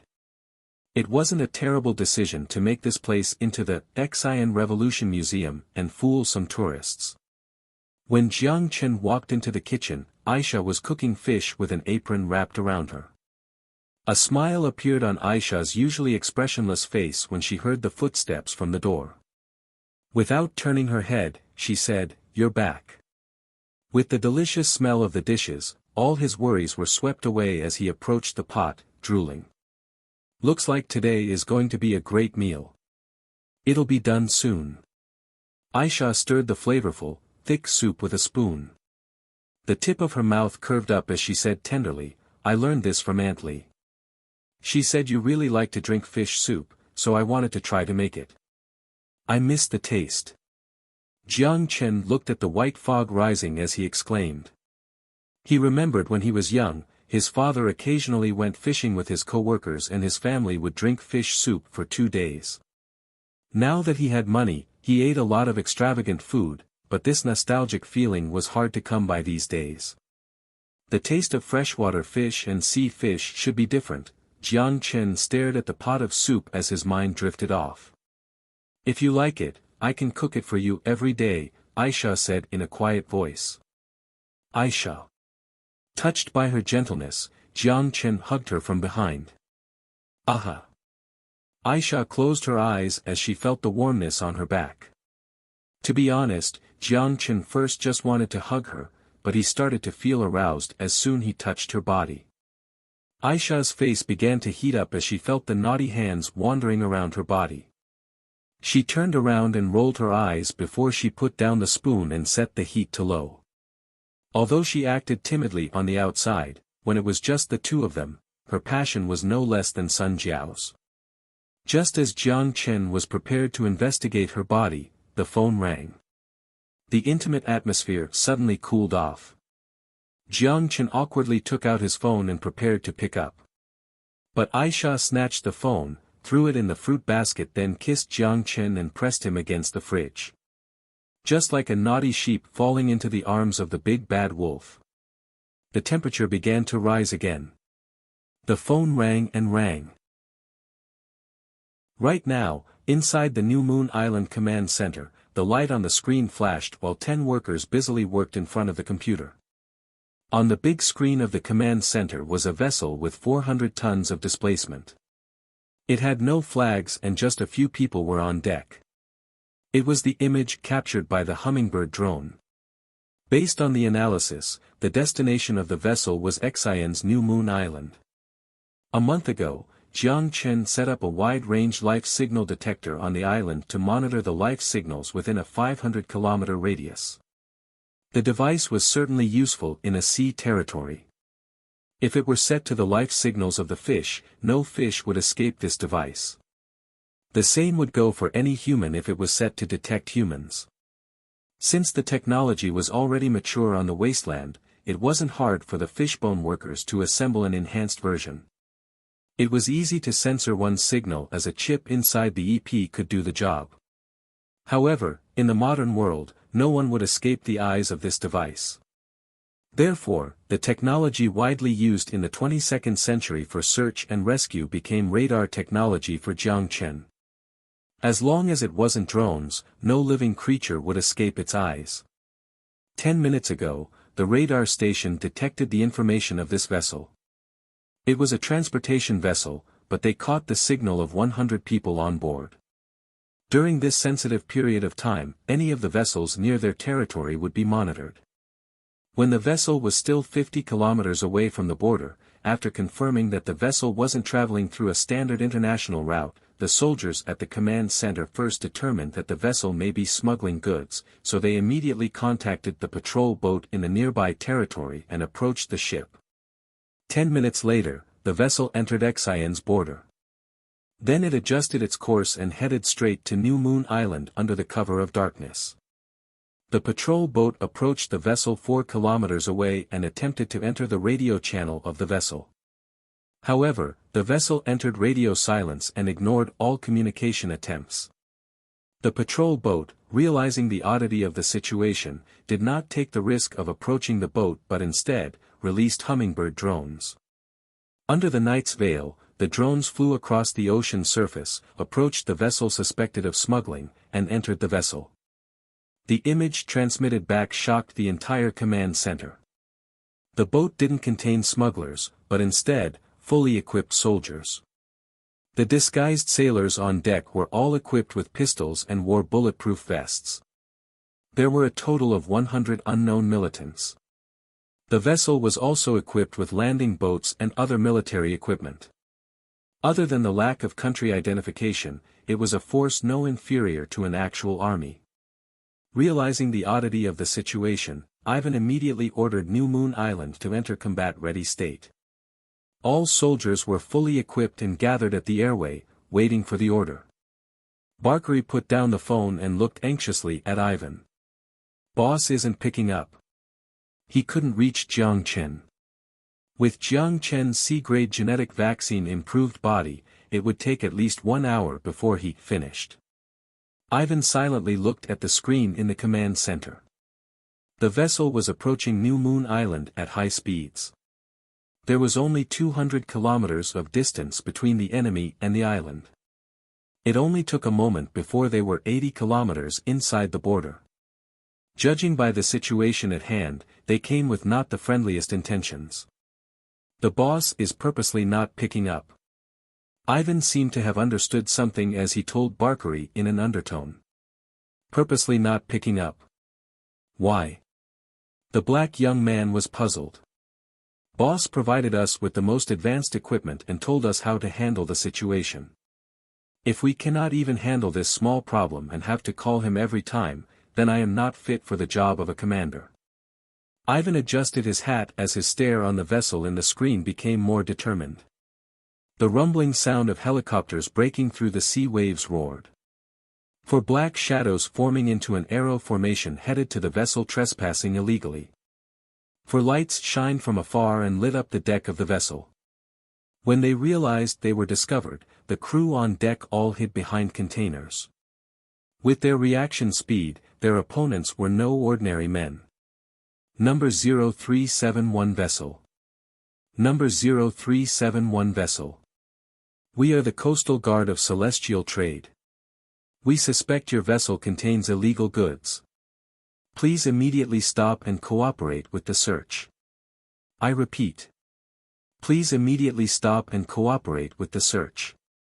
The 4 helicopters all opened the channel and broadcasted to the vessel. But the vessel seemed like it didn't hear anything as they continued to maintain their course. At the same time, inside the captain's room of the vessel, how is that possible? We closed all radio devices on board, how could they discover us 200 kilometers away? Captain Santos smashed the table. Sitting across him was Country F Lieutenant Cluse. He remained silent. Half a month ago, they retired from their previous positions with the direction of the defense minister to enter the disguised mercenary force. Their mission was to execute a secret military mission named Revenge to punish the criminals who sunk the fishing boats. The political purpose of the mission was to demonstrate Country F's firm stance to the public. They pretended to be mercenaries to avoid the possible foreign affair problem that could arise by sending the actual army of Country F. In theory, the mission should not be difficult. The opponent was only a privately held security company. There was no way their combat abilities could surpass the elite soldiers who participated in joint military exercises. Based on the satellite image, although artillery bases were built on the island, no advanced artilleries were installed. Approach the island, stop the vessel, drop the landing boats, attack, retreat. With their plan, before the sun rose, they would escape at the port of MLL Island and receive the recognition and praise from the defense minister. Someone leaked the mission details. Kloos remained calm as he looked at the 4 bright dots with eyes narrowed. 200 kilometers distance. Even if the UA Aegis aircraft carrier used its array radar, it could only detect within a radius of 40 kilometers without any blind spots.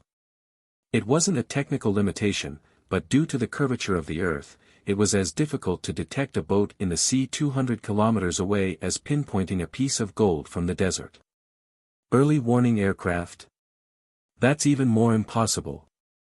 No country would sell it, especially to a private security company. What do we do? The captain remained cool. Leave it up to me. Kloos picked up the assault rifle leaning on the table. With a wicked smile, he moved his neck and stretched his body before he headed out. As the captain of this interception mission, Wilson stared at the disobedient vessel as gloom shadowed his face. No response, the deputy command said concisely and closed the broadcast outside of the helicopter. Prepare to drop the SEAL team. Roger. Wait, what is that? A few sailor-looking people ran in front of a container, pushed down the metal plate of the container, dragged out an anti-air machine gun with a belt on the bottom. It's an anti-air machine gun. The soldier sitting at the hatch of the Black Eagle yelled. At the same time, he raised the Reaper assault rifle and began to shoot at the deck. But because of the sea wind and far distance, it didn't hit anything. Stop. Disperse formation. Immediately. Wilson roared into the radio. Roger. The 4 Black Eagle helicopters immediately ascended up to stop the forward motion and dispersed their formation. The 2 anti-air machine guns were set up and began to unleash its furious firepower at the 4 Black Eagles surrounding the vessel. But because of Wilson preemptively adjusted distance, the furious firepower didn't cause any injury to Celestial Trade. The bullets flew over 1,000 meters, losing its destructive power as it only left a trail of tiny dents on the Black Eagles. Its only purpose was to push the 4 helicopters 3 kilometers out. Weak. The Country F soldiers cursed, dragged up the cartridge, and inserted a new belt of bullets inside. Only a bunch of monkeys on the Pacific, and you dare to challenge us? Even Hua would have to respect us, you don't know your limit at all. The soldier spat on the deck as he looked at the 4 bright spots in the distance before he aimed the machine guns again. Although they retreated, the target of the helicopters remained locked on the vessel. Immediately 12 figures from the 4 helicopters jumped into the ocean. Soldiers wearing the K-1B-type kinetic skeleton dived into the sea, opened their thrust, and transformed into 12 arrays of white bubbles. At the same time, under the veil of nightfall, no one noticed. Did they run away? A Country F soldier holding an assault rifle leaned against the container and grinned at his comrade. Huh, what would they do if they don't run? Be a target for us? Give me a cigarette. While he said this, another soldier took out a pack of cigarette and handed him one. Feels wet. He cursed and lit up one for himself and one for his comrade. At the same time, an unusual buzzing sound began to ring around the two. What is it? Tat at a dash. The bullets left a trail of holes on the two's body. The rifles dropped as 4 drones weaved through in the night. While they maintained their high speed, the machine gun underneath spat out bullets and unleashed its fury to the militants on deck. Area secured. Board the vessel. Roger. Hooks hooked onto the edge of the vessel. With the cover fire of the Hummingbird drones, 12 soldiers in amphibious kinetic armor immediately boarded the vessel and quickly ran to the back of the containers to secure a corner of the vessel. They began exchanging fire with the militants on the other side. It's the SEAL team of Xian. Take them down. A Country F soldier disguised as a mercenary crawled behind cover. He shouted while firing back with his rifle. Fu *K. What is that? Ah. The drones freely weaved on the deck as it blended into the night sky. It would dash out from any angle and reap the lives on deck. Damn it, what are these things? Kloos fired with his rifle, he gritted his teeth. The light from the firing shined onto his distorted face. He didn't have the confidence he had before, only intense fear remained. The plate-sized drones not only flew at the speed of a fly, it could also fire. He had seen a lot of advanced technology from the joint military exercises, but he had never seen such terrifying drones. He swore, not even a UA possessed this. It only took a while before 10-something F soldiers fell down in pools of blood, but only 2 or 3 drones were shot down.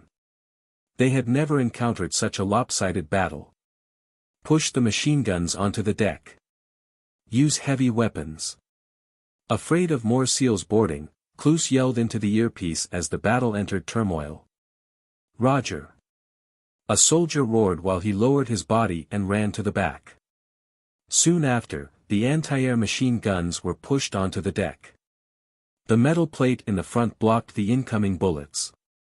The machine gunner with a menacing laugh began firing at XIN soldiers in the distance. The bullets shredded the metal containers and suppressed the XIN soldiers from moving forward. Their success was short-lived as a rocket flew up. Like an iron fist, it sent the anti-air machine gun into the sky. Along with it, was the unlucky machine gunner.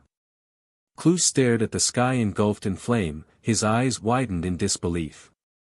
These SEALs brought rocket launchers. Kloos regained his attention from the shock and shouted into the radio. Quick, move the machine guns back. But it was too late, another rocket blew the other machine gun into pieces. Their anti-air power was destroyed.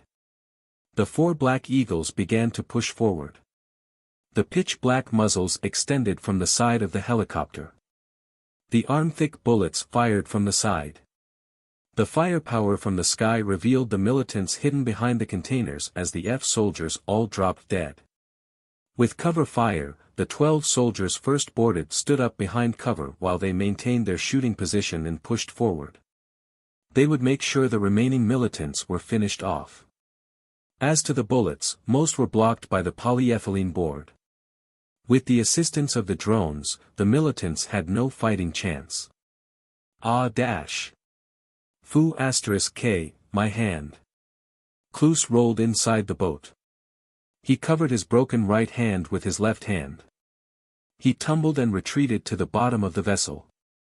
After confirming all enemy units were cleared on the deck, the soldiers entered the control room to stop the vessel. At the same time, the Black Eagles hovered above the deck as the ground force descended. 32 Celestial soldiers quickly entered the vessel. Wilson entered the control room and used the broadcasting system to speak to the resisting militants. Surrender or die. The one-sided battle made all the F soldiers lose their courage to fight. When they reached 50% casualties, they finally collapsed and dropped the rifles in their hands and chose to surrender. Everyone was tied up and sent back to the deck. They waited with guns pointed at them. The vessel continued its journey to New Moon Island. But this time, the F soldiers disguised as mercenaries no longer had their original arrogance, the only emotions left were fear and despair. No secret can't be uncovered using a single truth-telling serum. If there was, then 2 truth-telling serums would suffice. The F soldiers were also certainly not soft, especially Kloos who has lost one of his hand. He kept his mouth shut about this throughout, but with the truth-telling serum, mental fortitude was useless. Celebrate the glory of technology. 41 F soldiers were captured, and 59 soldiers died in the crossfire. Ivan treated the execution of this mission carefully. Not only did he leave radio communication records, but he also recorded the entire duration of the second warning. Then the subsequent resist to cooperate, and the firing of anti-air machine guns was recorded by the cameras on the helicopters. Jiang Chen was extremely pleased with the way Ivan handled the situation. He needed a commander that would make the correct judgment in critical moments like this, rather than a follower that required his direction with any small problems. Sinking the boat that ignored their warnings was the command Jiang Chen had ordered, and the life signal radar was established. All in all the evidence were there. Xin had the complete upper hand in the public's opinion. There was media coverage on F soldiers pretending to be fishermen, but it was the first time they pretended to be mercenaries to conduct military action against other countries. What made it worse was that they were foolish enough to get caught. The international community spurred drastic reactions, including Hua. Multiple governments all denounced Country F for their unruly actions and the violation of international law. They stated that they would continue to follow the event closely. In the beginning, President Aquino and the defense minister continued to state that they were being framed by Xin. But following the release of 41 pleading guilty videos, along with the protest of the families from the 41 soldiers who had survived, the F government completely went mute. The evidence was all out there, it was futile to defend themselves. Followed by the tradition of the country, they just would not admit to their actions. But Xin had said that if Country F does not give a satisfactory response, Xin will sentence all soldiers who had trespassed or made unlawful entrances into the country to over 30 years in prison. This forced Aquino into a corner. Continuing to not admit to being guilty, their soldiers definitely would not be able to return home, which meant that their families would be unhappy. But to apologize and plead to the Xin government to release the soldiers, Aquino didn't want to lose his face. The diplomatic relationship between the two countries entered a turmoil. But regardless who looked at it, in this round of exchanges, Xin had the complete upper hand. In the mansion on Koro Island, Zhang Yapin stood across from Jiang Chen on the sofa. Aisha poured them water before leaving the living room. Perhaps he was thirsty, Zhang Yapin took a sip of the water before he put the cup down. I have to thank you for making me so famous internationally. No worries. The oblivious Jiang Chen didn't grasp his sarcasm. No, I should worry about it. You killed 59 people this time. If they were not on the wrong side this time, I would be summoned to international court already. I realize you've become much more humorous. Jiang Chen laughed. Making the best out of a worse situation. Zhang Yapin revealed a helpless expression. Okay, don't pretend to be so overdramatic. This event is great for you, Jiang Chen said. In what way? Zhang Yapin laughed. At least you don't have to worry about elections anymore. Jiang Chen crossed his legs as he sunk into the sofa. Then he yawned. I don't understand much about politics, but after reading so many news articles, I have learned one rule. What's the rule? Zhang Yapin ridiculed. To increase support, strong foreign policy is much better than economic growth. Isn't that obvious? Zhang Yapin grinned. He initially thought Jiang Chen had a differing perspective, but what he said was common sense. Oh. Looks like I accidentally discovered a principle in international relations. Jiang Chen laughed proudly. It was a bit tough on him to learn about managing a country as a mechanical engineer. To be honest, Jiang Chen has thought about becoming the president. But after careful consideration, he gave up on the idea. If he was really to become the president, he had a feeling he would turn the modern world into another apocalypse. The hidden figure was more suitable for him. It's still too early to say election, who knows what will happen in 5 years. Don't worry, even if you don't have enough votes by that time, I will help you to become re-elected. Jiang Chen took a sip of his tea and said nonchalantly. Zhang Yapin raised his eyebrows but didn't say anything. Although he personally despised these unlawful actions, they were beneficial for him after all. After feeling conflicted, he remained silent. Jiang Chen glanced at the clock in the living room. When he saw it was getting late, he said, Are you here to complain to me about this? Of course not. Zhang Yapin took out a piece of folded paper from his pocket. I am here to talk about compensation. A total of 976 families were affected, totaling 2,115 people. Among them, a fair number of people lost their only home. They are currently residing in their friends' or relatives' place. Objectively speaking, President Zhang was unquestionably a great president. Even in a puppet regime, he still worked for the betterment of the citizens. 10% of the people are affected? That's a big problem. Let me think. Jiang Chen scratched his chin. Zhang Yapen quietly looked at Jiang Chen. He gulped and waited for his response. How about this? Provide me with detailed information about the people registered to receive compensation. To the people that lost their home, every family will be compensated with an apartment the size of 120 square meters and the land will be compensated at $50 per square meter. For the people who lost their farming land, they will be compensated at $10 per square meter and be prioritized in the hiring process. What do you think about this compensation? Zhang Yapen's eyes widened, but he had to remind Jiang Chen. Every family will be compensated with an apartment 120 square meters.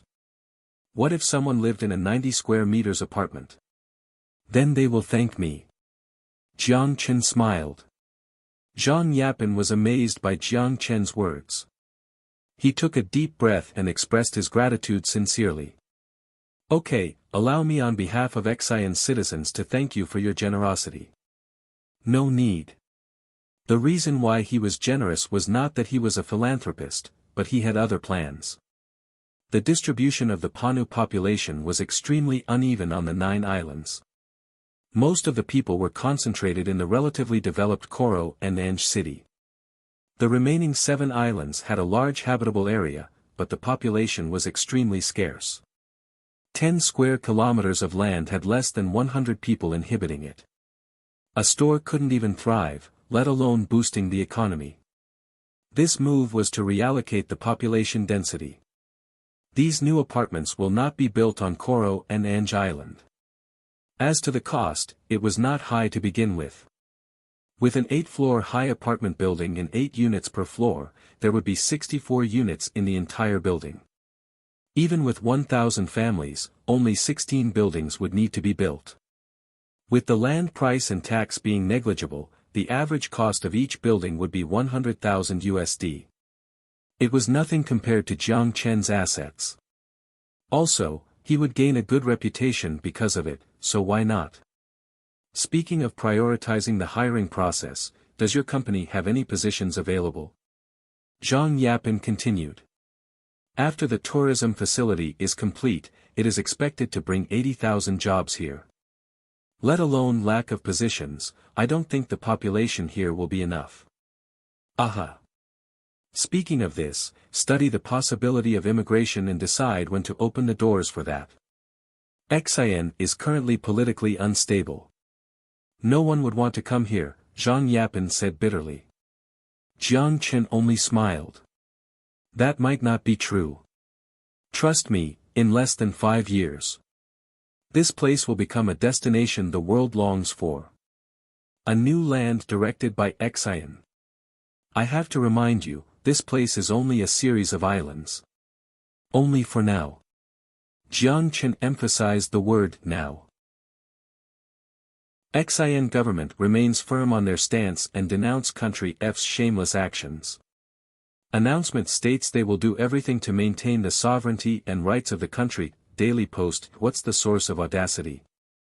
How could the mysterious celestial trade defeat country F's special force? Private force stronger than government army, the safety of the world is in jeopardy. Washington Post. Rational negotiation remains the only viable option, country F's aggression causes international embarrassment. Renren newspaper. The devil that cries war. Xian may be the disruptor of regional stability. Economic news. There were at least 10 newspapers on Jiang Chen's table, each displaying an interesting perspective. Especially the economic news, they did a close-up of Zhang Yapen's distorted face. Jiang Chen wondered what he would think when he saw the image. As to the narratives, some remain neutral, some turned the topic domestic, some favored a certain country while others disagreed. Of course, all the opinions were within Jiang Chen's expectation. Since something like this happened, country F would be more cautious. As to how this foreign relationship problem should be handled, and how they would use the international court platform as well as the 41 captives to scam country F, it was President Jiang's worry. The door was knocked on gently. "Come in," Jiang Chen said as he threw the newspapers into the corner. Aisha in a maid uniform walked in and put coffee in front of Jiang Chen's table. The white lace skirt, as well as the absolute territory hidden underneath the skirt, made Jiang Chen feel a bit thirsty. The reason why she wore this was not because it was Jiang Chen's fetish, but purely because Aisha wanted to. That's right, it was her hobby. Since they returned from Cain, Aisha developed a keen passion for pretty clothes. But because of her traditional perspective, she was unwilling to wear revealing clothes in front of other people. So the 5 full closets became her pajamas, and when there was no one home, Aisha's choice of clothing became odd. The maid uniform was okay, but sometimes she would wear a bikini to do chores, and wear only an apron to cook. "Thank you." Jiang Chen took the coffee. Aisha smiled back. Walking behind Jiang Chen, she gently massaged his shoulders. "You're working every day, take a break once in a while. Once everything is on track, I will be free." Jiang Chen put the cup down after taking a sip of his coffee, closed his eyes, and enjoyed Aisha's massage. "Aha! Only if I could help you," Aisha said with slight disappointment. In her mind, she always thought women like Xia Xiyu was more ideal for Jiang Chen. Not only could she help him with his business, but her looks were also more suited to Asia's beauty standard. But other than the ability to kill as well as the apathy towards life, she had no other abilities. This was the reason why she wanted to drag Xia Xiyu to Jiang Chen's pillow side. "What are you saying?" "You have helped me a lot," Jiang Chen denied her statement without hesitation. Aisha didn't respond, but from her gentle smile, it looked like she was comforted. "I am planning to head to Australia at noon, do you want to come along?" When she heard that Jiang Chen planned on taking her with him during this trip, Aisha happily curled up her lips. "Of course. Let me go change." She then turned around and left. Steel is the foundation of the industrial industry, even in the highly advanced 22nd century. To develop industrial capability, raw materials were necessary. But the limitation of the wasteland's industrial capability was precisely the scarcity of raw materials. Although they could obtain aluminum, copper, iron, as well as other rare metals through recycling, the highly processed nature of the raw materials was not only cumbersome but was also costly. It was for this reason that the power armors had such a high cost. The special plastic steel covering the T3 power armor was not cheap. When he was back in the country, it was unrealistic to purchase large quantities of metal as it was much riskier than purchasing food. But now there were fewer concerns. He could buy whatever amount he desired, and no one would investigate him. The iron production of the world was controlled by 3 megacompanies. The first being Brazil's Vale S.A. with 39% of total production, ranking second was Rio Tinto and third being BHP, who accounted for 38% of total production. The first one was too far away in South America, the 2 latter ones were all in Australia with only New Guinea in between. Based on the consideration of cost, Jiang Chen chose BHP as his partner. There was only one flight to Melbourne. While there was an increase in the number of tourists, tickets remained plentiful as Aisha easily purchased them. When they arrived, they checked in at the same hotel. "Nice to meet you, Mr. Jiang." When he saw Jiang Chen, the Australian with a hooked nose extended his hand. "Nice to meet you too." Jiang Chen gave him a warm handshake. Oliver, one of the presidents of BHP. He was the acting executive director of the West Australia division. Compared with the mega company with a 210 billion market cap, Future International was just a small ant. Of course, no one would question the potential of the little ant, just like Microsoft in its early days. After a brief introduction, they were quick to head into the main topic. 100,000 tons of iron, 200,000 tons of aluminum, 1,000 tons of 45% purity molybdenum per month. Oliver scanned through the contract Jiang Chen handed over repeatedly as his eyebrows began to raise. The iron and aluminum are okay. But the molybdenum is a rare metal and production remains low. All of its production per year has been reserved. Oliver showed an apologetic expression. I see. Jiang Chen raised his eyebrows. Molybdenum has a low reserve on Earth, accounting for only 0.001% of the mass of the crust, but it had a wide range of applications, such as microcomputers, microprocessors, offshore oil and gas pipelines, and even fertilizers. But a significant use of this was yet to be discovered. Mainly the neural connection of the virtual reality equipment to the human body must use this. Although they could acquire some through recycling in the apocalypse, to mass produce it, they would have to obtain it in the modern world. With molybdenum, I recommend you try your luck in Hua. Hua is the biggest producer of molybdenum right now. Iron and aluminum, our company can provide. I'll see.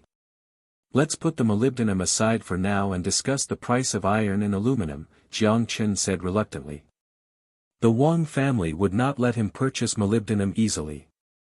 It was too easy to prevent him from buying the metal. From extraction to transportation and customization. With the Wang family's power, a connection in any part of the system would easily stop him from doing business. Where could molybdenum be easily acquired from? Potentially places like Antarctica and the Moon. International treaty prohibited one of them, while the other one was unreachable by current technology. He would have to search for other means.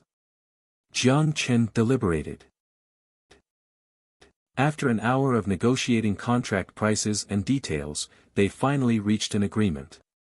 Iron ore, $52 per ton, 100,000 tons per month with a total cost of $5.22 million. Aluminum ore, $80 per ton, 200,000 tons per month with a total cost of $16 million. The total contract amount was $21.22 billion. The shipment would arrive from Port Darwin to Port Ange at the beginning of every month for 5 years. Although Ange Island currently has no deepwater port, Jiang Chen had already invested in its construction as 2 docks would be built by next month.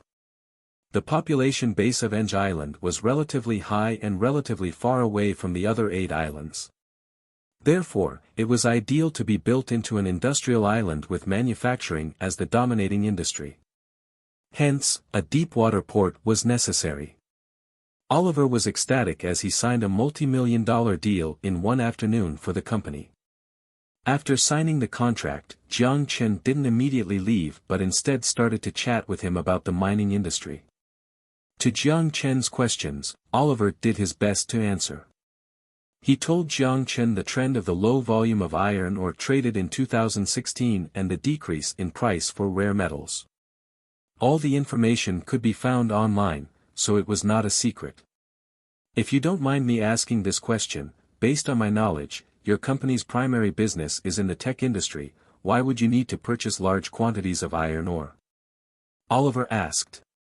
Your company has implications on what the buyer uses the ore for? Jiang Chen nonchalantly asked. Just a question I was personally curious about. Of course, if it is inconvenient to disclose, then that is okay. This question doesn't affect our partnership.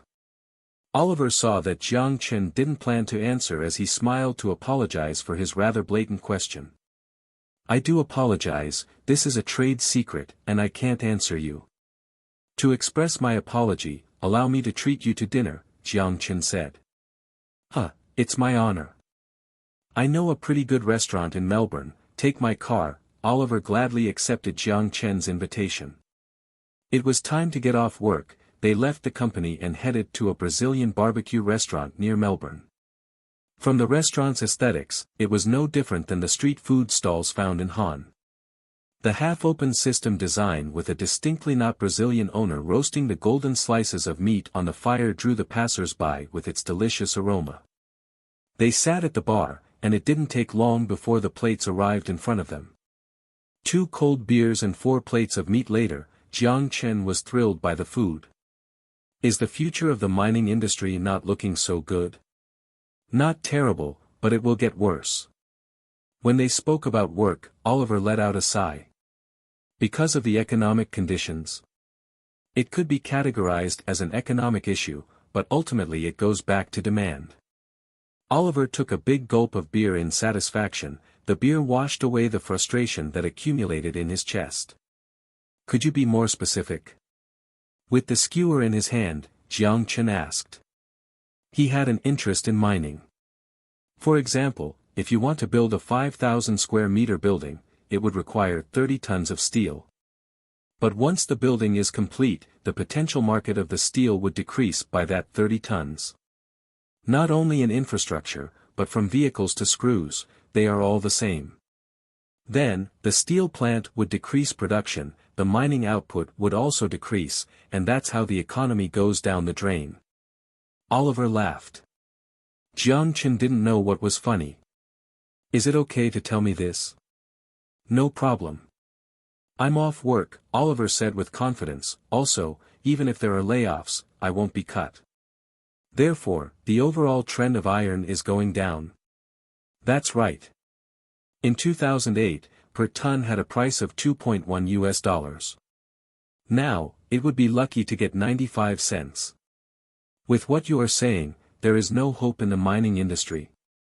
Jiang Chen grinned. Not necessarily true. There is potential if there is a technological breakthrough. Oliver shook his beer glass half filled with beer.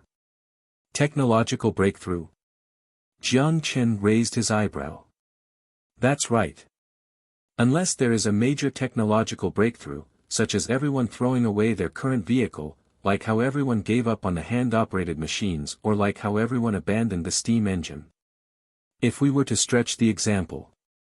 Sigh, I am pretty envious of you. There are a lot of people envious of me. I am not talking about your money, but your industry.